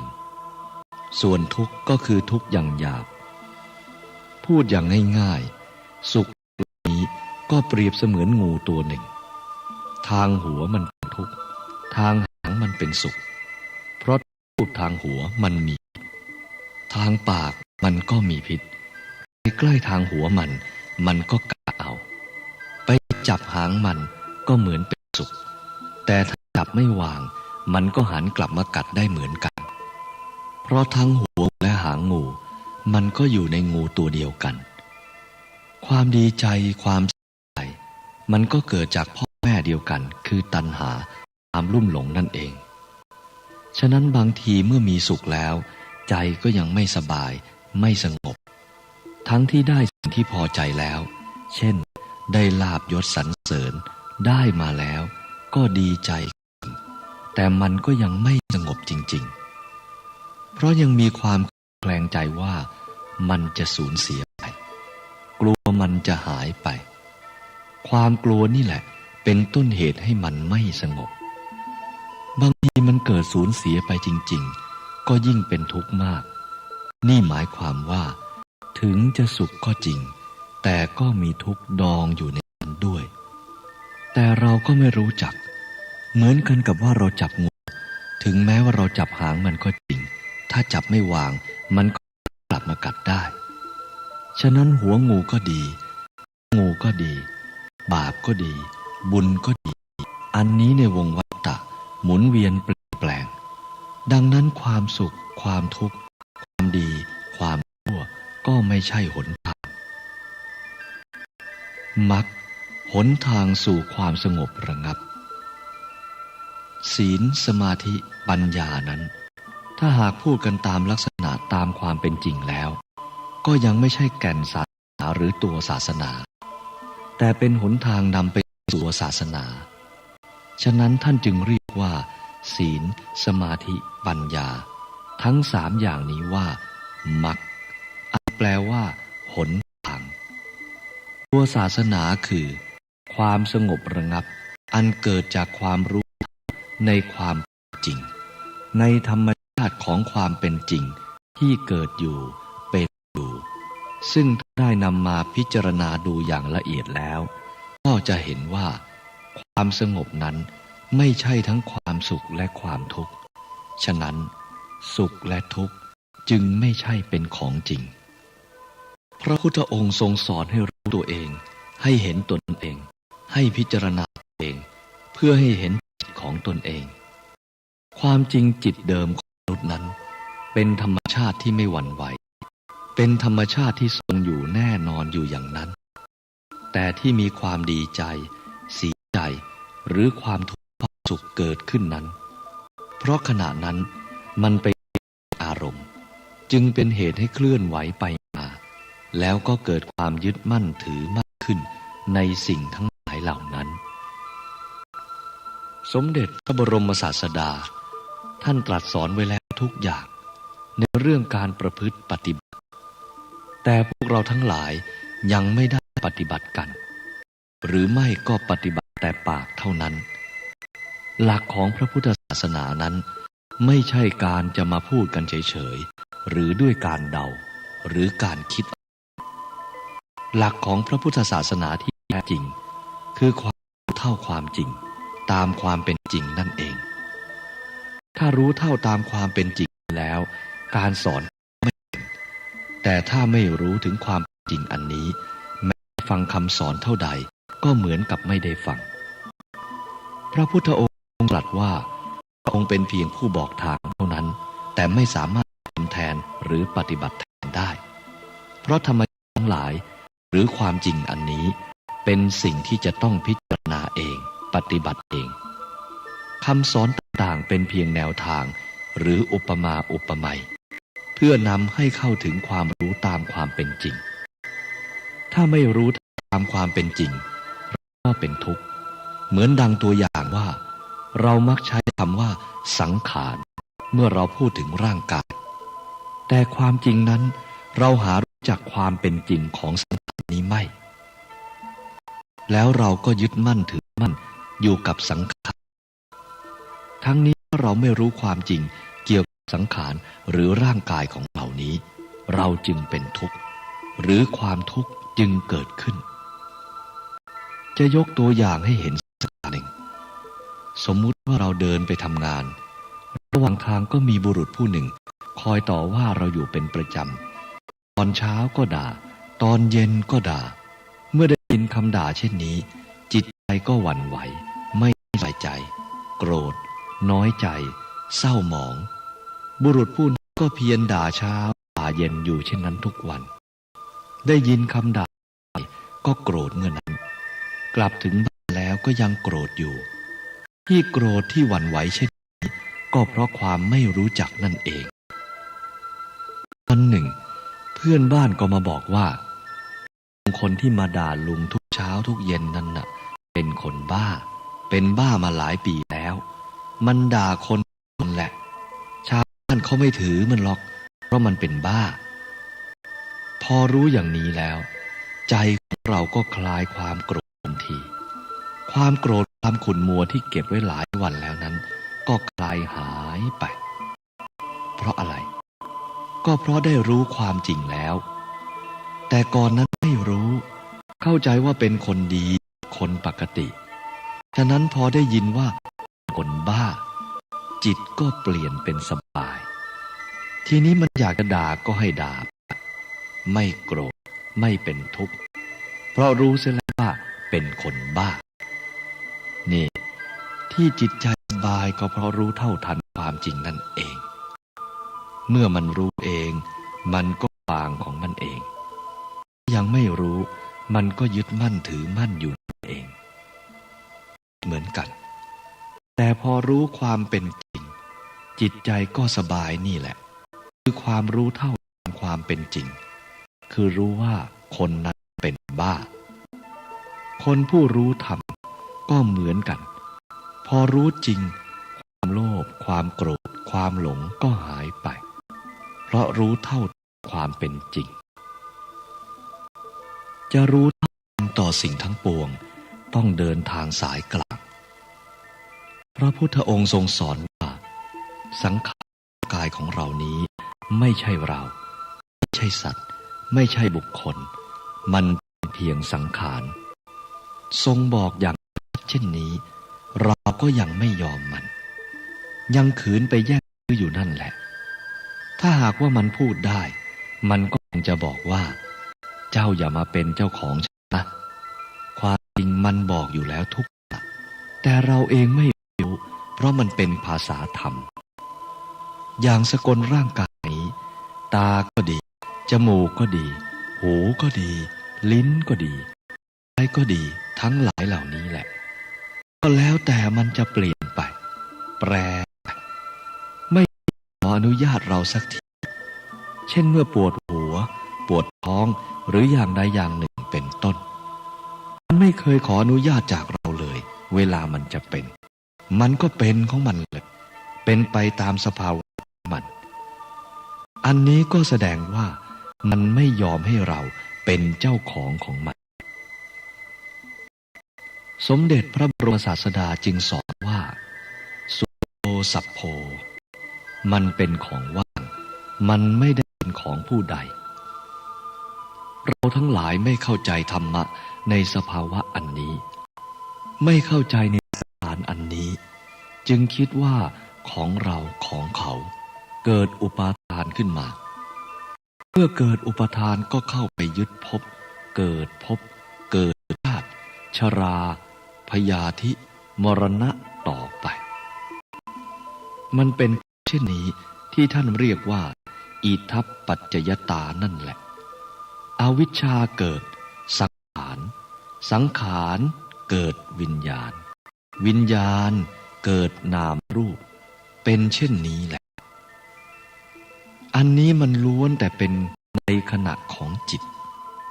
ถ้าเกิดอารมณ์ไม่ถูกใจขึ้นมาก็ไม่รู้จักหรือไม่รู้เท่าทันเพราะอยู่ในอวิชชามันก็เป็นทุกข์ขึ้นมาเลยความเป็นจริงขณะของจิตอันนี้มันติดกันอยู่ทีเดียวมันเร็วมากแต่เราเองรู้ไม่เท่ากันเปรียบเหมือนว่าเรากำลังอยู่บนยอดไม้แล้วตกปุ๊บลงมาที่พื้นดินจึงรู้สึกตัวว่าตกต้นไม้แต่ความจริงนั้นก่อนที่จะตกถึงพื้นดินเราก็ตกผ่านทุกด้านทุกกิ่งของต้นไม้นั่นแหละแต่ไม่สามารถนับได้ว่านาทีใดถึงกิ่งไหนวินาทีใดถึงกิ่งไหนเพราะมันเร็วมากพอตูมเดียวก็ถึงพื้นดินเลยแล้วก็เป็นทุกข์เลยอิทัปปัจจยตามันเป็นเช่นนั้นถ้าเราแยกเป็นปริยัติอวิชชาเกิดสังขารสังขารเกิดวิญญาณวิญญาณเกิดนามรูปว่ากันไปเป็นตอนตามความจริงนะพออารมณ์เกิดความไม่พอความทุกข์ก็เกิดขึ้นมาเลยอาการที่เกิดทุกข์ขึ้นนั้นมันผ่านไปจากอวิชชาสังขารผ่านไปพริบเดียวถึงนู้นโสกะปริเทวะคือเลยฉะนั้นสมเด็จพระบรมศาสดาจึงให้ตามดูจิตของเราทั้งหลายให้รู้ตามความเป็นจริงและในความเป็นจริงเหล่านี้ท่านให้เข้าใจว่ามันเป็นเพียงสังขารเท่านั้นและสังขารนี้แหละมันเกิดมาจากเหตุปัจจัยทั้งหลายที่มันเป็นมาที่เรามาเรียกหรือสมมุติเอาอีกทีหนึ่งที่เรียกว่ามนุษย์สัตว์เช่นเดียวกับชื่อของเรามันก็สมมุติเหมือนกันเราไม่ได้มีชื่อมาแต่กำเนิดต่อเมื่อเกิดขึ้นแล้วจึงเอาชื่อไปใส่คือตั้งชื่อว่าอย่างนั้นอย่างนี้อันนี้เรียกว่าสมมุติตั้งชื่อเพื่ออะไรก็เพื่อให้มันเรียกกันง่าย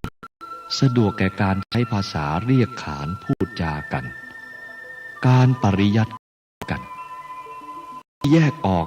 ก็เพื่อสะดวกแก่การศึกษาเล่าเรียนสิ่งทั้งหลายนี้แหละเรียกว่าสังขารมันเป็นสังขารเกี่ยวกับสภาวะอันที่เกิดมาจาก เหตุจากปัจจัย สมเด็จพระบรมศาสดาจึงทรงตรัสว่าสังขารทั้งหลายเหล่านี้เป็นของไม่แน่นอนมันเป็นอนิจจังทุกขังอนัตตาพวกเราทั้งหลายเข้าใจสิ่งเหล่านี้ไม่ชัดเจนจึงทำความเห็นในเรื่องนี้ไม่ตรงไม่แน่อันเป็นความเห็นผิดที่เรียกว่ามิจฉาทิฏฐิความเห็นผิดอันนี้ก็คือการยึดเอาสังขารเป็นเรายึดเอาเราเป็นสังขารเอาเราเป็นสุขเอาสุขเป็นเราเอาเราเป็นทุกข์เอาทุกข์เป็นเราที่เป็นเช่นนี้ก็เพราะว่าเรารู้เท่าตามความเป็นจริงนั่นเองถ้าเรารู้เท่าตามความเป็นจริงเราก็จะรู้ว่าเราสามารถควบคุมสังขารเหล่านี้ให้เป็นไปตามอำนาจของเราเพราะธรรมชาติเหล่านี้มันจะต้องเป็นไปตามเรื่องของมันเราจะบังคับให้ตรงนี้เป็นอย่างนั้นตรงนั้นเป็นอย่างนี้ตามอำนาจของเราย่อมจะเป็นไปไม่ได้เปรียบง่ายๆก็อย่างว่าไปนั่งอยู่ที่กลางถนนซึ่งมีรถวิ่งไปมาอยู่ขวักไขว่แล้วเราจะโกรธรถที่วิ่งหรือจะไปห้ามรถกำลังวิ่งอยู่ว่าอย่าขับรถมาทางนี้เราก็ห้ามไม่ได้ถนนนี้เป็นถนนหลวงดังนั้นเราควรทำอย่างไรทางที่ดีก็คือเราควรออกไปให้พ้นถนนไปให้พ้นทางที่รถวิ่งแต่ที่จะห้ามรถไม่วิ่งนั้นทำไม่ได้เพราะมันเป็นหนทางของเราเรื่องของสังขารก็เป็นเช่นนั้นเหมือนกันไม่มีอะไรแน่นอนเดี๋ยวสุขเดี๋ยวทุกข์เดี๋ยวดีใจเดี๋ยวเสียใจเดี๋ยวก็เกิดอารมณ์ที่ชอบบ้างไม่ชอบบ้างมากระทบกระทั่งสิ่งทั้งหลายเหล่านี้เราเรียกว่ามันมากวนเวลานั่งภาวนาอยู่ก็ว่าเสียงมากวนเราอันที่จริงนั้นเราไม่เข้าใจว่าเสียงมากวนเราหรือเราไปกวนเสียงกันแน่เรายึดว่าเสียงมากวนเรามันก็เกิดความทุกข์ขึ้นมาเราพิจารณาดูให้ดีก็จะได้รู้ว่าเรากวนเสียงต่างหากเสียงมันก็ดังอยู่แต่ของมันไม่ได้มีความรู้สึกรำคาญอะไรเลยเราต่างหากที่รำคาญพวกเราไปกวนมันความจริงนั้นเสียงก็เป็นเสียงเราก็เป็นเราเข้าใจเสียได้เช่นนี้มันก็ไม่มีอะไรเราก็สบายมีเสียงขึ้นมาก็รู้ว่าเสียงมันดังแต่ของมันเราไม่ได้ยึดหมายมันเข้าเราก็ไม่เกิดทุกข์นี่เรียกว่าเรารู้เท่าตามความเป็นจริงเราเห็นทั้งสองอย่างเมื่อเห็นทั้งสองอย่างคือทั้งสุขและทุกข์ตามความเป็นจริงใจก็สบายการที่จะได้เห็นทั้งสองอย่างนี้เราต้องยืนอยู่ตรงกลางหรืออยู่ระหว่าง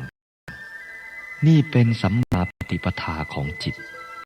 นี้คือการทำความเห็นให้ตรงให้ถูกต้องเมื่อปฏิบัติถึงทางสายกลางก็ไม่มีวันพ้นทุกข์สังขารของเรานี้เมื่อมันเกิดขึ้นมาแล้วมันก็ต้องมีแก่มีเจ็บมีตายทั้งหลายเหล่านี้มันเป็นไปตามทางของมันถ้าเราจะไปกั้นทางไปห้ามทางหรือไปเอาจริงเอาจังสิ่งที่ไม่จริงไม่อย่างนั้นอยู่เรื่อยไปโดยเข้าใจว่ามันเป็นตัวตนของเราเราก็จะมีแต่ความทุกข์ฉะนั้นสมเด็จพระบรมศาสดาท่านจึงทรงสอนให้พิจารณาไม่ว่าจะเป็นพระหรือเณรหรือฆราวาสให้พิจารณาแล้วทำความเห็นให้ถูกต้องเมื่อมีความเห็นถูกต้องแล้วก็สงบสบายการปฏิบัติธรรมนั้นไม่ว่านักพรตนักบวชหรือฆราวาส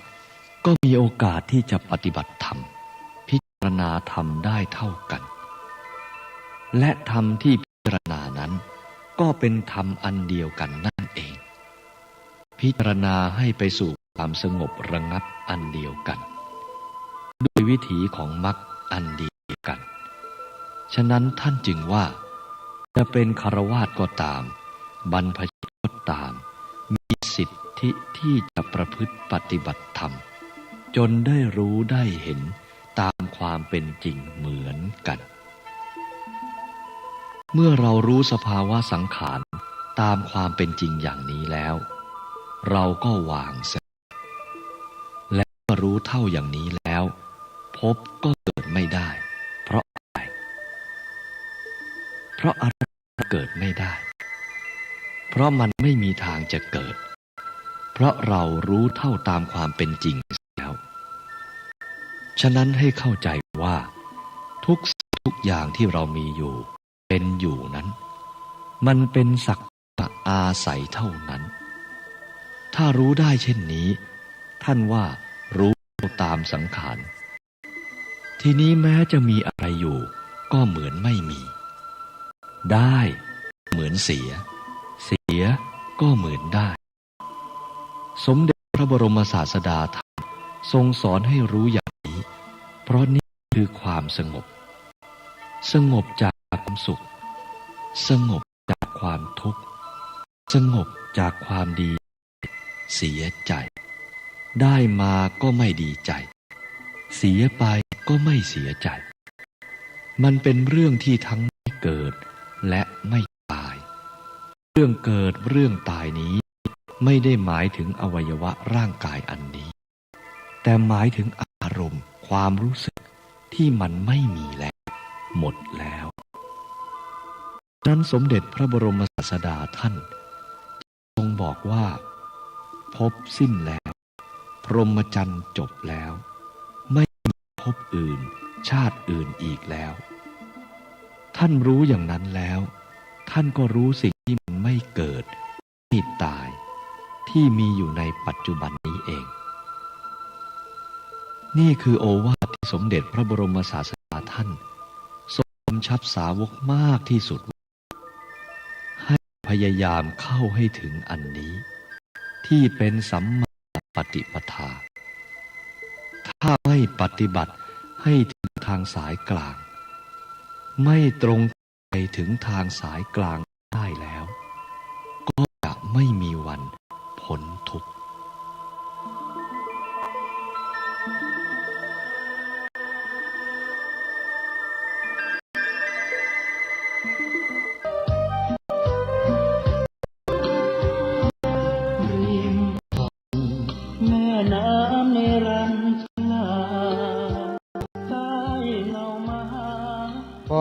เชิญท่านสาธุชนทั้งหลายร่วมปฏิบัติธรรมบวชชีพรามเนกขมะในโอกาสสัปดาห์ส่งเสริมพระพุทธศาสนาวันวิสาขบูชาจำปี 2569 วันที่29ถึง 31 พฤษภาคมนี้ณสำนักปฏิบัติธรรมแห่งเสาเอ็ดของจังหวัดเชียงใหม่วัดพุทธบาทอุดมนครสาวาตำบลเวียงอำเภอฝางจังหวัดเชียงใหม่ติดต่อสอบถามหรือร่วมเป็นเจ้าภาพฝ่ายข้าวต้มอาตารเพน้ำปานะ0819515864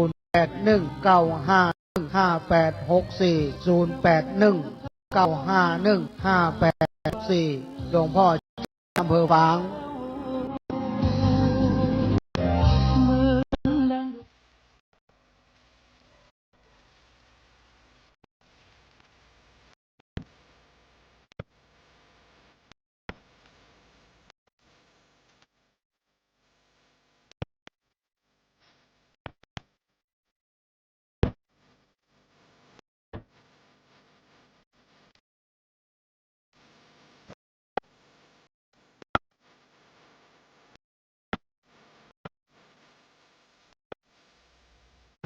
งานเผยแผ่เป็นหัวใจสำคัญของพระพุทธศาสนา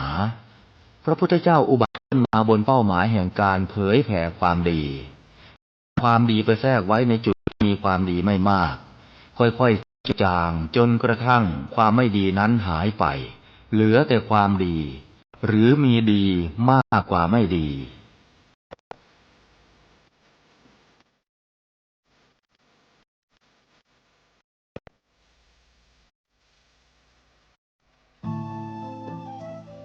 ท่านกำลังติดตามรับฟังสถานีวิทยุกระจายเสียงพระพุทธศาสนาแห่งชาติและสังคม คลื่นเพื่อการศึกษาพระพุทธศาสนาและวัฒนธรรม ระบบ FM 104.5 เมกะเฮิรตซ์รายการต่อไปเป็นรายการคดีโลก คดีธรรม ขอกราบถวายความนอบน้อมแด่พระรัตนตรัยถวายความเคารพพระมหาเถระพระเถรานุเถระทุกท่านขอเจริญสุขโยมสาธุชนที่กำลังติดตามรับฟังรายการจากสถานีวิทยุแห่งนี้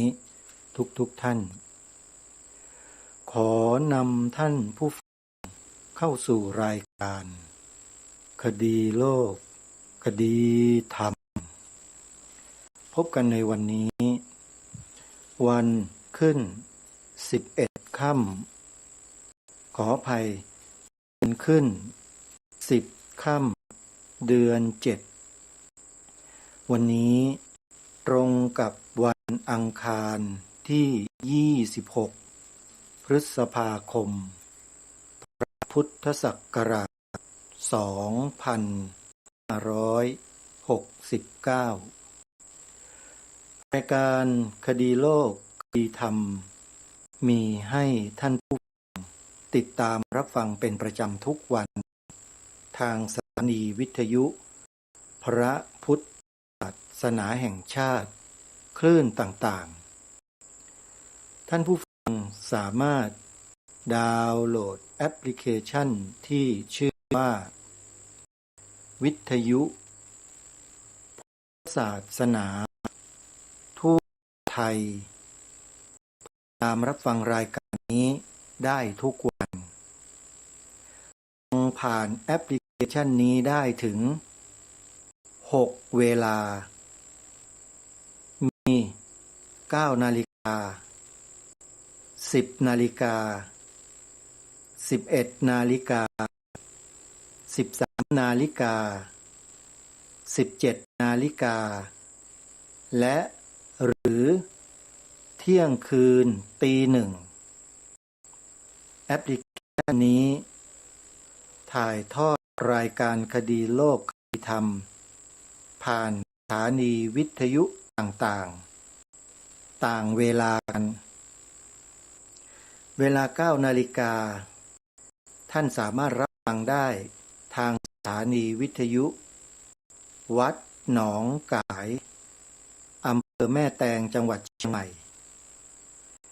เวลา10 นาฬิกาฟังได้พร้อมกัน3 สถานีวิทยุในแอปพลิเคชันนี้10 นาฬิกามีสถานีวิทยุวัดป่าจริยธรรมอำเภอนาดูจังหวัดเลยวัดศรีอุดมวงศ์อำเภอวังสะพุงจังหวัดเลยวัดสามชุกอำเภอสามชุกจังหวัดสุพรรณบุรี3 คลื่นนี้ออกรายการคดีโลกคำผ่านแอปพลิเคชัน3 คลื่น10 นาฬิกาจากนั้นเวลา11 นาฬิกาท่านสามารถรับฟังได้อีกครั้งหนึ่งทางสถานีวิทยุพระพุทธศาสนาแห่งชาติประจำจังหวัดเชียงใหม่วัดฝายหินอำเภอเมืองจังหวัดใหญ่จากนั้นช่วงบ่ายเวลา13 นาฬิกาหรือบ่ายโมงตรงรับฟังรายการได้อีกครั้งหนึ่งทางสถานีวิทยุวัดบ้านปลาคูนอำเภอโพนทรายจังหวัด101จาก นั้นเวลา 17 นาฬิการับฟังรายการได้อีกครั้งหนึ่งทางสถานีวิทยุพระพุทธศาสนาแห่งชาติประจำจังหวัดเชียงใหม่วัดฝายหินอำเภอเมืองจังหวัดเชียงใหม่และอีกช่วงหนึ่งช่วงดึกที่คืนหรือตีหนึ่งรับฟังทางสถานีวิทยุ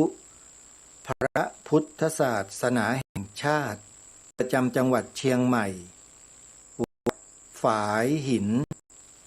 อำเภอเมืองจังหวัดเชียงใหม่สำหรับสถานีวิทยุพระพุทธศาสนาแห่งชาติประจำจังหวัดเชียงใหม่วัดฝายหินนั้นเป็นแม่ข่ายให้เครือข่ายสถานีวิทยุในจังหวัดเชียงใหม่และจังหวัดต่างทางภาคเหนือร่วมออกอากาศรายการคดีโลกคดีธรรมด้วยในนามธรรมะคลื่นสีขาวเพื่อชาวประชาในจังหวัดเชียงใหม่ก็มีวัดปากทางเจริญอำเภอดอยหล่อจังหวัดเชียงใหม่ขอกราบขอบพระคุณครูบาอาจารย์ด้วยเคารพที่เมตตาต่อการคดีโลกคดีธรรมเปิดพื้นที่ทางอากาศให้รายการคดีโลกคดีธรรมได้ทำหน้าที่ที่ตนรักเป็นคนที่รักการทำหน้าที่เมื่อได้รับหน้าที่เป็นพิธีกรรายการคดีโลกคดีธรรมแล้วก็ต้องทำตามปณิธานตามอุดมการณ์ของตนเองที่ถูกปลูกฝังมาตั้งแต่เล็กๆคุณครูประจำชั้นของอาตมาภาพตั้งแต่ประถมปีที่1ถึงประถมปีที่6ปลูกฝังเรื่องอุดมการณ์รักชาติรักพระพุทธศาสนารักพระมหากษัตริย์มาโดยตลอดแล้วก็ยังคงยึดมั่นในอุดมการณ์นี้มาตลอดไม่เคยคิดจะเปลี่ยนแปลงแม้แต่นิดเดียวถึงแม้จะมีสื่อบางประเภทนำเสนอข่าวไม่ดีไม่ว่าจะจริงหรือเท็จก็แล้วแต่ของพระสงฆ์ของสถาบันพระมหากษัตริย์แต่สำหรับรายการคดีโลกคดีธรรมแล้ว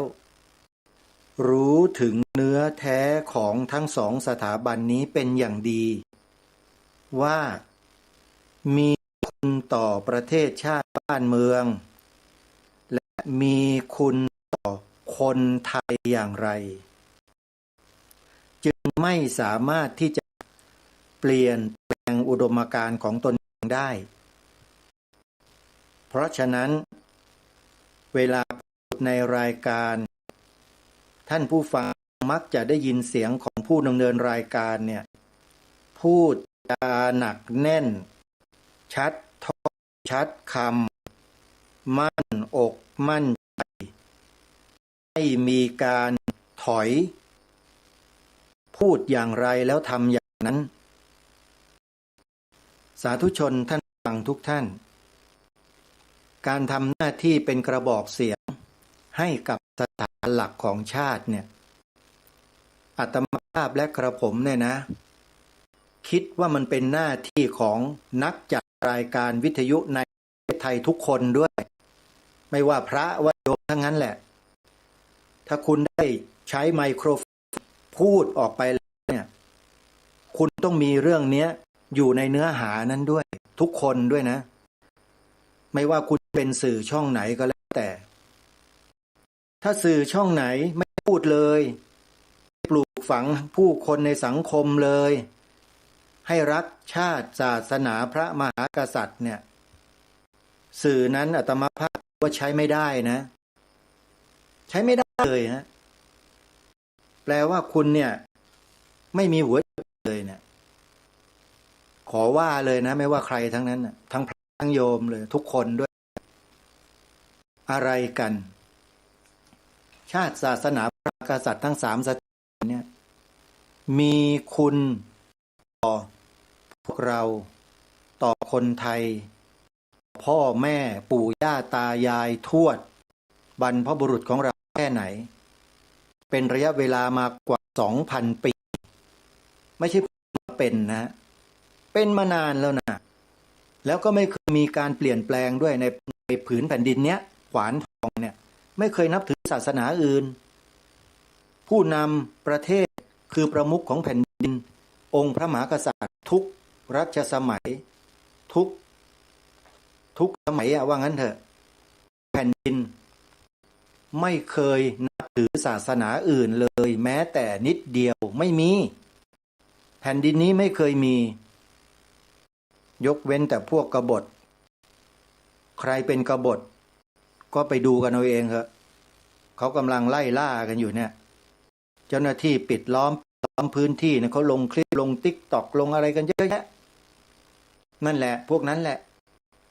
ที่ไม่ใช่พวกนี้ไม่ใช่คนไทยและพวกนี้ก็ไม่ภักดีต่อประเทศไทยด้วยแถมยังคิดจะแบ่งแยกดินด้วยเป็นใครอย่างไรเชื่อว่าทุกคนทราบและรู้ดีพูดเองอ่ะไม่เคยคิดจะพูดชาติบ้านเมืองกันบ้างเลยหรืออย่างไรท่านสักนิดนะอย่างน้อยปลูกฝังอุดมการณ์ความรักชาติศาสนาพระมหากษัตริย์ให้กับญาติโยมให้กับเด็กเยาวชนถ้าไม่รู้จะทำยังไงก็นู่นไปถามอุดมวรานุวัฒน์วัดศรีอุดมวงศ์นู่นน่ะนั่นแหละถือว่าเป็นแบบของความรักชาติศาสนาพระมหากษัตริย์ตัวยงอย่างนี้ทำงานร่วมกับอาตมาได้แบบสบายพระครูอุดมวรานุวัฒน์เวลามีกิจกรรมวัดศรีอุดมวงศ์มีงานกิจกรรมที่ไหน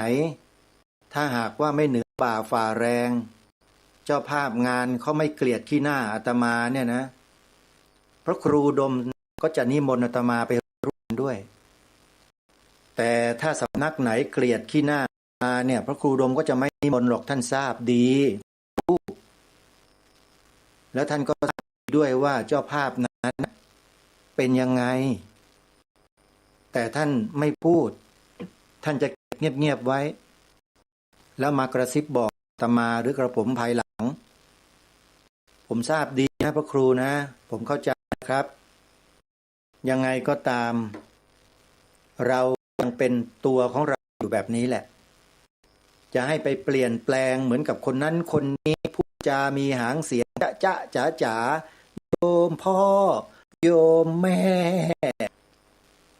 แบบลิเกไม่เป็นนะโยมอาตมาเนี่ยกับพระครูอุดมวรานุวัฒน์สองรูปเนี่ยโยมสังเกตนะพูดจาโผงผางขวานผ่าซากไม่มีหางเสียงกับเขาหรอก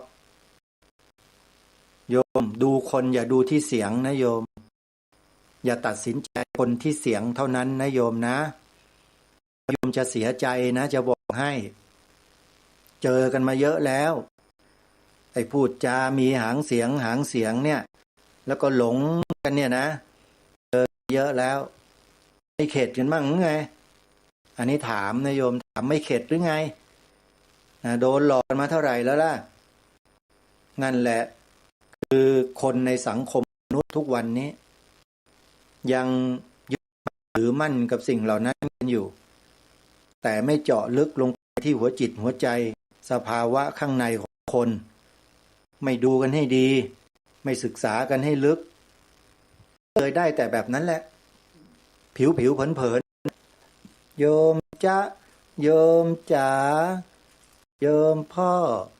โยมแม่แล้วสุดท้ายเป็นไง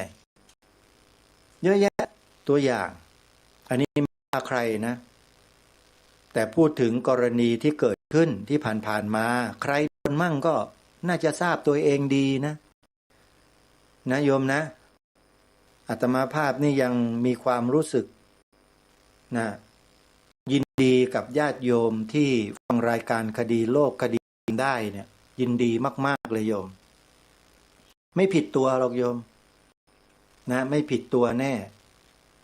กับพระครูดมวรานุวัตรก็เหมือนกันไม่ผิดตัวหรอกโยมนี่แหละของจริงไม่ได้ยกตัวเองนะแต่พูดจริงๆนะโยมอาตมาภาพกับพระครูดมวรานุวัตรเนี่ยคำไหนก็คำนั้นโยมบอกว่าบ้านเมืองนี้มีพระพุทธศาสนาเป็นศาสนาประจำชาติไทยของเราก็เป็นศาสนาประจำชาติไทยของเราจะไปบอกศาสนาอื่นได้ยังไงก็ยังยืนหยัดความจริงและความถูกต้องในข้อนี้ตลอดแต่อาจารย์พระครูดมวรานุวัตรมีข้อนี้ข้อเดียวก็เกินพอแล้วล่ะแต่ถ้ามีข้อที่สองด้วยนะพระครูดมวรานุวัตรนี่จะเพอร์เฟกต์เลยนะเพอร์เฟกต์เลยแหละนะอีกข้อหนึ่งคืออะไรสีขาวในธงชาติไทยหมายถึงพระพุทธศาสนาเท่านั้นอาตมาภาพเนี่ยนะฮะกระผมนะครับครูบาอาจารย์ที่จัดรายการวิทยุกันอยู่ในคลื่นต่างๆทั่วประเทศเนี่ยผมท้าพวกท่านเลยนะผมไม่ได้เก่งมาจากไหนนะแต่ผมท้าเลยว่าอุดมการณ์ข้อนี้ท่านหลายๆท่านไม่มีว่าไม่มีผมว่าไม่มีนะครับถ้ามีท่านพูดสีในธงชาติไทยเหมือนอย่างที่รายการคดีโลกคดีธรรมพูดออกมาออกอากาศแบบนี้ถ้าท่านมีอุดมการณ์จริงนะยังไงอย่าว่าผมนะครับที่ผมพูดอะไรตรงๆแบบนี้นะครับเพราะผมไม่สามารถจะรอมชอมเรื่องนี้กับใครได้เพราะผมศึกษาประวัติศาสตร์ศึกษาเอกสารทางประวัติศาสตร์มาเป็นอย่างดีท่านแล้วผมก็ยืนยันกับโลกใบนี้มาโดยตลอดว่าพระพุทธศาสนาเป็นศาสนาประจำชาติไทยของเราและสีขาวในธงชาติไทยหมายถึงพระพุทธศาสนาเท่านั้นนี่คืออุดมการณ์ชาติ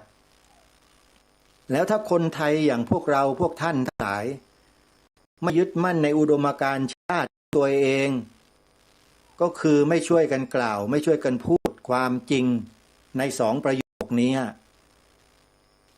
แล้วท่านจะคิดว่าตัวเองเนี่ยมีอุดมการณ์อยู่หรือเปล่าคิดว่ามีไหมครับถ้ามีท่านต้องกล้าพูดประโยคสองประโยคนี้ออกอากาศถ้าท่านไม่พูดนั่นแหละท่านจะรู้ตัวของท่านเองว่าท่านเป็นคนเช่นไรเห็นพูดออกรายการอย่างนั้นอย่างนี้อย่างโน้นเรื่องแค่พูดไม่ได้เรื่องของตัวเองแท้ๆนี่คือความเป็นชาตินะครับความเป็นชาติที่ผมพูดสองประโยคเนี่ยนี่แหละคือชาติไทยเป็นชาติเอกราชด้วยเพราะฉะนั้นพูดได้เต็มที่เลยแต่ท่านไม่พูดกันเองไม่รู้ว่าเกิดอะไรขึ้นในชีวิตของพวกท่านทั้งหลายที่เป็นคนไทยที่อ้างตัวเองว่าเป็นคนไทยทั้งหลายเนี่ยเกิดอะไรขึ้นกับท่านทำไมท่านจึงไม่กล้ามันเกิดอะไรขึ้นท่านเคยวิเคราะห์ไหมเกิดอะไรขึ้นในใจท่านไปรับข้อมูลอะไรมามันปิดผมไม่ได้หรอกครับเพราะผมศึกษาเรื่องพวกนี้มาโดยเฉพาะเรื่องของจิตเรื่องของเจตสิกเนี่ยไม่เรียนมาไม่ได้ศึกษามาเนี่ยผมพูดไม่ได้หรอกแบบนี้นะครับที่ผมพูดนะครับเพราะผมศึกษามาผมเรียนมาทั้งปริยัติแล้วก็ปฏิบัติและตรงสายตรงด้วยตรงเป๊ะเลยครับสติปัฏฐานท่านบวกกับพระอภิธรรมมัทสังคหะสอนเรื่องเจตสิกรูปนิพพานในปริยัติและลงสู่ภาคปฏิบัติพร้อมๆกันทั้งสองมีใครได้กระทำอย่างที่ผมกระทำบ้างไหมล่ะบวชมาไม่ได้กี่วันเลยเ พิ่งจะได้เดือนกว่าๆยังไม่เข้าพรรษาด้วยกระโดดเข้ามาสู่วิปัสสนาธุระแล้วนี่คือความโชคดีของชีวิตของผมนะแล้วก็ได้ครูบาอาจารย์ได้โยมอาจารย์แม่ชีที่มีความเสียสละทั้งนั้นเลยอบรมพร่ำสอนถวายความรู้วิปัสสนากรรมฐานพระอภิธรรมมัทธสังฆะสองส่วนนี้ผนวกเข้าเป็นหนึ่งเดียวจึงกลายเป็นแบบนี้ไงครับผมไม่ได้นิพพานนะครับท่านครูบาอาจารย์ที่เคารพผมยังไม่ถึงนิพพานนะครับอารมณ์นิพพานผมยังไม่รู้จักนะครับผมรู้จักแต่ว่ารูปนามขันธ์ห้าคืออะไรและเราควรจะใช้ประโยชน์มันอย่างไรในขันธ์ห้าของเราเนี่ยควรจะใช้มันยังไงใช้ไปในทิศทางไหนเนี่ยเสียงออกไปเนี่ยมันออกมาจากขันธ์ห้านะครับใช้ขันธ์ห้าเปล่งออกมาครับมีทั้งกายทั้งจิตผสมผสานกันออกมาด้วยเจตนาอันแรงกล้าจึงพูดออกมาเช่นนี้เพราะความประจักษ์แจ้งถึงข้อมูลและหลักฐานทั้งทางลบและทางบวกเห็นทางลบก่อนคือผู้ทำลายความเป็นประเทศไทยของเรานี่แหละโดยการบิดเบือนสัญลักษณ์เริ่มต้นมาทีละเล็กทีละน้อยบนกระเบื้องถามทางมาเรื่อยผมไปเจอปี 47 หลักฐานเนี่ยผมตกใจเห็นแผ่นพับที่ผมไปได้มาจากงานนิทรรศการธงสำคัญของชาติซึ่งเขามาจัดอยู่ในพิพิธภัณฑ์สถานแห่งชาติพระนครเนี่ยใกล้วัดผมเนี่ยอยู่ติดกันเนี่ยวัดผมอยู่ติดธรรมศาสตร์ท่าพระจันทร์ธรรมศาสตร์ท่าพระจันทร์ติดกับพิพิธภัณฑ์สถานแห่งชาติพระนครในแวกเดียวกันสนามหลวงนั่นน่ะผมจึงมีโอกาสมากที่ได้ไปรู้เห็นและได้รับข้อมูลที่ผิดๆเหล่านี้มาแล้วผมก็ติดตามตลอดติดตามรัฐบาลนี่แหละติดตามหน่วยงานที่ทำหน้าที่ดูแลรับผิดชอบเรื่องอัตลักษณ์ไทยนี่แหละและผมก็ไปอีกปี53เต็มเลยอัตลักษณ์นี่แหละหนังสือครับแหมพูดแล้วมันก็ยาวนะโยมยังไงก็อย่าเพิ่งเบื่ออาตมานะโยมนะหนังสือไปเจอปี53ครับจาก47มาปี53ท่านดูว่ากี่ปีมีคนหอบหนังสือเล่มนี้เป็นหลักฐานมาให้ผมมาให้ที่ไหนสถานีโทรทัศน์ดีทีวีภายในวัดดวงแขเขตปทุมวันกรุงเทพตอนนั้นผมเป็นพิธีกรรายการระเวนคนระเวนธรรมซึ่งเป็นรายการสดเพียงรายการเดียวในช่องอัดเวลาประมาณ10 นาฬิกา19 นาฬิกา 30 นาทีแล้วก็เลื่อนมาเป็นเวลา 18 นาฬิกา 30 นาทีจัดพิธีกรอยู่รูปเดียวมาตั้งแต่ระยะเริ่มต้นมีคนหอบหนังสือเล่มนี้เข้ามาให้ปรากฏว่าเมื่ออ่านแล้วพบกับหลักฐานเท็จแปลความหมายสีของธงไตรรงค์ธงชาติไทยผิดไม่ถูกต้องตามพระราชประสงค์ตามพระราชนิพนธ์ของล้นเกล้ารัชกาลที่6ผมก็เล่นออกอากาศวันนั้นเลยสิครับเล่นเรื่องนี้เลยครับอัดเต็มเลยวันนั้นโชคดีวันนั้นมีนายทหารใหญ่ท่านหนึ่งจากวิทยาลัยป้องกันราชอาณาจักรมาเป็นวิทยากรในรายการกับผมด้วยผมก็เลยฟ้องกลางอากาศเลยวันนั้นเป็นเรื่องสิครับในฐานะที่ท่านนายทหารท่านนี้เป็นระดับหัวหน้านะครับในหน่วยงานของวปอ.นะครับทำหนังสือไปถึงหน่วยงานนั้นทันทีอย่างนั้นไม่ถูกเขียนแบบนี้ผิดแก้ไขใหม่แต่ปรากฏว่าก็ไม่แก้ครับแค่ลบข้อความในวงเล็บทิ้งแค่นั้นเองเนี่ยมันแสดงออกให้เห็นอะไรเจตนาฮะนี่ไงผมบอกว่าศัตรูของบ้านเมืองไม่ได้อยู่ไกลไม่ได้อยู่ที่ไหนหรอกอยู่แถวๆนี้แหละอยู่แถวๆเนี้ยพอจะรู้ยังยกเรื่องนี้มาพูดแล้ว รู้หรือยังว่าศัตรูของประเทศอยู่เท่าไหร่คิดกันให้ดีนะตีความกันให้ออกนั่นแหละถึงบอกกับพวกเราไงว่าประชาชนอย่างพวกเราเนี่ยจะต้องตื่นรู้กับเรื่องเหล่านี้แล้วก็ต้องมาร่วมด้วยและช่วยกันแก้สถานการณ์ที่เด็กเยาวชนเราถูกล้างสมองด้วยข้อมูลที่ผิดๆเหล่านี้มานานเนี่ยช่วยกันแก้ไม่ใช่ผมทำคนเดียวผมทำไม่ได้หรอกคนเดียวทำไม่สำเร็จหรอกครับจึงมาปลุกเราพวกท่านนะที่เป็นพระเป็นผู้นำของคนเนี่ยครับให้ช่วยกัน ขออภัยอย่ามาอวดมาอ้างตัวเองกันอยู่เลยท่านว่าชั้นนั้นชั้นนี้จบนู่นจบนี่ไม่มีความหมายครับท่านถ้าไม่มีอุดมการณ์ก็ลิ้วไปตามลมอยู่นั่นแหละแล้วหาประโยชน์ที่มั่นคงของชาติอยู่ตรงไหนอ่ะมีไหมอันนี้ผมต้องขอเลยนะผมขอในเรื่องเนี้ยผมขอเตือนพวกทั้งหลายเลยไม่ว่าท่านจะเป็นใครก็แล้วแต่ถ้าประมาทกับเรื่องนี้นะผมเนี่ยศึกษาเชิงลึกมานะครับคนกลุ่มนี้เป็นใครอยู่เบื้องหลังทำอะไรแล้วทำไมจึงทำแบบนี้เพราะอะไรผมทำงานอยู่หลายกลุ่มนะครับผมจะไม่พูดว่าหลายหน่วยงานนะผมทำอยู่หลายกลุ่มนะแล้วผมก็ได้ข้อมูลมาหลายผมจึงรู้ไงพอรู้แล้วก็บอกพวกเราแหละให้ช่วยกันท่านไม่เชื่อก็เรื่องของท่านนะไม่เชื่ออะไรนะ ขออภัยถ้าท่านเชื่อแล้วท่านโทษที่มันจะเกิดขึ้นให้กับประเทศชาติบ้านเมืองและคนไทยทั้งประเทศท่านต้องตัดสินใจแล้วทำอะไรสักทีอย่ามัวแต่อ้อมแอมอย่ามัวแต่แทงกั๊กอยู่เลยท่านปากมีเนี่ยครับพูดออกไปเถอะพระพุทธศาสนาเป็นศาสนาประจำชาติไทยของเราสีขาวในธงชาติไทยหมายถึงพระพุทธศาสนาเท่านั้นทำไมพูดไม่ได้ล่ะครับกลัวครับพยาคติจึงแรงจังไปแบกมันไว้ทำไมอคติข้อนี้ทิ้งไปเถอะเชื่อผมสิถ้าไม่ทิ้งล่ะท่านหลักพุทธศาสนสุภาษิตของพระพุทธเจ้าบทหนึ่งนะภาษาบาลีผมจำไม่ได้หรอกที่พระองค์ตรัสว่าความกลัวทำให้เสื่อมมาท่านมหาปรริญญา9ประโยคไปหาหน่อย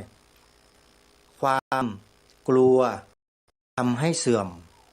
อยู่บทไหนยังไงรู้ผมจำไม่ได้แล้วขออภัยด้วยนะผมไม่ใช่นักบาลีปรริญญาธรรมทั้งหลายผมไม่ได้จบนะครับผมเรียนแค่บาลีใหญ่งูปลาเท่านั้นเองท่านพอที่จะให้ใครหลอกผมไม่ได้นะครับ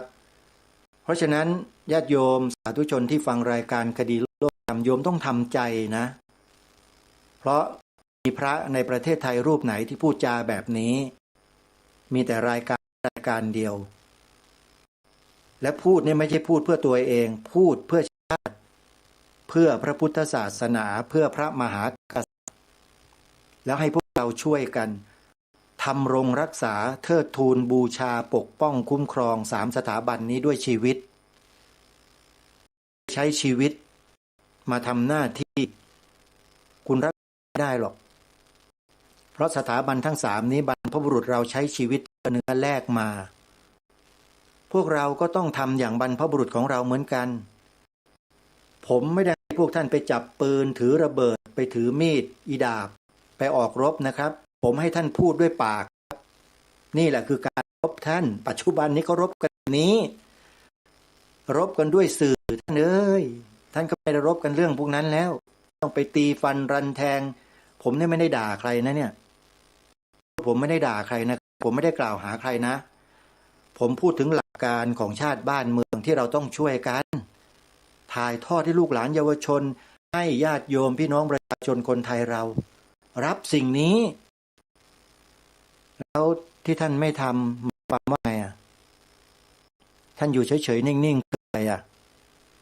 ทั้งที่ผมบอกจนหมดเปลือกแล้วนะว่ามันเกิดเหตุการณ์ความพยายามการทำลายความมั่นคงของประเทศไทยผ่านสัญลักษณ์ของชาติคือธงไตรรงค์ผมพูดมาโดยตลอดแล้วพวกท่านจับประเด็นกันไม่ได้ยังไงจบกันไม่ได้ยังไง เรียนสูงกันมาได้ยังไงก็ไม่ทราบเหมือนกันขออภัยนะผมไม่ได้ดูถูกนะครับผมพยายามจะพูดประเด็นนี้ว่าท่านน่ะจับประเด็นกันไม่ได้ยังไงผมพูดถึงขนาดนี้แล้วนะจะให้พูดมากกว่านั้นมันไม่ได้ท่านไปเอ่ยชื่อเอ่ยนามเอ่ยหน่วยงานเขามากๆก็มันดีที่ไหนล่ะให้ทราบไว้เถอะว่าผมมีหลักฐานมีข้อมูลว่าเขาทำกันจริงๆใช้มือของอำนาจผมพูดคำนี้แล้วกันใช้มือของอำนาจนะครับมาทำกันน่ะแล้วท่านไม่ต้องกลัวถึงแม้จะมีอำนาจแต่ถ้ากระทำผิดอยู่ก็ถือว่ามีความผิดนะครับนั่นน่ะนี่ผมรอหม่อมช้างอยู่เนี่ยหม่อมหลวงกาฬพงศ์วรวุฒิเนี่ยรับปากรับคำผมว่าจะลุยด้วยตัวเองนี้แต่หม่อมช้างป่านนี้ก็ยังเงียบอยู่เลยใครได้รู้จักไปบอกด้วยท่านหม่อมหลวงกาฬพงศ์วรวุฒิจำคำพูดตัวเองได้หรือเปล่าว่าจะทำอะไรให้ในเรื่องดังกล่าวนี้ทวงกลางอากาศแบบนี้ไม่ต้องอายใครหรอกรับปากผมแล้วนะรับปากอาตมาแล้วนะอันนี้ทำชาติบ้านเมืองนะไม่ได้ทำเพื่อผมนะครับเมื่อรับปากรับคำแล้วก็ควรจะรักษาสัจจะวาจาด้วยนะอันนี้ไม่ได้ว่าท่านแต่มาทวงถามก็เห็นนานแล้วเนี่ยไม่ได้ขยับเขยื้อนอะไรเลยล่าสุดโทรศัพท์มาคุยกันก็ไม่เห็นพูดเรื่องนี้เลยเงียบอย่าให้เกิดความรู้สึกบางอย่างขึ้นมานะว่าการรับปากรับคำเป็นมั่นเป็นเหมาะแล้วเป็นผู้หลักผู้ใหญ่ระดับนี้แล้วเนี่ยแล้วไม่ทำเนี่ยอย่าให้มีความรู้สึกอย่างนั้นนะฮะยังไม่มีนะยังรออยู่ยังให้โอกาสอยู่เพราะถือว่าทำงานร่วมกันมานะจัดรายการออกรายการร่วมกันมาโดยตลอดญาติโยมก็ทราบกันดีอยู่นะเพราะฉะนั้นใครรู้จักช่วยไปกระซิบบอกด้วยว่ารายการคดีโลกคดีธรรมเนี่ยพูดถึงเรื่องนี้ทวงถามถึงเรื่องนี้ว่าเมื่อไหร่ท่านหม่อมหลวงกาฬพงศ์วรวุฒิจะไปดำเนินการตามที่รับปากรับคำไว้สักทีล่ะหรือมันสะดุดอะไรล้มหรือเปล่าอันนี้แค่เดาเฉยๆนะพี่หม่อมอย่าโกรธกันนะโกรธไม่ได้นะจะบอกให้อย่าโกรธนะโกรธแล้วไม่ดีนะอาตมาภาพก็อย่างเงี้ยเลยทำงานทำการในลักษณะเช่นนี้มันก็จะต้องพูดจาในลักษณะเช่นนี้แหละมันต้องจริงจังกับการทำหน้าที่ไม่ใช่มาพูดกันเล่นๆแล้วก็หลบลี้หนีหายไปพูดทุกคำพูดต้องรับผิดชอบทั้งหมดด้วยอาตมาภาพรับผิดชอบนะโยมนะถึงแม้ว่านะผู้ที่อาตมาภาพเอ่ยถึงจะไม่พอใจอย่างไรก็ตามดำเนินการยังไงก็ต้องยอมรับโยมอาตมาภาพก็จะได้รู้ไงว่าเป็นคนเช่นไรไม่มีปัญหาอยู่แล้วนะอันนี้เป็นสิ่งที่ดีนะที่มาเตือนมาบอกกันเนี่ยนะดีกว่ามาวิพากษ์วิจารณ์ไปอีกทางหนึ่งอันนั้นอาตมาไม่ทำอยู่แล้วเพราะบุคคลที่สามเขาไม่ทราบตอบโต้ไม่ได้เราก็ต้องทวงถามแค่นี้แหละนี่ทวงถามเฉยๆนะยังไม่ได้พูดว่าอะไรนะท่านหม่อมนะถ้าว่าเมื่อไหร่ว่ากันแต่นี่ยังไม่ได้ว่าเอาละท่านสาธุชนทั้งหลายมันจะไปไกลกว่านี้นะพูดถึงการทำหน้าที่ของพวกเราคนไทยเกี่ยวกับเรื่องใหญ่เรื่องนี้ถ้าพวกเราไม่ช่วยกันใครล่ะจะช่วยพวกเราไทยไม่ช่วยไทยก็แล้วใครจะมาช่วยเราเพลงปลุกใจเนี้ยเพลงเตือนสติเหล่านี้นะบรรพชนเราเขาได้ผลิตเขาได้สร้างเขาได้ทำเขาได้แต่งทำนองเนื้อร้องแล้วก็ให้พวกเราได้ฟังกันมาในสมัยก่อนๆปัจจุบันก็มีคนมิกใหม่ดนตรีใหม่นักร้องใหม่ก็ยังดีเนื้อหายังเหมือนเดิมไทยไม่ช่วยไทยก็แล้วใครจะมาช่วยเราเพลงนี้ลองไปฟังดูนะโยมแล้วก็ยังมีเพลงอีกเยอะแยะในลักษณะเช่นนี้ ที่ปลุกจิตสำนึกของความเป็นคนไทยมากมายโดยเฉพาะร้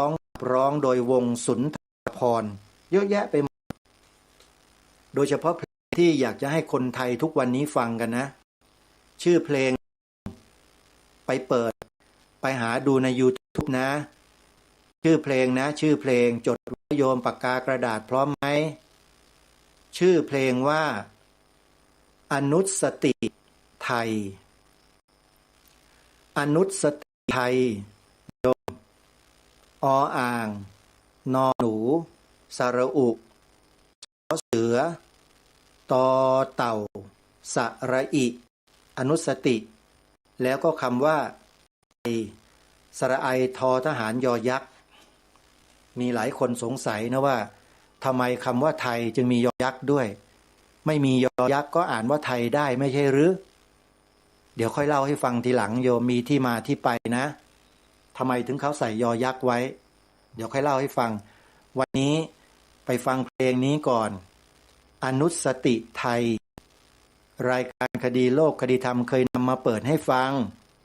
ญาติโยมเคยฟังกันหรือไม่ที่เขาขึ้นว่าอายุทยาแตกไปเพราะไทยระยอไม่คิด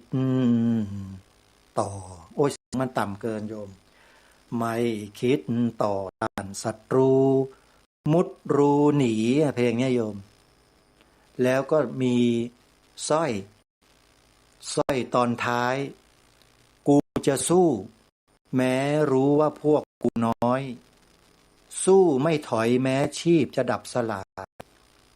แผ่นดินนี้พ่อกูอยู่ปู่กูตายกูสุดอายหากเสียทีภัยรีครองนี่แหละเพลงนี้แหละอยากให้พวกเราฟังกันบ่อยๆหน่อยมันจะได้ไอตัวความกล้าหาญเด็ดเดี่ยวเป็นไอตัวพยาคติกันสักทีนึงไม่งั้นก็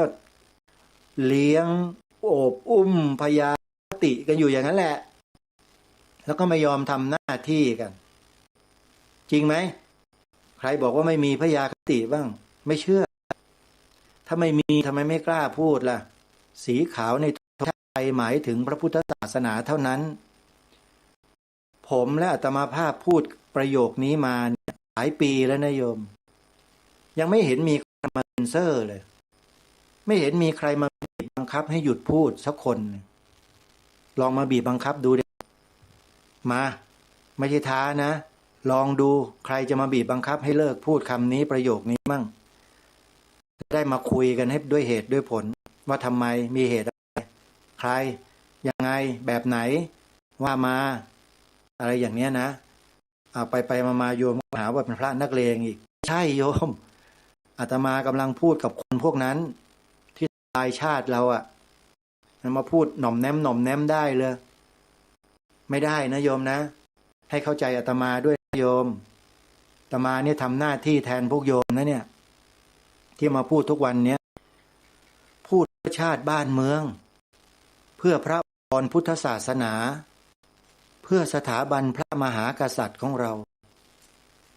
ใครที่ทำผิดบิดเบือนทำลายมีบ่อนทำลายความมั่นคงของประเทศชาติศาสนาพระมหากษัตริย์รายการคดีโลกคดีธรรมออกหน้าชนก่อนเลยโยมแล้วก็บอกกับพวกเราว่าอย่าไปเชื่อนะข่าวล่ำข่าวลือข่าวที่ถูกซื้อเอาไปไขเล่นกันยกใหญ่ทำลายศาสตร์กษัตริย์ของเราอย่าไปเชื่อนะโยมอาตมาจะเตือนอยู่ตลอดนะถ้าประเทศไทยเราเป็นเช่นนั้นจริงป่านนี้ประเทศเราคงล่มจมกันไปนานแล้วโยมแต่ไม่ใช่เป็นเช่นนั้นแต่คนที่มันไขข่าวนำข่าวเท็จมาปล่อยนั่นแหละพวกนั้นแหละทำลายชาติตัวจริงอย่าไปเชื่อนะโยมอาตมาก็บอกจะเตือนกันนี่แหละรายการนี่แหละที่สุดเพราะกระจายเสียงออกไปได้หลายสถานีไปได้หลายที่ของประเทศไทยฟังกันไว้นะ โดยเฉพาะข้าราชการเอาแล้วข้าราชการสะดุ้งกันใหญ่แล้วสิข้าราชการชื่อบอกแล้วนะ เป็นข้าของพระราชาถ้าหากคุณไม่เป็นผู้นำให้กับประชาชนในเรื่องนี้เสียภาษีบ้านเมืองเปล่าๆจริงไหมอย่าบอกนะว่าไม่ใช่หน้าที่ของคุณนะ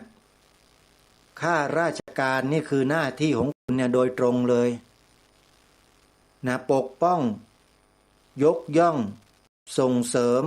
คุ้มครองชาติศาสนาพระมหากษัตริย์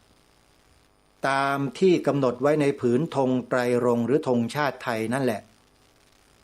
ถ้ารู้ความหมายมาถามรายโลกคดีธรรมนะข้าราชการทุกประเภทในประเทศนี้ยินดีให้ถามโทรมาก็ได้โทรมานะแต่อย่าปกปิดตัวเองแล้วกันบอกชื่อนามสกุลยศตำแหน่งหน่วยงานด้วยไม่งั้นอย่าคุยกันถ้าอ้างว่าเป็นข้าราชการต้องบอกชื่อยศตำแหน่งหน่วยงานด้วยและทำการบันทึกไว้หมดโทรมาถามได้เลยความหมายอะไรต่างๆบนธงชาติไทยเนี่ยหนูดิฉันกับผมเป็นข้าราชการหน่วยนั้นขึ้นตรงกับกองนั้นหน่วยนั้นอะไรต่างๆบอกให้หมดเดี๋ยวจะอธิบายให้ฟังแล้วจำมาไว้ไปถ่ายทอดให้กับผู้ใต้บังคับบัญชาตัวเองด้วยมันจะได้ปลูกฝังอุดมการณ์ชาติให้มันตรงกันไม่ใช่ไปถูกล้างสมองจากใครก็ไม่รู้มาบิดเบือนความเป็นชาติตัวเองอยู่เป็นข้าราชการแท้ๆปล่อยให้เขาล้างสมองไปในทางที่ผิดๆได้ยังไงรายการคดีโลกคดีธรรมก็เลยต้องออกมาทำหน้าที่นำข้อมูลที่ถูกต้องมาเผยแพร่แล้วมารณรงค์ให้พวกเราคนไทยทุกคนทั้งพลเรือนทั้งข้าราชการทั้งหมดนั่นแหละร่วมด้วยช่วยกันรักษาสืบสารต่อยอดทุกวันนี้ต้องช่วยกันแบบนี้ท่านจะมานั่งนิ่งๆเกี่ยวกับเรื่องพวกนี้แล้วบอกไม่ทำอะไรไม่ใช่หน้าที่ฉันไม่ได้ทุกคนมีหน้าที่เหมือนกันตามที่รัฐธรรมนูญมาตรา50วงเล็บ1บัญญัติเอาไว้ประชาชนคนไทยมีหน้าที่พิทักษ์รักษาไว้ซึ่งชาติศาสนาพระมหากษัตริย์ชัดเจนทำตามกฎหมายรัฐธรรมนูญแล้วบอกว่าไม่ใช่หน้าที่แล้วก็น่าดูนะเนี่ยหน้าที่โดยตรงด้วยตามกฎหมายรัฐธรรมนูญบัญญัติและมีหน้าที่โดยตรงในฐานะที่เป็นลูกหลานไทยด้วยทั้งสองฐานะเลยยิ่งพระนี่ยิ่งหนักเลย3สถานะนู่นเนี่ยเป็นผู้นำด้านศาสนาด้วยผู้นำด้านจิตและวิญญาณของประชาชนคนไทยด้วยเป็นอะไรต่างๆเยอะแยะเลยพระเราเนี่ยยิ่งหนักกว่าข้าราชการและประชาชนทั่วไปต้องยิ่งทำมากๆด้วยทำธรรมดาอย่างคนอื่นไม่ได้พระเรานี่ต้องเป็นผู้นำเขานะรายการคดีโลกคดีธรรมนำมาตั้งนานแล้วตั้งแต่ปีพระพุทธศักราช2549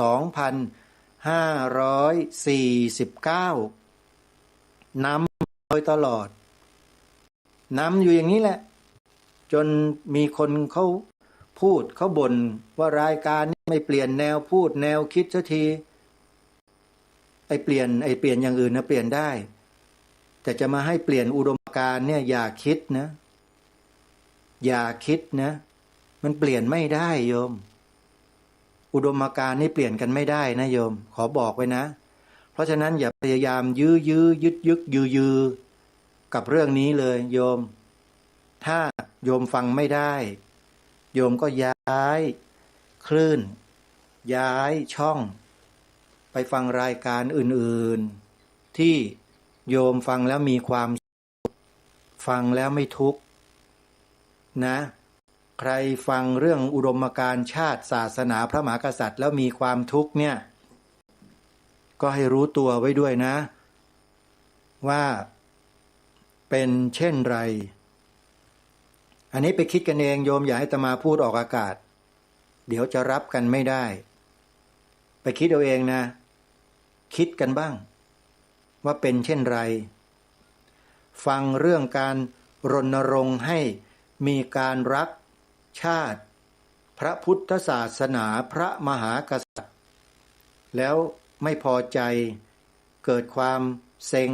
เบื่อหน่ายอันนี้ต้องไปพิจารณาตัวกันเองแล้วนะ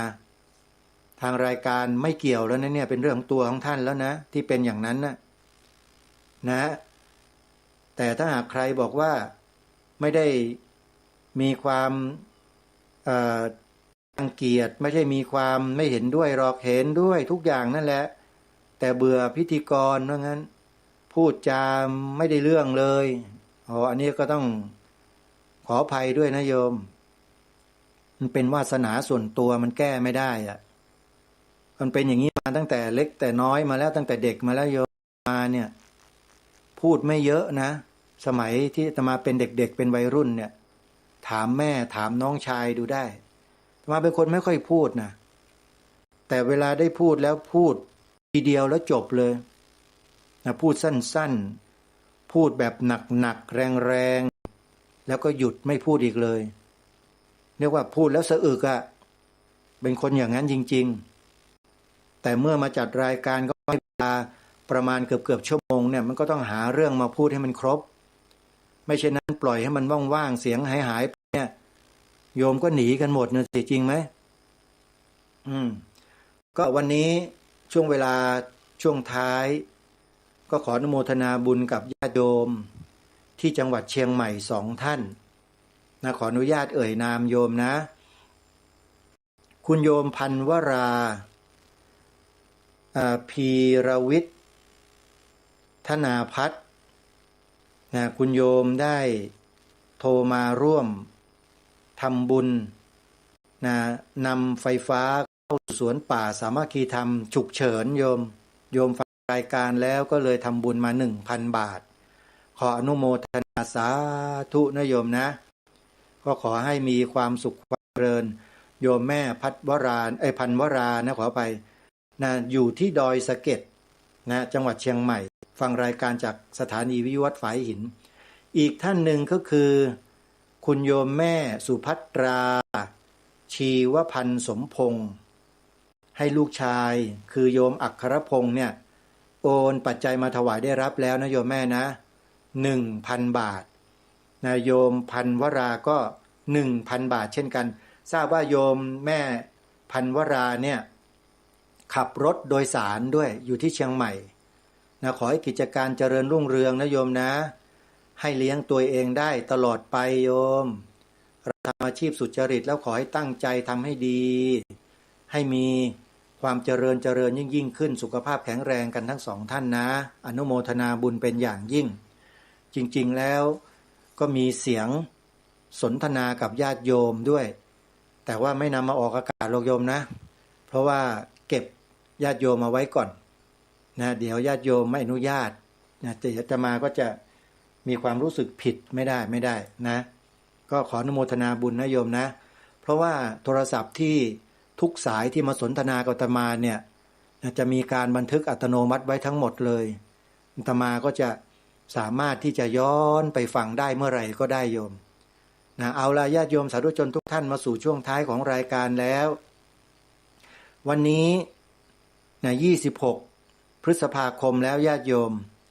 ในวันสิ้นเดือนปีนี้31 พฤษภาคมเป็นวันวิสาขบูชาเมื่อถึงวันวิสาขบูชาพวกเราก็ต้องให้ความสำคัญ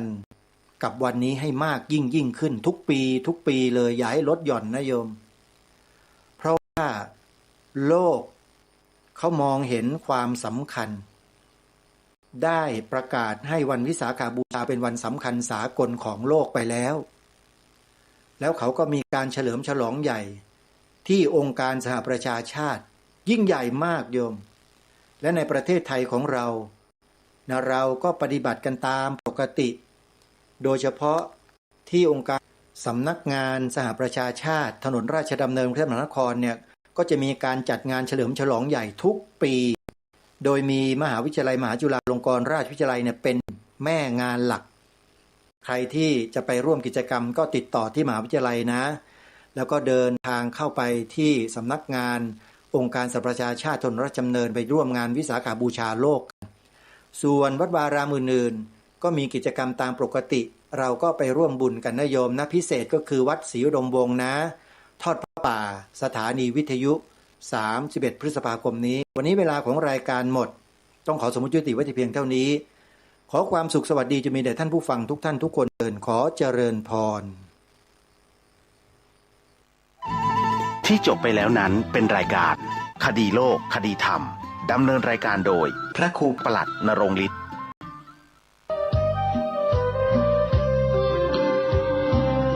ริมฝั่งแม่น้ำเนรัญชนา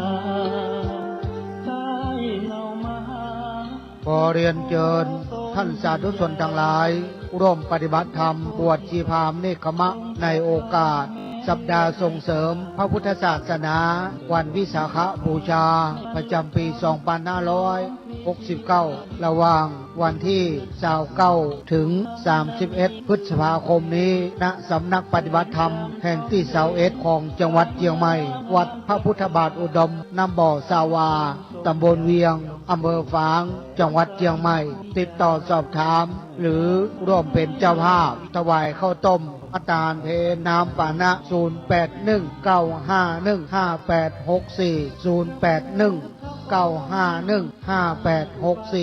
หลวงพ่อเจ้าคณะอำเภอฝาง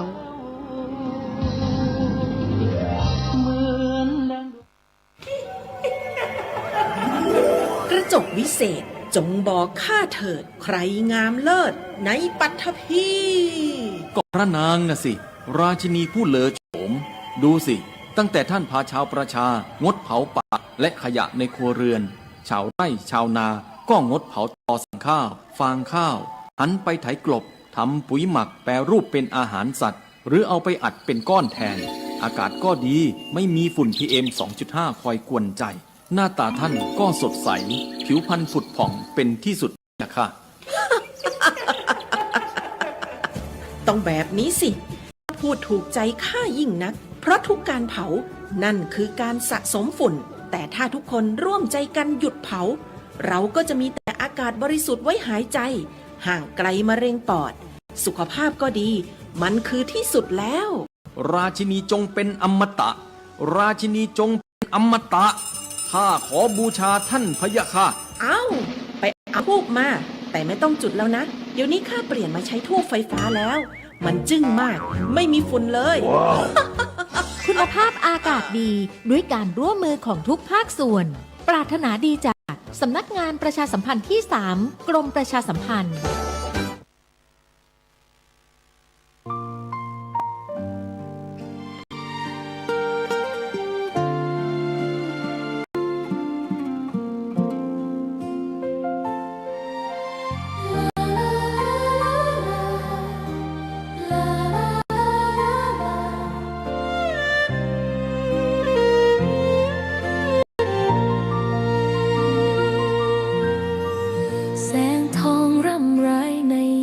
อุตสายังเห็นพระเมตตาอยู่ทุกแห่งหนน้ำพระทัยฉโลมใจคนทั่วพื้นแผ่นดินยังอบอุ่นรอยยิ้มพระพักตร์ยังส่องแสง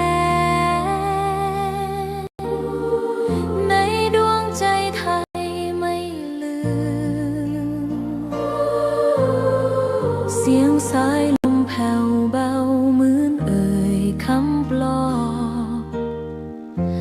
ว่าพระองค์ยังอยู่ใกล้ขอกราบแทบบาทด้วยรักนิรันดร์น้ำตาหลั่งพลันจากใจคนไทยแม้เสด็จ ด็จสู่ฟ้าไกลแต่พระหฤทัยอยู่ในแผ่นดินนี้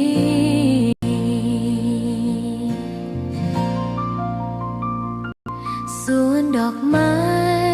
ยังบานดังวันเก่าราวกับเจ้าดอกไม้รู้ว่าพระองค์จากไปแต่กลิ่นหอมยังพัดผ่านใจให้ระลึกถึงพระเมตตาแผ่นดินนี้ยังส่องสว่างด้วยพระคุณอันยิ่งใหญ่ขอเดินตามรอยเท้าแห่งพระแม่ไป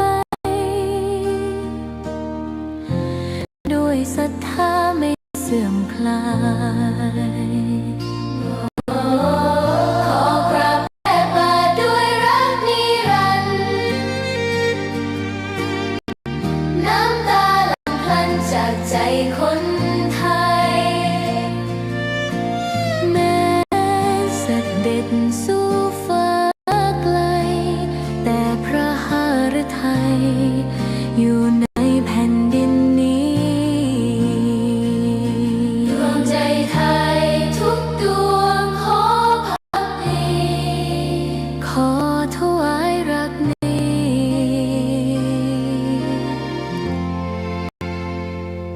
นิรันดร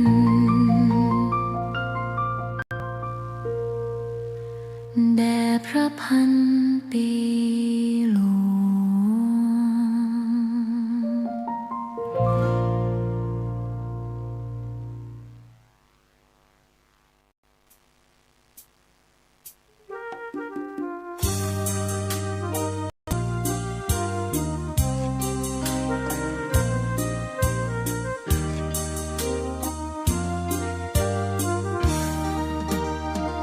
กราบเท้าคุณพ่อลูกขอให้หยุดดื่มเหล้าอย่ามัวแต่เมาดื่มเหล้าเล่นการพนันคนเขาดูถูกว่าพ่อขี้เกียจทำงานชาวบ้านรังเกียจเดียฉันต่างประจานคุณพ่อสิ้นดีสงสารคุณแม่ลำบากแท้หาเงินมาให้ได้มาเท่าใดก็ใช้จนหมดไม่มีขัดสนจนยากลำบากคนแค้นเต็มคลื่นพัฒนาคุณภาพชีวิต FM 92.25 เมกะเฮิรตซ์บริหารและจัดการโดยวัดป่าแดงมหาวิหารส่งกระจายเสียงจากเลข70หมู่ที่ 14 บ้านใหม่หลังมอตำบลสุเทพอำเภอเมืองจังหวัดเชียงใหม่รหัสไปรษณีย์50200หมายเลขโทรศัพท์0818815690 052000636-7จำทุกวันในเวลาเดียวกันนี้และก็เป็นประจำทุกวันณทางสถานีวิทยุแห่งนี้ต้องขออนุโมทนาต่อท่านเจ้าหน้าที่ทุกท่านทุกคนที่อำนวยความสะดวกในการถ่ายทอดเสียงแห่งธรรมะสู่ประชาชนขออนุโมทนาในน้ำจิตน้ำใจของญาติของโยมทุกท่านทุกคนที่ติดตามฟังรายการนี้มาด้วยดีตลอดเอาละต่อไปตั้งอกตั้งใจใบพระสวดมนต์ขอถวายเป็นพระพรชัยแด่สมเด็จพระเจ้าองค์พาขอพระองค์จงมีพระสติมีพระสุขภาพพละไมอันแข็งแรงอรหังสัมมาสัมพุทโธภะคะวา พุทธังภคะวันตังอภิวาเทมิกราบพระพุทธสวากขาโตภคะวะตาธัมโมธัมมังนัมมัสสามิกราบพระธรรมสุปฏิปันโนภคะวะโตสาวกสังโฆสังฆังนัมมามิกราบพระสงฆ์นะโมตัสสะภะคะวะโตอะระหะโตสัมมาสัมพุทธัสสะนะโมตัสสะภะคะวะโตอะระหะโตสัมมาสัมพุทธัสสะนะโมตัสสะภะคะวะโตอะระหะโตสัมมาสัมพุทธัสสะพุทธังสรณังคัจฉามิธัมมังสรณังคัจฉามิสังฆังสรณังคัจฉามิ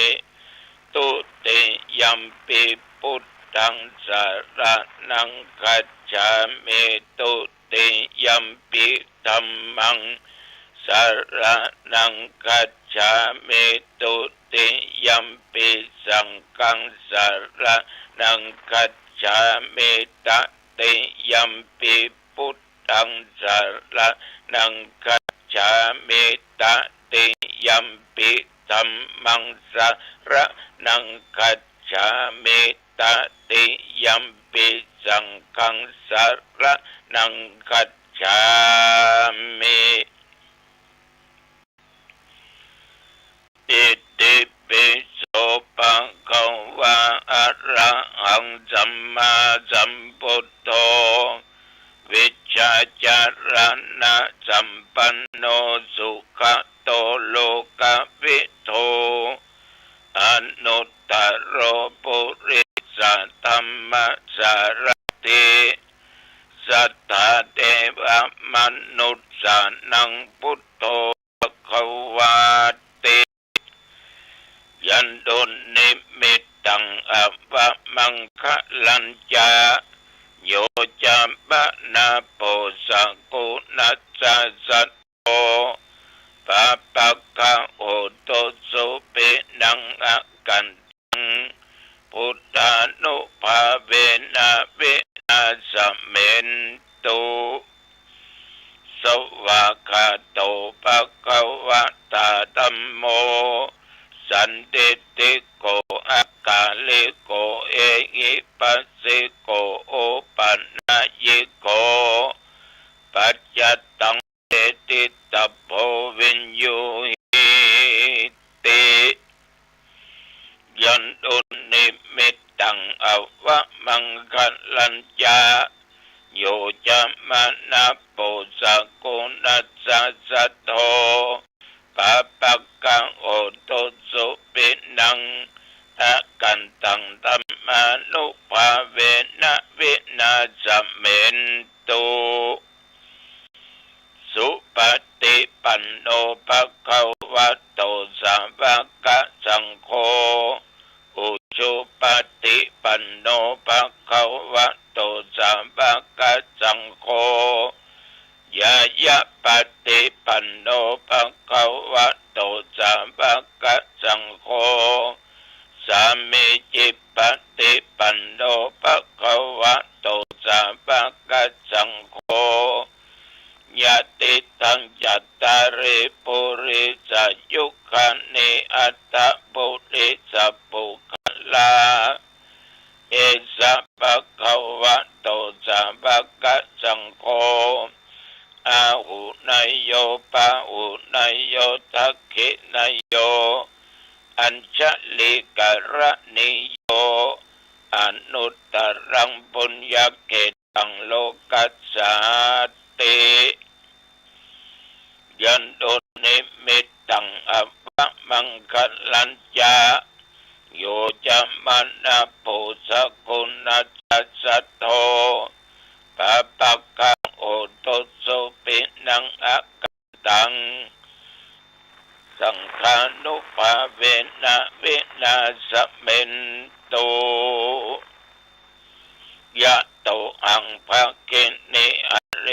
ายะจติยาชาโต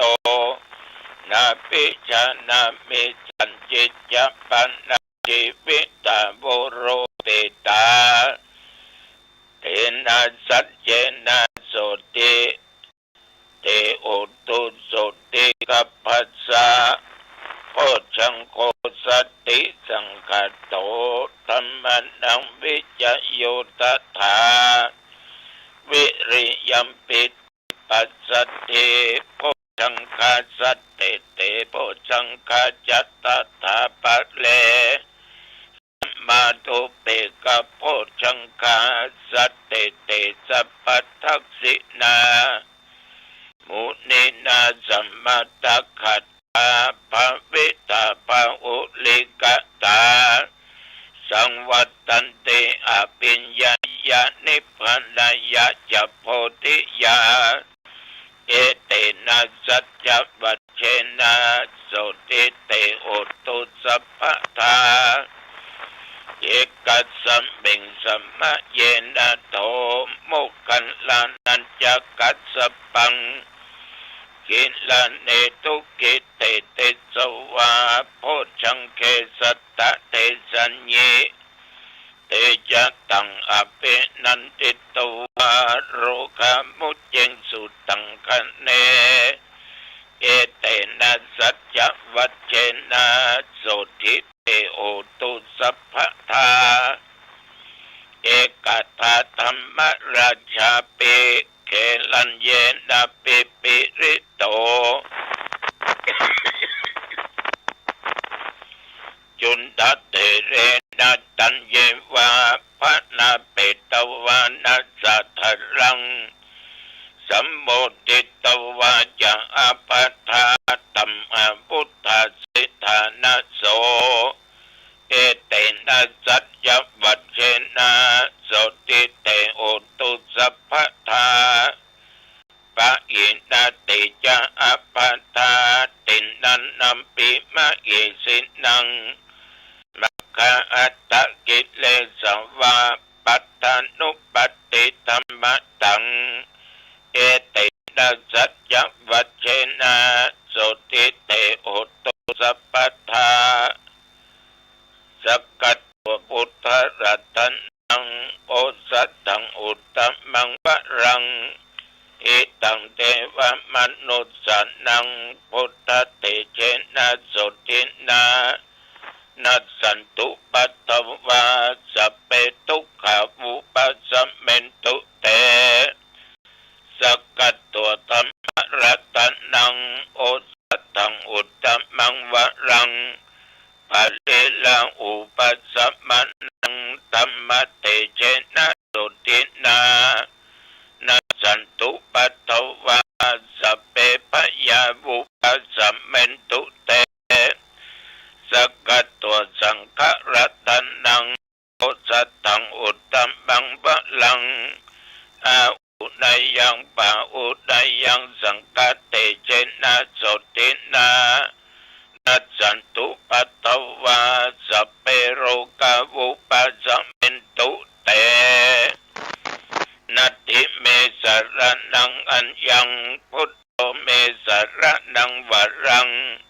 เอเตนะสัจจวัชเชนะโหตุเตชยมังคลัง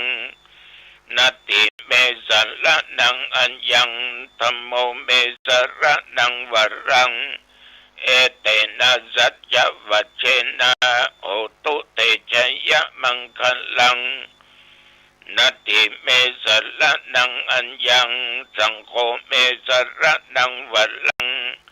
เอเตนะสัจจวัชเชนะโหตุเตชยมังคลังอัตติอุณัสสวิจัญโยธัมโมโลเกอนุตตโรสัพพสัตตะอิตัตถยาตั้งตวงกันหาอิเตวะเตปลิวัชเชละจัตตันเตอมนุสเสยิปะวะเกพยักเกนะเกวิเสปุเตอากัลละมะละเนนะวาสัพพสัมมามะรณะมุตโตตะเปตัวกัล ริตังตัสเสวะอนุภาเวนะโหตุเทโวสุกิสัทธาสุตตะสีลังสมาตยะธัมมังสุจริตังจะเลตัสเสวะอนุภาเวนะโหตุเทโวสุกิสัทธาเลกิตังจินติตังปุชังทาระนังวัจนังครงปะเลสังเตสันดังสุตวะตัสสะอายุปวัตตติติภวตุสัพพะมังคลังรักขันตุสัพพะเทวตาสัพพะพุทธานุภาเวนะสัทธาสุธีภวันตุเตภวตุสัพพะมังคลังรักขันตุสัพพะเทวตาสัพพะธัมมานุภาเวนะสัทธาสุธีภวันตุเตภวตุสัพพะมังคลังรักขันตุสัพพะเทวตาสัพพะธัมมานุภาเวนะสัทธาสุธีภวันตุเตภวตุสัพพะมังคลังรักขันตุสัพพะเทวตาสัพพะสังฆานุภาเวนะสัทธาสุธีภวันตุเต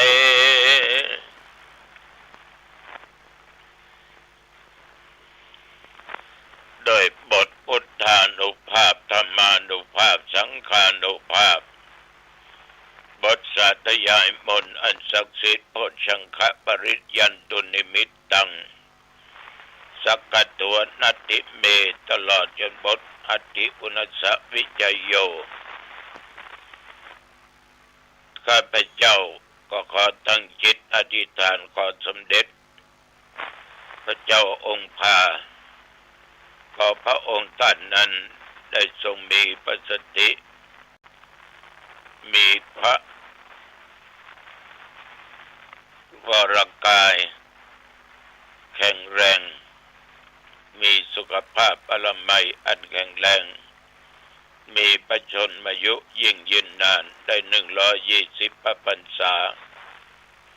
ก็ขอถวายพระพรบุญกุศลใดๆอันเกิดจากการได้เอาพระพุทธพระธรรมพระสงฆ์มนต์ศักดิ์สิทธิ์ต่างๆส่วนหนึ่งนั้นขอเงือผู้ข้าทั้งหลายและญาติโยมทุกคนจงอยู่เย็นเป็นสุขโรคภัยไข้เจ็บที่เกิดมีมาขออันตรธาตุหายแม้นว่าเดินทางเป็นใต้ตกออกไกลและไกลเดินทางด้วยความปลอดภัยวาตภัยอัคคีภัยอุทกภัยอุปัฏฐิภัยโรคภัยอย่าได้มากรรมมากายอย่าได้เกิดมีมาถูกต้องกายาก็มีความสุขกายสบายใจจำเริญด้วยสติและปัญญาคิดอันหนึ่งอันใดขอสมปรารถนาในสิ่งนั้นอายุวันโนสุขังพระลัง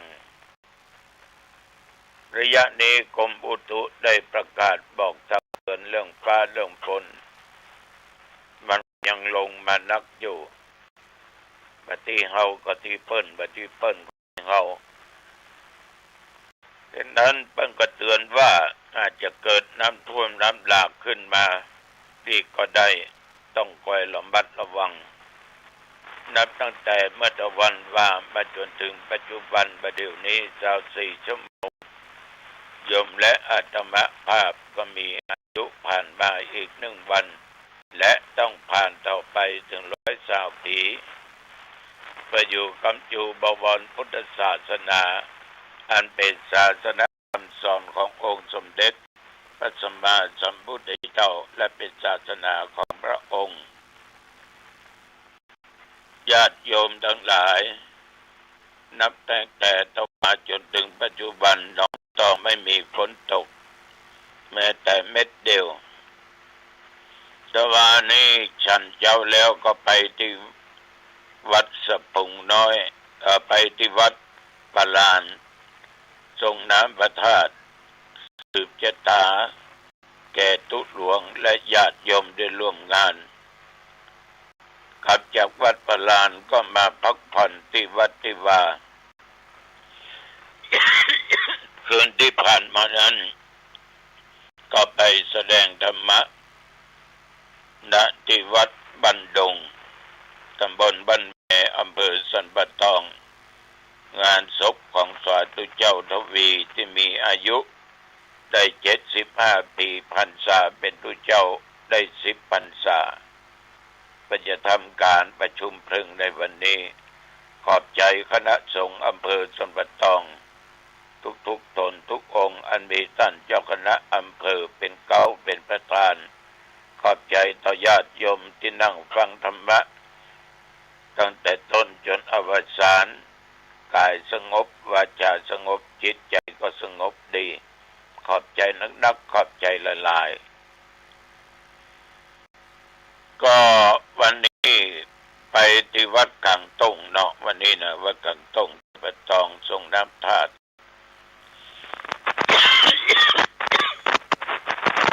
อย่าลืมวันที่30เอาพระกันที่วัดร้องวัดแดงเวลาเที่ยงวันเป็นตั้งทำหลวงปังเทศมหาญาติเวสสันดรชาดกให้ทุกเจ้าจะไปเทศกันที่5นะเทศธรรมดาเนี่ยนะพระกันที่วัดร้องวัดแดงอำเภอสังกะแพงจังหวัดเชียงใหม่เทวามนุษย์สาจตุปัฏฐาปกินนาปุรคาจะโพธิโตสัตว์โลกทั้งหลายเนี่ยญาติโยมบอกว่าสัตว์เดรัจฉานบอกว่ามนุษย์แม้แต่จะเป็นเทพบุตรเทวดาหรือเป็นอมนุษย์อย่างใดก็ตามจะเป็นสัตว์4 ตีน2 ตีนหลายตีนสัตว์มีปีกหรือสัตว์ว่ามีปีกก็ตามเป็นสัตว์เลื้อยคลานก็ตามสัตว์บกสัตว์น้ำทั้งหลายเนี่ยท่านทั้งหลายเพิ่นบอกว่าต่างก็มามีอิสรภาพในร่างกายของตัวเองแต่สามารถยึดเอาร่างกายของตัวเองเอาชีวิตของตัวเองได้สัตว์ทุกชนิดนั้นแต่ว่ามนุษย์และสัตว์เดรัจฉานญาติโยมต้องละทิ้งชีวิตทุกชีวิตต้องละทิ้งไปทั้งที่บางครั้งนั้นเอากำลังมีความสุขสนุกอยู่ในโลกมนุษย์แต่ว่าการอยู่ร่วมกันของคนและสัตว์ มนุษย์ยิงใจบอกว่าสามีภรรยาลูกเต้าหลานเหลนมิตรแก้วสหายคำเพื่อนฝูงที่อยู่ที่นั่นที่นี่ทุกอย่างนั้นญาติโยมมันต้องพัดพรากจากกันเรื่องเราเป็นเรื่องธรรมดาของโลกเราลองนึกดูว่าชีวิตของเราที่ผ่านมานั้นเพื่อนเรามีกี่คนคนสนิทมีกี่คนรอบกายเราเนี้ยมีกี่คนลองหลับตานึกดูญาติโยมมันหายไปจัดนักจัดหลายแต่มานึกถึงศรัทธาธรรมภาพเมื่อตั้งแต่เป็นเน้นมาจนถึงปัจจุบัน60 กว่าปีเนี่ยศรัทธาที่มาวัดมาวามากินบัตรทานอุปถากประธรรมบัตรวาอารามไปแล้ว600 กว่าราย600 กว่าชีวิตได้ภาพจากกันไปบางคนก็มีอายุยืนบางคนก็มีอายุปานกลางบางคนก็พอให้พอดีก็จากกันไปชนิดญาติโยมฉะนั้นเมื่อมันเป็นอย่างนี้เป็นธรรมดาของโลกเป็นสิ่งที่ทุกคนหลีกไปได้หนีบ่พ้นมีอย่างเดียวโยมอย่าให้วันเวลาล่วงปราไปโดยเสียประโยชน์รีบขนขวายส สร้างแต่คุณงามความดีทางกายทางวาจาและทางด้านจิตใจสิ่งใดบดีพยายามลดละเลิกและทำสิ่งที่ดีเพื่ออย่างยมเพื่อความสุขของเราไปข้างหน้า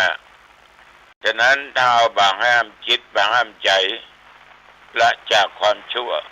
เอาเกิดมาจากไหนพบใดก็จะพบแต่ความทุกข์ตลอดทุกภพทุกชาติไปประการสำคัญนี่บุญกุศลต่างๆความดีต่างๆเนี่ยญาติโยมที่เราสร้างไว้เนี่ยมันจะจักจะนำเอาไปในทางที่ดีฉะนั้นอย่างใดก็ตามเมื่อมีชีวิตอยู่เนี่ยตัวเจ้าขอเจริญพรโยมจะไปมีความยินดีในความชั่วจะไปมีความยินดีในความชั่วบ่ว่าจะเกิดขึ้นทางกายทางวาจาทางด้านจิตใจจะไปยินดีกับมันสมมติว่าญาติโยมไปงานที่ไหนก็ตามในกลุ่มนั้นอู้แต่ความชั่วเล่าแต่ขวนเปิ้นด่าเปิ้นติสินดินดาเปิ้นว่าเปิ้นต่างๆนานาหูเฮาได้ยินญาติโยมจะไปยินดีเป็นเด็ดขาดในวจีกรรมความชั่วต่างๆที่เขาอู้จาออกมาหลีกหนีไกลหรือมาอันก็ปล่อยวางอย่ารับมาเป็นอารมณ์เด็ดขาดความชั่วนี่ญาติโยมมันเป็นสมบัตินะของภัยของมันนะเขาทำเป็นของเขาทำเป็นของเราทั้งเขาและเราเนี่ยญาติโยมเวลาตายไปถ้าทำความดีก็ไปได้อยู่ที่ดีมีสุขถ้าสร้างความชั่วก็ไปรับความทุกข์สรรพสัตว์ทั้งหลายบอกว่าสัตว์ตัวน้อยตัวใหญ่สัตว์ชนิดไหนชนิดใดก็ว่ามนุษย์คนเราทั้งหลายเนี่ยล้วนแต่มีกรรมเป็นของตัวของตนเขาได้ทำกรรมอะไรอย่างไปทำไว้กับไผทำไว้เมื่อใดญาติโยมมันจะลบจะหลีกหนีถึงมาพ้นในที่สุดเราต้องรับผลของกรรมเวรเหมือนคราวที่แล้วท่านมาได้ได้จ่าว่ากรรมนี้ใจนี่บ่ได้กรรมนี้จะใจนี่บ่ได้แก้ก็บ่ได้เพราะมันเป็นของแต่ละบุคคลเป็นของแต่ละบุคคลที่มันสร้างมาจากอดีตชาติหรือชาติปัจจุบันสร้างมาอย่างใดย่อมได้ผลรับกรรมอย่างนั้นสรรพสัตว์ทั้งหลายมีกรรมเป็นของตัวของตนฉะนั้นญาติโยมคำว่าจะไปได้รับผลแห่งกรรมนั้นเป็นอันว่ามีเด็ดขาดคนเราทั้งหลายนี่ญาติโยมท่านผู้ฟังคนนี้มีปัญญาก็พึงดำเนินชีวิตด้วยความประมาทเมื่อเขายังอยู่ในโลกนี้อย่าได้ประมาทอายุลงไปใครเจ็บว่าโอ้กูดื่มเป็นยังอายุยังหนุ่มยังน้อยอยู่ประทำความดีด้วยก็ได้อะอย่าเด็ดขาดเพราะความตายนั้นโยมมันบอกว่าเท่าว่าแก่ว่าหนุ่มว่ากำว่ายิงว่าจ่าย ถึงเวลาก็จากกันไปยิ่งยุคปัจจุบันเนี่ยโอ้โหตายนัก ตายนักแต่ญาติโยมเป็นโรคนั้นเป็นโรคนี้สปะสเปดคาดมาถึงก็เดี๋ยวก็ได้กินข่าวเร็วก็มันก็มาบอกละว่าคนนั้นจากไปคนนี้จากไปเนี่ยโยมทั้งหลายบดีประมาทในชีวิตเป็นเด็ดขาดก็รีบสร้างแต่คุณงามความดีเนอะตัวเจ้าก็ฝากไว้แค่นี้อายุวันโนสุขขังพลังพบกันใหม่โอกาสหน้าเจริญพร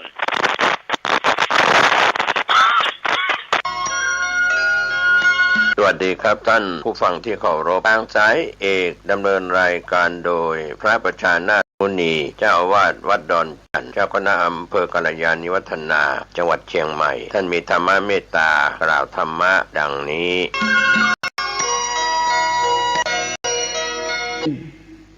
จึงเป็นที่เคารพของลูกและเป็นรักของลูกเป็นแม่ต้นแบบเป็นแม่แบบอย่างของลูกเดี๋ยวเราจะเห็นได้ว่าศีลนั้นสำคัญที่สุดจึงทำเลยกับว่าศีลเป็นต้นแบบเป็นแบบอย่างสัญลักษณ์ของคำว่าความดีคนดีเช่นหลวงปู่มั่นก็เป็นมนุษย์แต่หลวงปู่มั่นอยู่เหนือมนุษย์เพราะหลวงปู่มั่นยึดศีลเป็นหลักหลวงปู่มั่นจึงเป็นพระที่เหนือพระสงฆ์ทั้งปวงเพราะหลวงปู่มั่นเอาศีลมาเป็นรากฐานของการพัฒนากายพัฒนาจิตจึงเอาศีลมายกระดับจิตให้จิตของเราอยู่เหนือศีลให้จิตของเราอยู่เหนือศีลแต่พวกเราทั้งหลายจิตต้องอยู่เหนือศีล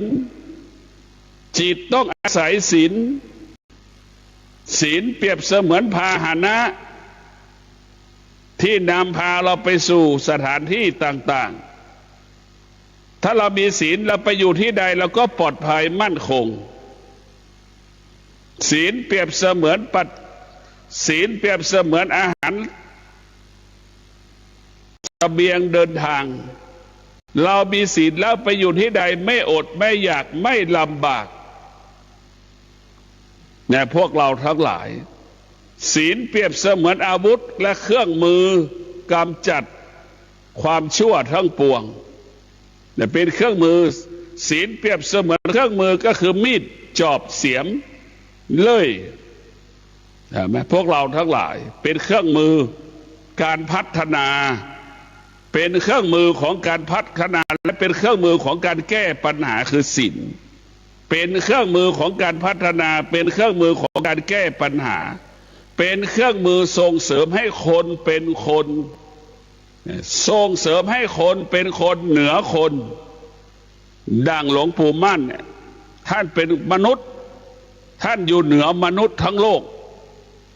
ท่านเป็นมนุษย์ท่านอยู่เหนือมนุษย์ทั้งประเทศไทยเราก็เพราะศีลนี่แหละพวกเราทั้งหลายผู้ที่มีสติจึงเป็นรู้แล้วว่าศีลนี่เป็นคู่กับสติบุคคลที่มีสติที่สมบูรณ์สติบังคับจิตให้อาศัยศีลทั้ง5 ข้อสติจะบังคับศีลให้รักษาศีลบังคับสติให้อาศัยศีลเอาศีลมาควบคุมจิตสติมันจะบังคับให้เอาศีลมาควบคุมจิตให้จิตอาศัยศีลเพราะฉะนั้นเมื่อจิตอาศัยศีลจิตนั้นก็บริสุทธิ์จิตนั้นบริสุทธิ์เช่นเรามีสามีเรามีภรรยาแล้วก็เป็นสามีภรรยาที่บริสุทธิ์เป็นที่ไว้ใจเชื่อใจซึ่งกันและกันมอบความสุขให้กันและกันก็คือโดยการรักษาศีลนี่แหละสามีรักษาศีลภรรยามีความสุขภรรยารักษาศีลสามีมีความสุขพ่อแม่รักษาศีลลูกมีความสุขเพราะฉะนั้นเราจะมอบความสุขให้เรารักษาศีลนี่แหละเป็นการมอบความสุขให้กับบุคคลอันเป็นที่รักของเราบุคคลที่เป็นที่เคารพรักของเราก็คือการรักษาศีลเพราะศีลเป็นเหตุให้เกิดความสุขศีลเป็นเหตุให้เกิดคำว่ามั่นคงเมื่อเราปรารถนาให้ลูกมีชีวิตที่มั่นคงผู้เป็นพ่อเป็นแม่ก็บอกสอนอบรมลูกให้ดำรงตนด้วยศีลเมื่อลูกคนไหนดำรงตนด้วยศีลชีวิตลูกคนนั้นก็มั่นคงปลอดภัยยั่งยืน ครอบครัวใดดำรงตนด้วยศีลครอบครัวนั้นก็มั่นคงเลยงอกงามองค์กรใดรักษาศีลองค์กรนั้นจะมั่นคงเจริญรุ่งเรืองงอกงามเราจะเห็นได้ว่าศีลนั้นมีความสำคัญเวลานี้ประเทศชาติของเราประชาชนของเรามันล่วงละเมิดศีลการล่วงละเมิดศีลคือการทำลายประเทศชาติของเราทำลายประเทศของเราทำลายชาติของเราทำลายครอบครัวของเราทำลายความเป็นอยู่ของเราเราต้องช่วยกันรักษาศีลก็คือการช่วยชาติช่วยเหลือชีวิตตนเองช่วยเหลือครอบครัวตนเองช่วยเหลือชุมชนของตนเองเพราะนั้นศีลว่าด้วยการจัดระเบียบศีลว่าด้วยการจัดระเบียบในพวกเราศีลว่าด้วยการจัดระเบียบการดำเนินชีวิตของประชากรโลกว่าการจัดระเบียบการดำเนินชีวิตการเป็นพ่อแม่การเป็นสามีการเป็นภรรยาการเป็นนายจ้างการเป็นลูกจ้างการเป็นข้าราชการที่ดีต้องประกอบไปด้วยคุณสมบัติศีลทั้ง5 ข้อแต่พวกเราทั้งหลายเราจะรู้แล้วว่าศีลนั้นมันไม่ใช่เรื่องของศาสนาศีลนั้นเป็นเรื่องของคนทุกๆคนทุกๆคนเกิดมาแล้วต้องประกอบไปด้วยศีลทั้ง5 ข้อไม่มีใครอาจปฏิเสธว่าฉันไม่มีศีลทั้ง5 ข้อไม่มีใครอาจปฏิเสธได้ถ้าเรายังสุดลมหายใจอยู่เราจะเป็นต้องรักษาศีลโดยเฉพาะศีล5 ข้อที่1เนี่ยมันให้เรานะรักษาสิ่งแวดล้อมไม่ให้เราทำลายสิ่งแวดล้อมแม่น้ำป่าไม้ภูเขาอากาศมีความสำคัญต่อการมีชีวิตอยู่เนี่ยพระพุทธเจ้าสอนให้เราเข้าใจว่านี่คือสิ่งเหล่านี้เป็นความจริงพระพุทธเจ้าในสุดยอดของการเป็นพระพุทธเจ้าเอาสรรพสิ่งทั้งปวงรู้ว่าสรรพสิ่งทั้งปวงมีความสำคัญมีความจำเป็นต่อกันและกันไม่มีสิ่งไหนสำคัญอีกสิ่งหนึ่งไม่มีสิ่งใดสำคัญกว่าอีกสิ่งหนึ่งก็ไม่มีพระพุทธเจ้าจึงเห็นองค์รวมว่าทุกสิ่งทุกอย่างมีความสำคัญมีความจำเป็นเสมอเหมือนกันหมดดั่งตาของเราก็มีความสำคัญดั่งหูของเราหูของเราก็มีความสำคัญเหมือนดั่งตาทั้งหูทั้งตาก็มีความสำคัญดั่งจมูกทั้งจมูกและหูตาก็มีความสำคัญดั่งลิ้นสัมผัสรสชาติอาหารมันเกี่ยวข้องกันหมดแต่พวกเราทั้งหลายมันสัมพันธ์กันหมดมันไม่มีสิ่งใดสิ่งหนึ่งยิ่งใหญ่กว่าสิ่งหนึ่งดีกว่าสิ่งหนึ่งมันไม่มีในพวกเราทั้งหลายแม้กระทั่งธรรมะพุทธเจ้าก็ยังจะเป็นต้องอาศัยจิตธรรมะพุทธเจ้าจะเป็นต้องอาศัยจิตยังพึ่งพาจิตฝึกฝนจิตดังที่บอกแล้วว่าดั้งเดิมจิตดั้งเดิมเป็นจิตของผู้ไม่รู้แต่จิตดั้งเดิมเป็นจิตของผู้ไม่รู้เรื่องธรรมะจิตดั้งเดิมมนุษย์รู้แต่เรื่องธรรมชาติแต่จิตดั้งเดิมมนุษย์รู้แต่เรื่องธรรมชาตินะจิตดั้งเดิมของมนุษย์นั้นรู้แต่เรื่องธรรมชาติให้เราเข้าใจจิตดั้งเดิมของมนุษย์รู้เรื่องธรรมชาติจิตมันไม่รู้เรื่องธรรมะจิตมนุษย์กับจิตสัตว์ก็เป็นเช่นนั้นสัตว์มันก็รู้แบบสัตว์มนุษย์ก็รู้แบบมนุษย์ถ้ามนุษย์เกิดมาแล้วไม่ได้อบรมสั่งสอนรู้เรื่องศีลสมาธิปัญญาไม่รู้เรื่องศาสนาแล้วมนุษย์ก็ไม่แตกต่างจากสัตว์สัตว์มันก็เป็นผู้ไม่รู้คนเกิดมาก็เป็นผู้ไม่รู้เสมอเหมือนกันหมดค คนจึงประเสริฐกว่าสัตว์เลิศกว่าสัตว์ก็เพราะคนดำรงตนด้วยศีลไม่เบียดเบียนกันไม่ทำร้ายกันแล้วศีลนั้นจะให้คนเมตตาต่อกันให้เสียสละแบ่งปันวัตถุสิ่งของต่างๆช่วยเหลือเกื้อกูลซึ่งกันและกันแต่พวกเราสติมันจะบังคับให้เรารักษาสติมันจะบังคับให้เรานั่งสมาธิสติจะบังคับให้เรานั่งสมาธิในพวกเราไม่นั่งไม่ได้มันไม่มีความสุขสติมันจะบอกให้เรานั่งสมาธิพอเรานั่งสมาธิเราจะรู้แล้วว่าจิตมันมีความสุขจิตมันจะมีความสุขกับการนั่งสมาธิเพราะจิตมันเข้าถึงความสงบจิตจึงรู้ว่าความสงบเนี่ยเป็นความสุขสูงสุดของมนุษย์ที่เกิดมาเป็นมนุษย์เนี่ยมนุษย์ที่มีกิเลสเข้าถึงความสงบมนุษย์พวกนั้นจะรู้แล้วว่าความสุขใดๆบนโลกใบนี้เท่ากับสุขที่เกิดจากความสงบไม่มีความสุขที่เกิดจากความสงบเป็นสุขที่บริสุทธิ์เหมือนกินดอกไม้ส่งจากต้นไม้ส่งกลิ่นหอมมันกระทบจมูกมันเป็นความสุขที่บริสุทธิ์เราต้องพิจารณาว่าสุขของความสงบกับสุขเกิดจากมนุษย์เกิดจากวัตถุสิ่งของต่างๆมันแตกต่างกันสุขด้วยจิตสุขด้วยจิตสงบสุขที่เกิดจากการนั่งสมาธิเข้าถึงความสงบมันเป็นสุขที่ชาวต่างชาติหลงไหลเราจะสังเกตได้ธรรมชาติของชาวต่างชาติเนี่ยมันจะเสวยความสุขที่มีตัวมีตนแต่พอมันมานั่งสมาธิแล้วมันจึงรู้ว่าความสุขที่เกิดจากการนั่งสมาธิเกิดจากสมาธิประเสริฐกว่าวัตถุสิ่งของใดๆเป็นสุขที่มีค่าเป็นสุขที่ประเสริฐ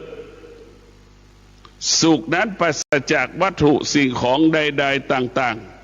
ๆเพราะฉะนั้นพวกเราทั้งหลายการดำเนินชีวิตของเรานั้น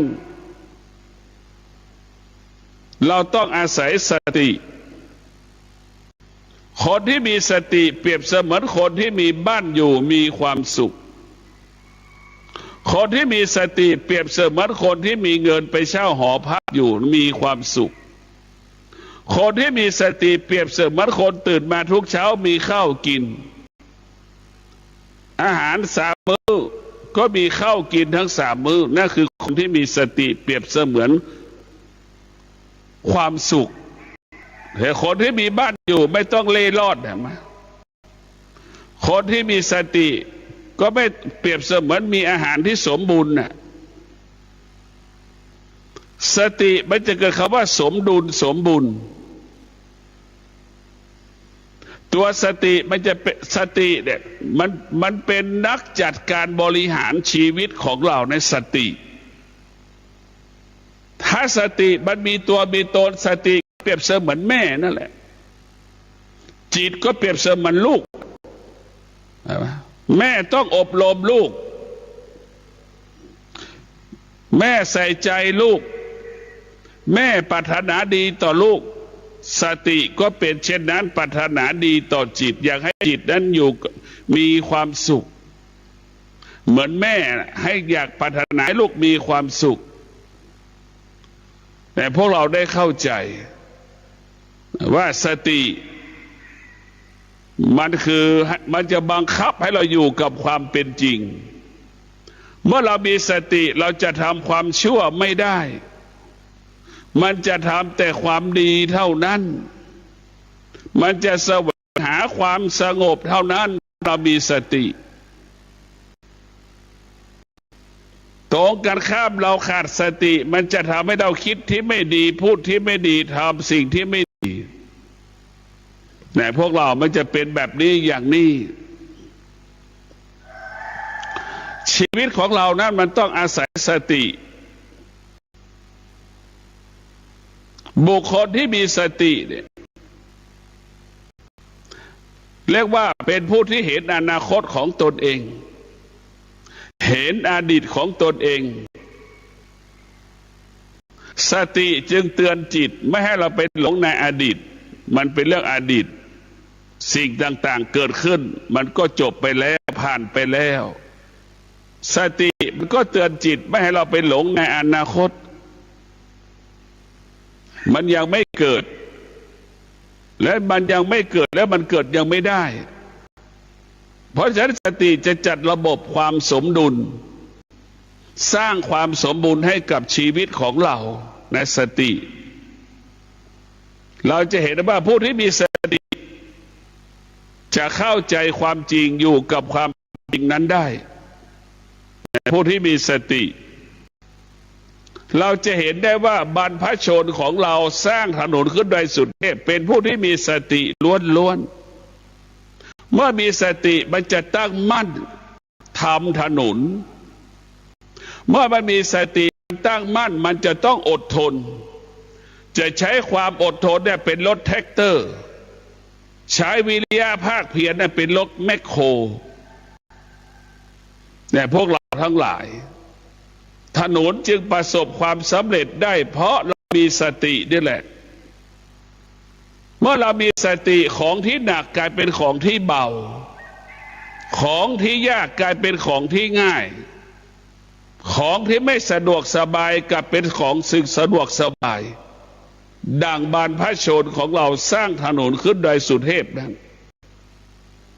ก็เพราะสตินี่แหละพวกเราทั้งหลายไม่จะอยู่กับความเป็นจริงนะเราจะนึกดูคนที่มีสติเนี่ยจะสร้างถนนขึ้นสู่พระธาตุโดยสุเทพคนที่มีสติอีกไม่มีเวลาไปสร้างถนนคนเหล่านี้ก็เอาฟักเอาข้าวสารเอาอาหารแห้งเอาถั่วเอางาสารพัดอาหารมามอบให้กับคนที่สร้างถนนขึ้นสู่พระธาตุโดยสุเทพเห็นไหมนี่แหละเรามีสติมันก็จึงคำว่าสมดุลสมบูรณ์แต่ถ้าคนสร้างถนนขึ้นสู่พระธาตุโดยสุเทพไม่มีข้าวกินมันจะทำงานได้ไหมมันจะสร้างถนนได้ไหมเรานึกดูกันแล้วกันเพราะฉะนั้นพระพุทธเจ้าจะบอกว่าสรรพสิ่งทั้งปวงมีความสำคัญเสมอเหมือนกันหมดไม่มีสิ่งใดที่สำคัญกว่าอีกสิ่งหนึ่งไม่มีสิ่งหนึ่งสำคัญกว่าอีกสิ่งหนึ่งก็ไม่มีถ้าเราถึงจุดหนึ่งเราจะรู้ว่าสรรพสิ่งทั้งปวงเนี่ยเสมอเหมือนกันหมดเกิดความเสื่อมเสมอเหมือนกันหมดเรียกว่าเกิดความเสื่อมคำว่าเกิดความเสื่อมก็คือแก่เจ็บป่วยตายเหมือนกันมันมาอยู่ที่เดียวกันพร้อมกันหมดเราจะเป็นต้องมีสติที่จะออกจากความเสื่อมให้ได้ความโลภทำให้เราเกิดความเสื่อมความอยากทำให้เราเกิดความเสื่อมความโลภทำให้เราตกต่ำความอยากทำให้เราตกต่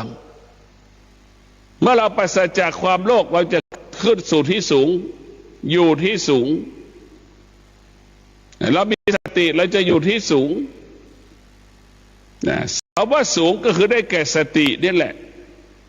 คำว่าต่ำก็หมายถึงขาดสตินี่แหละเราเห็นว่าเราขาดสติก็เป็นคนไม่ดีของต่ำเรามีสติเราจะรักษาศีลเราเป็นของสูงเราพิจารณาดูว่า50% ของคนนี่ล่วงละเมิดศีล50รักษาศีล50เราต้องพิจารณาการมีชีวิตอยู่เนี่ยธรรมะเป็นสิ่งสำคัญที่สุดทำอะไรก็แล้วแต่ที่มันเป็นธรรมนี่คือธรรมะทั้งสิ้นท ธรรมะจะเกิดคำว่าคุณประโยชน์ต่อการมีชีวิตเราอยากเห็นธรรมะคือเหมือนใบไม้ที่มันร่วงเห็นไหมธรรมะคือเกิดประโยชน์เหมือนใบไม้ที่มันร่วงมันแก่เหลืองแล้วมันก็ร่วงเสร็จแล้วมันแห้งแล้วมันก็กรอบพอฝนตกมันก็สลายกลายเป็นปุ๋ยนั่นแหละเป็นประโยชน์ทั้งทุกอย่างมันเป็นประโยชน์ทุกๆเรื่องธรรมะเรียกว่าธรรมะเป็นคุณต่อชีวิตของเราเราต้องมีสติพิจารณาเราจะเห็นว่าสติจะบังคับให้เราอยู่กับความเป็นจริงดังบรรพชนของเราสติจะบังคับให้บรรพชนนั้นอดทนบังคับให้บรรพชนของเรามีวิริยะภาคเพียรจนถึงที่สุดก็คือสร้างถนนสู่พระธาตุโดยสุเทพประสบความสำเร็จเพราะสตินี่แหละพวกเราทั้งหลายสติจะทำให้เราบรรลุเป้าหมายบุคคลที่มีสติก็เหมือนบุคคลที่มีตาดีเห็นความจริงสัมผัสกับความเป็นจริงอยู่กับความเป็นจริงคือบุคคลที่มีสติเหมือนแม่อยู่กับลูกเหมือนลูกอยู่กับแม่นั่นแหละคืออยู่กับความเป็นจริงเหมือนแม่เห็นความจริงของลูกเหมือนลูกเห็นความจริงของแม่ว่าแม่ลำบากนะลูกก็จะเสียสละแก้ปัญหาให้แม่รู้ว่าลูกลำบากแม่ก็จะหาวิธีการแก้ปัญหาให้ลูกเห็นไหมในสติมันจะบังคับแบบนี้ตลอดเวลาสตินั้นจะทำให้เราตื่นรู้อยู่ตลอดเวลาสติจะทำให้เราตื่นรู้ทุกลมหายใจเมื่อเรามีสติแล้วเราจะตื่นรู้จะทำแต่สิ่งที่ดีงามเรียกว่าความคิดก็จะเป็นสิ่งที่ดีงามพูดก็เป็นสิ่งที่ดีงามการทำการใดๆก็เป็นสิ่งที่ดีงามเป็นประโยชน์เกิดประโยชน์ต่อตนเองและบุคคลอื่นๆเราจะเห็นว่าสติจะบังคับเราให้เราเสียสละเห็นไหมมาอยู่ทางสายเอกนี่เรามีสติมันจะบังคับให้เราอดทนบังคับให้เราสลัดความโลภความโกรธความหลงความอยากสารพัดความอยากที่เราต้องการและปรารถนาแต่พวกเราต้องพิจารณาสติได้จะบังคับทั้งสิ้นมันไม่ตามใจจิตนั้นมันตามใจตลอดจิตมันตามใจตาจิตมันตามใจหูจิตมันตามใจจมูกจิตมันตามใจลิ้นแน่พวกเราทั้งหลายแต่สติมันไม่ตามใจรูปเสียงกลิ่นรสผลทพะสัมผัสถูกต้องจิตมันจะไม่สติมันจะไม่ให้เราไปหลงแต่เพราะฉะนั้นจิตที่มีสติจิตก็จะอยู่เหนือรูปรสกลิ่นเสียงรูปรสกลิ่นเสียงไม่มีค่าไม่มีความหมายสำหรับจิตของผู้รู้เพราะจิตของผู้รู้ว่าสิ่งที่เรารู้มันไม่เที่ยงรู้ว่าสิ่งที่เราได้ครอบครองก็เป็นสิ่งที่ไม่เที่ยง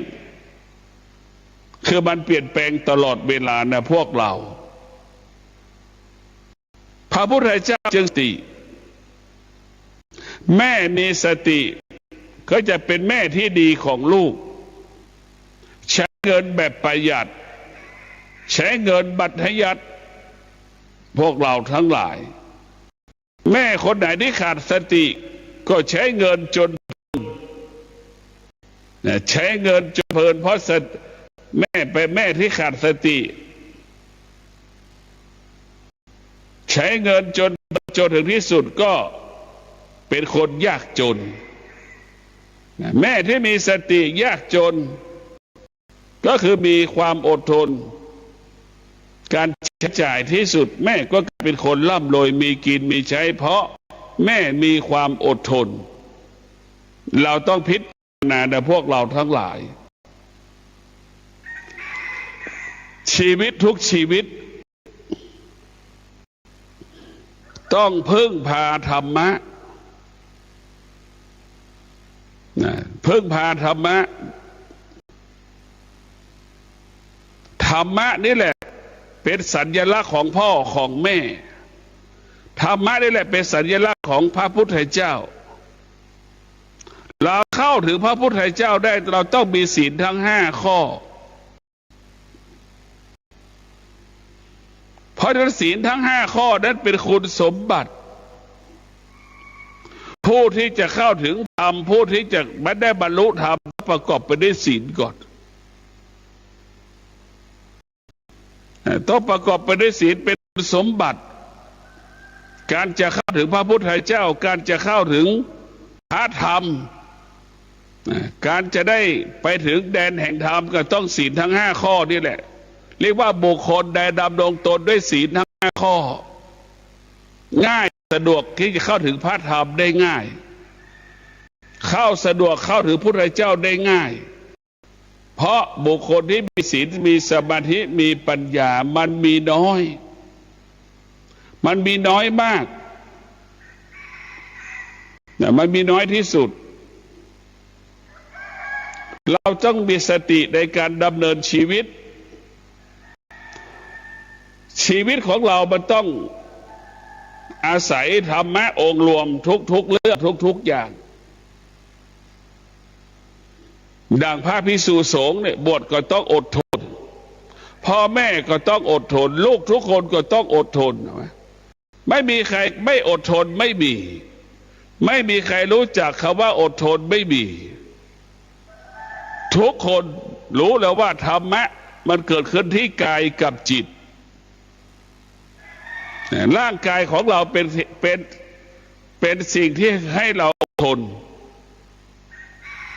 ร่างกายให้เราอดทนอยู่ที่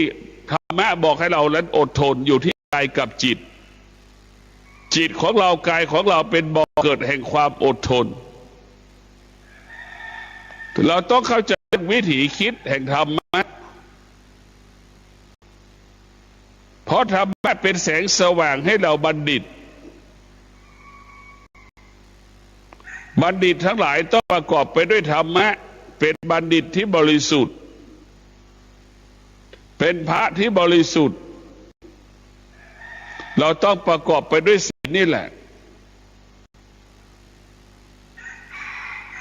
มนุษย์ทั้งหลายที่เกิดขึ้นมาแล้วบนโลกใบนี้ถ้ายึดศีลมากำกับชีวิตคำว่าความสุขคำว่าสันติสุขคำว่าสงบสุขเกิดขึ้นกับชีวิตของเราในพวกเราทั้งหลายคำว่าสงบสุขก็เป็นสิ่งที่เราต้องการคำว่าความสุขก็เป็นสิ่งที่เราต้องการความสุขจะเกิดขึ้นได้ต้องปฏิบัติตนประพฤติตนด้วยศีลสมาธิปัญญาศีลสมาธิปัญญานั้นมันเกี่ยวข้องและมีความสัมพันธ์ต่อกันและกันในท่านทั้งหลายชีวิตของเราต้องประกอบไปด้วยศีลสมาธิปัญญานำมาซึ่งทรัพย์สมบัติและปัจจัย4ในการดำเนินชีวิตของเราประกอบอาชีพของเราท่านทั้งหลายบุคคลที่มีธรรมะจะเป็นผู้ที่มีความมั่นคงในการรับรู้มีความมั่นคงในความคิดไม่มีใครจะมาเปลี่ยนแปลงความคิดเขาได้เพราะมีความมั่นคงคนที่ไม่มีธรรมะเป็นคนที่ไม่มั่นคงหล่อๆแหละมีเหตุมีผลมีข้ออ้างมีข้อแก้ตัวที่สุดก็อดอยากลำบากก็เพราะเราไม่มีธรรมะมีข้อ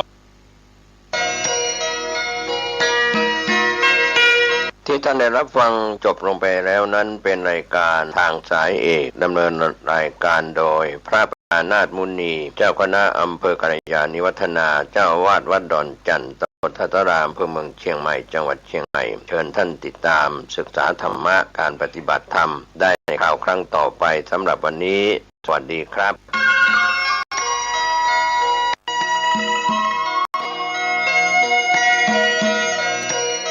สารเพื่อการประชาสัมพันธ์โครงการปรับภูมิทัศน์และพัฒนาปรับพื้นที่รอบอุโบสถวัดป่าแดงมหาวิหารมติคณะกรรมการบริหารวัดป่าแดงมหาวิหารครั้งที่ 4/2567 ได้เห็นชอบและอนุมัติให้ดำเนินโครงการเงินบริจาคและเงินสะสมของวัดพัฒนาปรับพื้นที่ของวัดป่าแดงมหาวิหารจึงขอเชิญชวนผู้มีจิตศรัทธาร่วมพัฒนาเพื่อถวายเป็นพระราชกุศลถวายพระเจ้าสามฝั่งแกนและพระเทวีพระเจ้าติโลกราชพระเมืองแก้วและอดีตเจ้าอาวาสป่าแดงมหาวิหารมีพระญาณคัมภีร์พระมหาสวามีโพธินันทะครูบาเจ้าศรีวิชัยพระอธิการอินแก้วอรินทโรครูบาอ่องขอเชิญชวนผู้มีจิตศรัทธามีเจตนาร่วมในข่าวครั้งนี้โอนเงินผ่านธนาคารกรุงไทยสาขาสุเทพชื่อบัญชีวัดป่าแดงมหาวิหารเลขที่บัญชี 521064750 สอบถามรายละเอียดเพื่อร่วมทำบุญได้ที่ 0818815690 ก็เป็นโครงการปรับภูมิทัศน์และพัฒนาปรับพื้นที่รอบอุโบสถวัดป่าแดงมหาวิหารตำบลสุเทพอำเภอเมืองเชียงใหม่จังหวัดเชียงใหม่โครงการนี้เริ่มดำเนินการท่านที่จะร่วมบุญร่วมกุศลร่วมอนุโมทนาได้บุญได้กุศลได้ความดีโดยทั่วหน้ากัน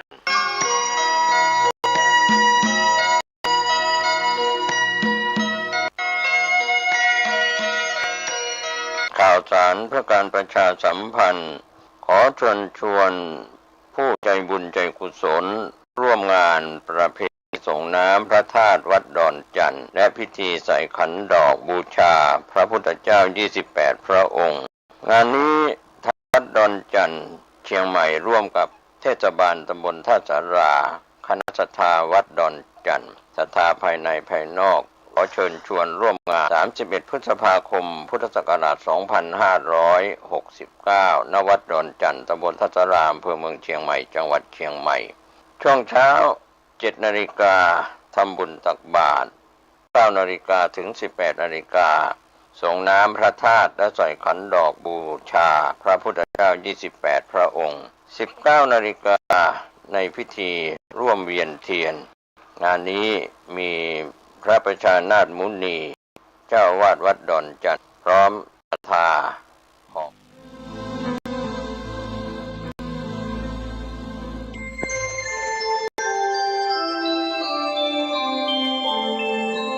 ขณะนี้ท่านกำลังฟังสถานีวิทยุกระจายเสียง FM 104.5 เมกะเฮิรตซ์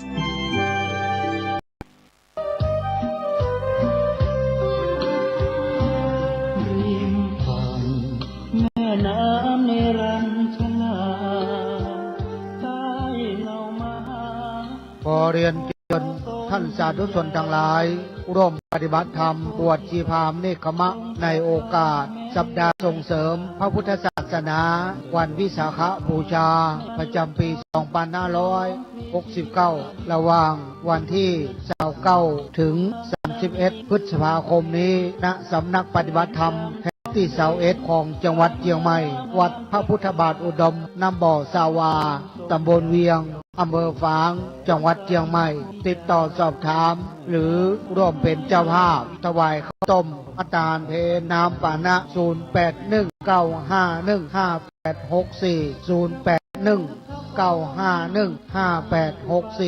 หลวงพ่อเจ้าคณะอำเภอฝาง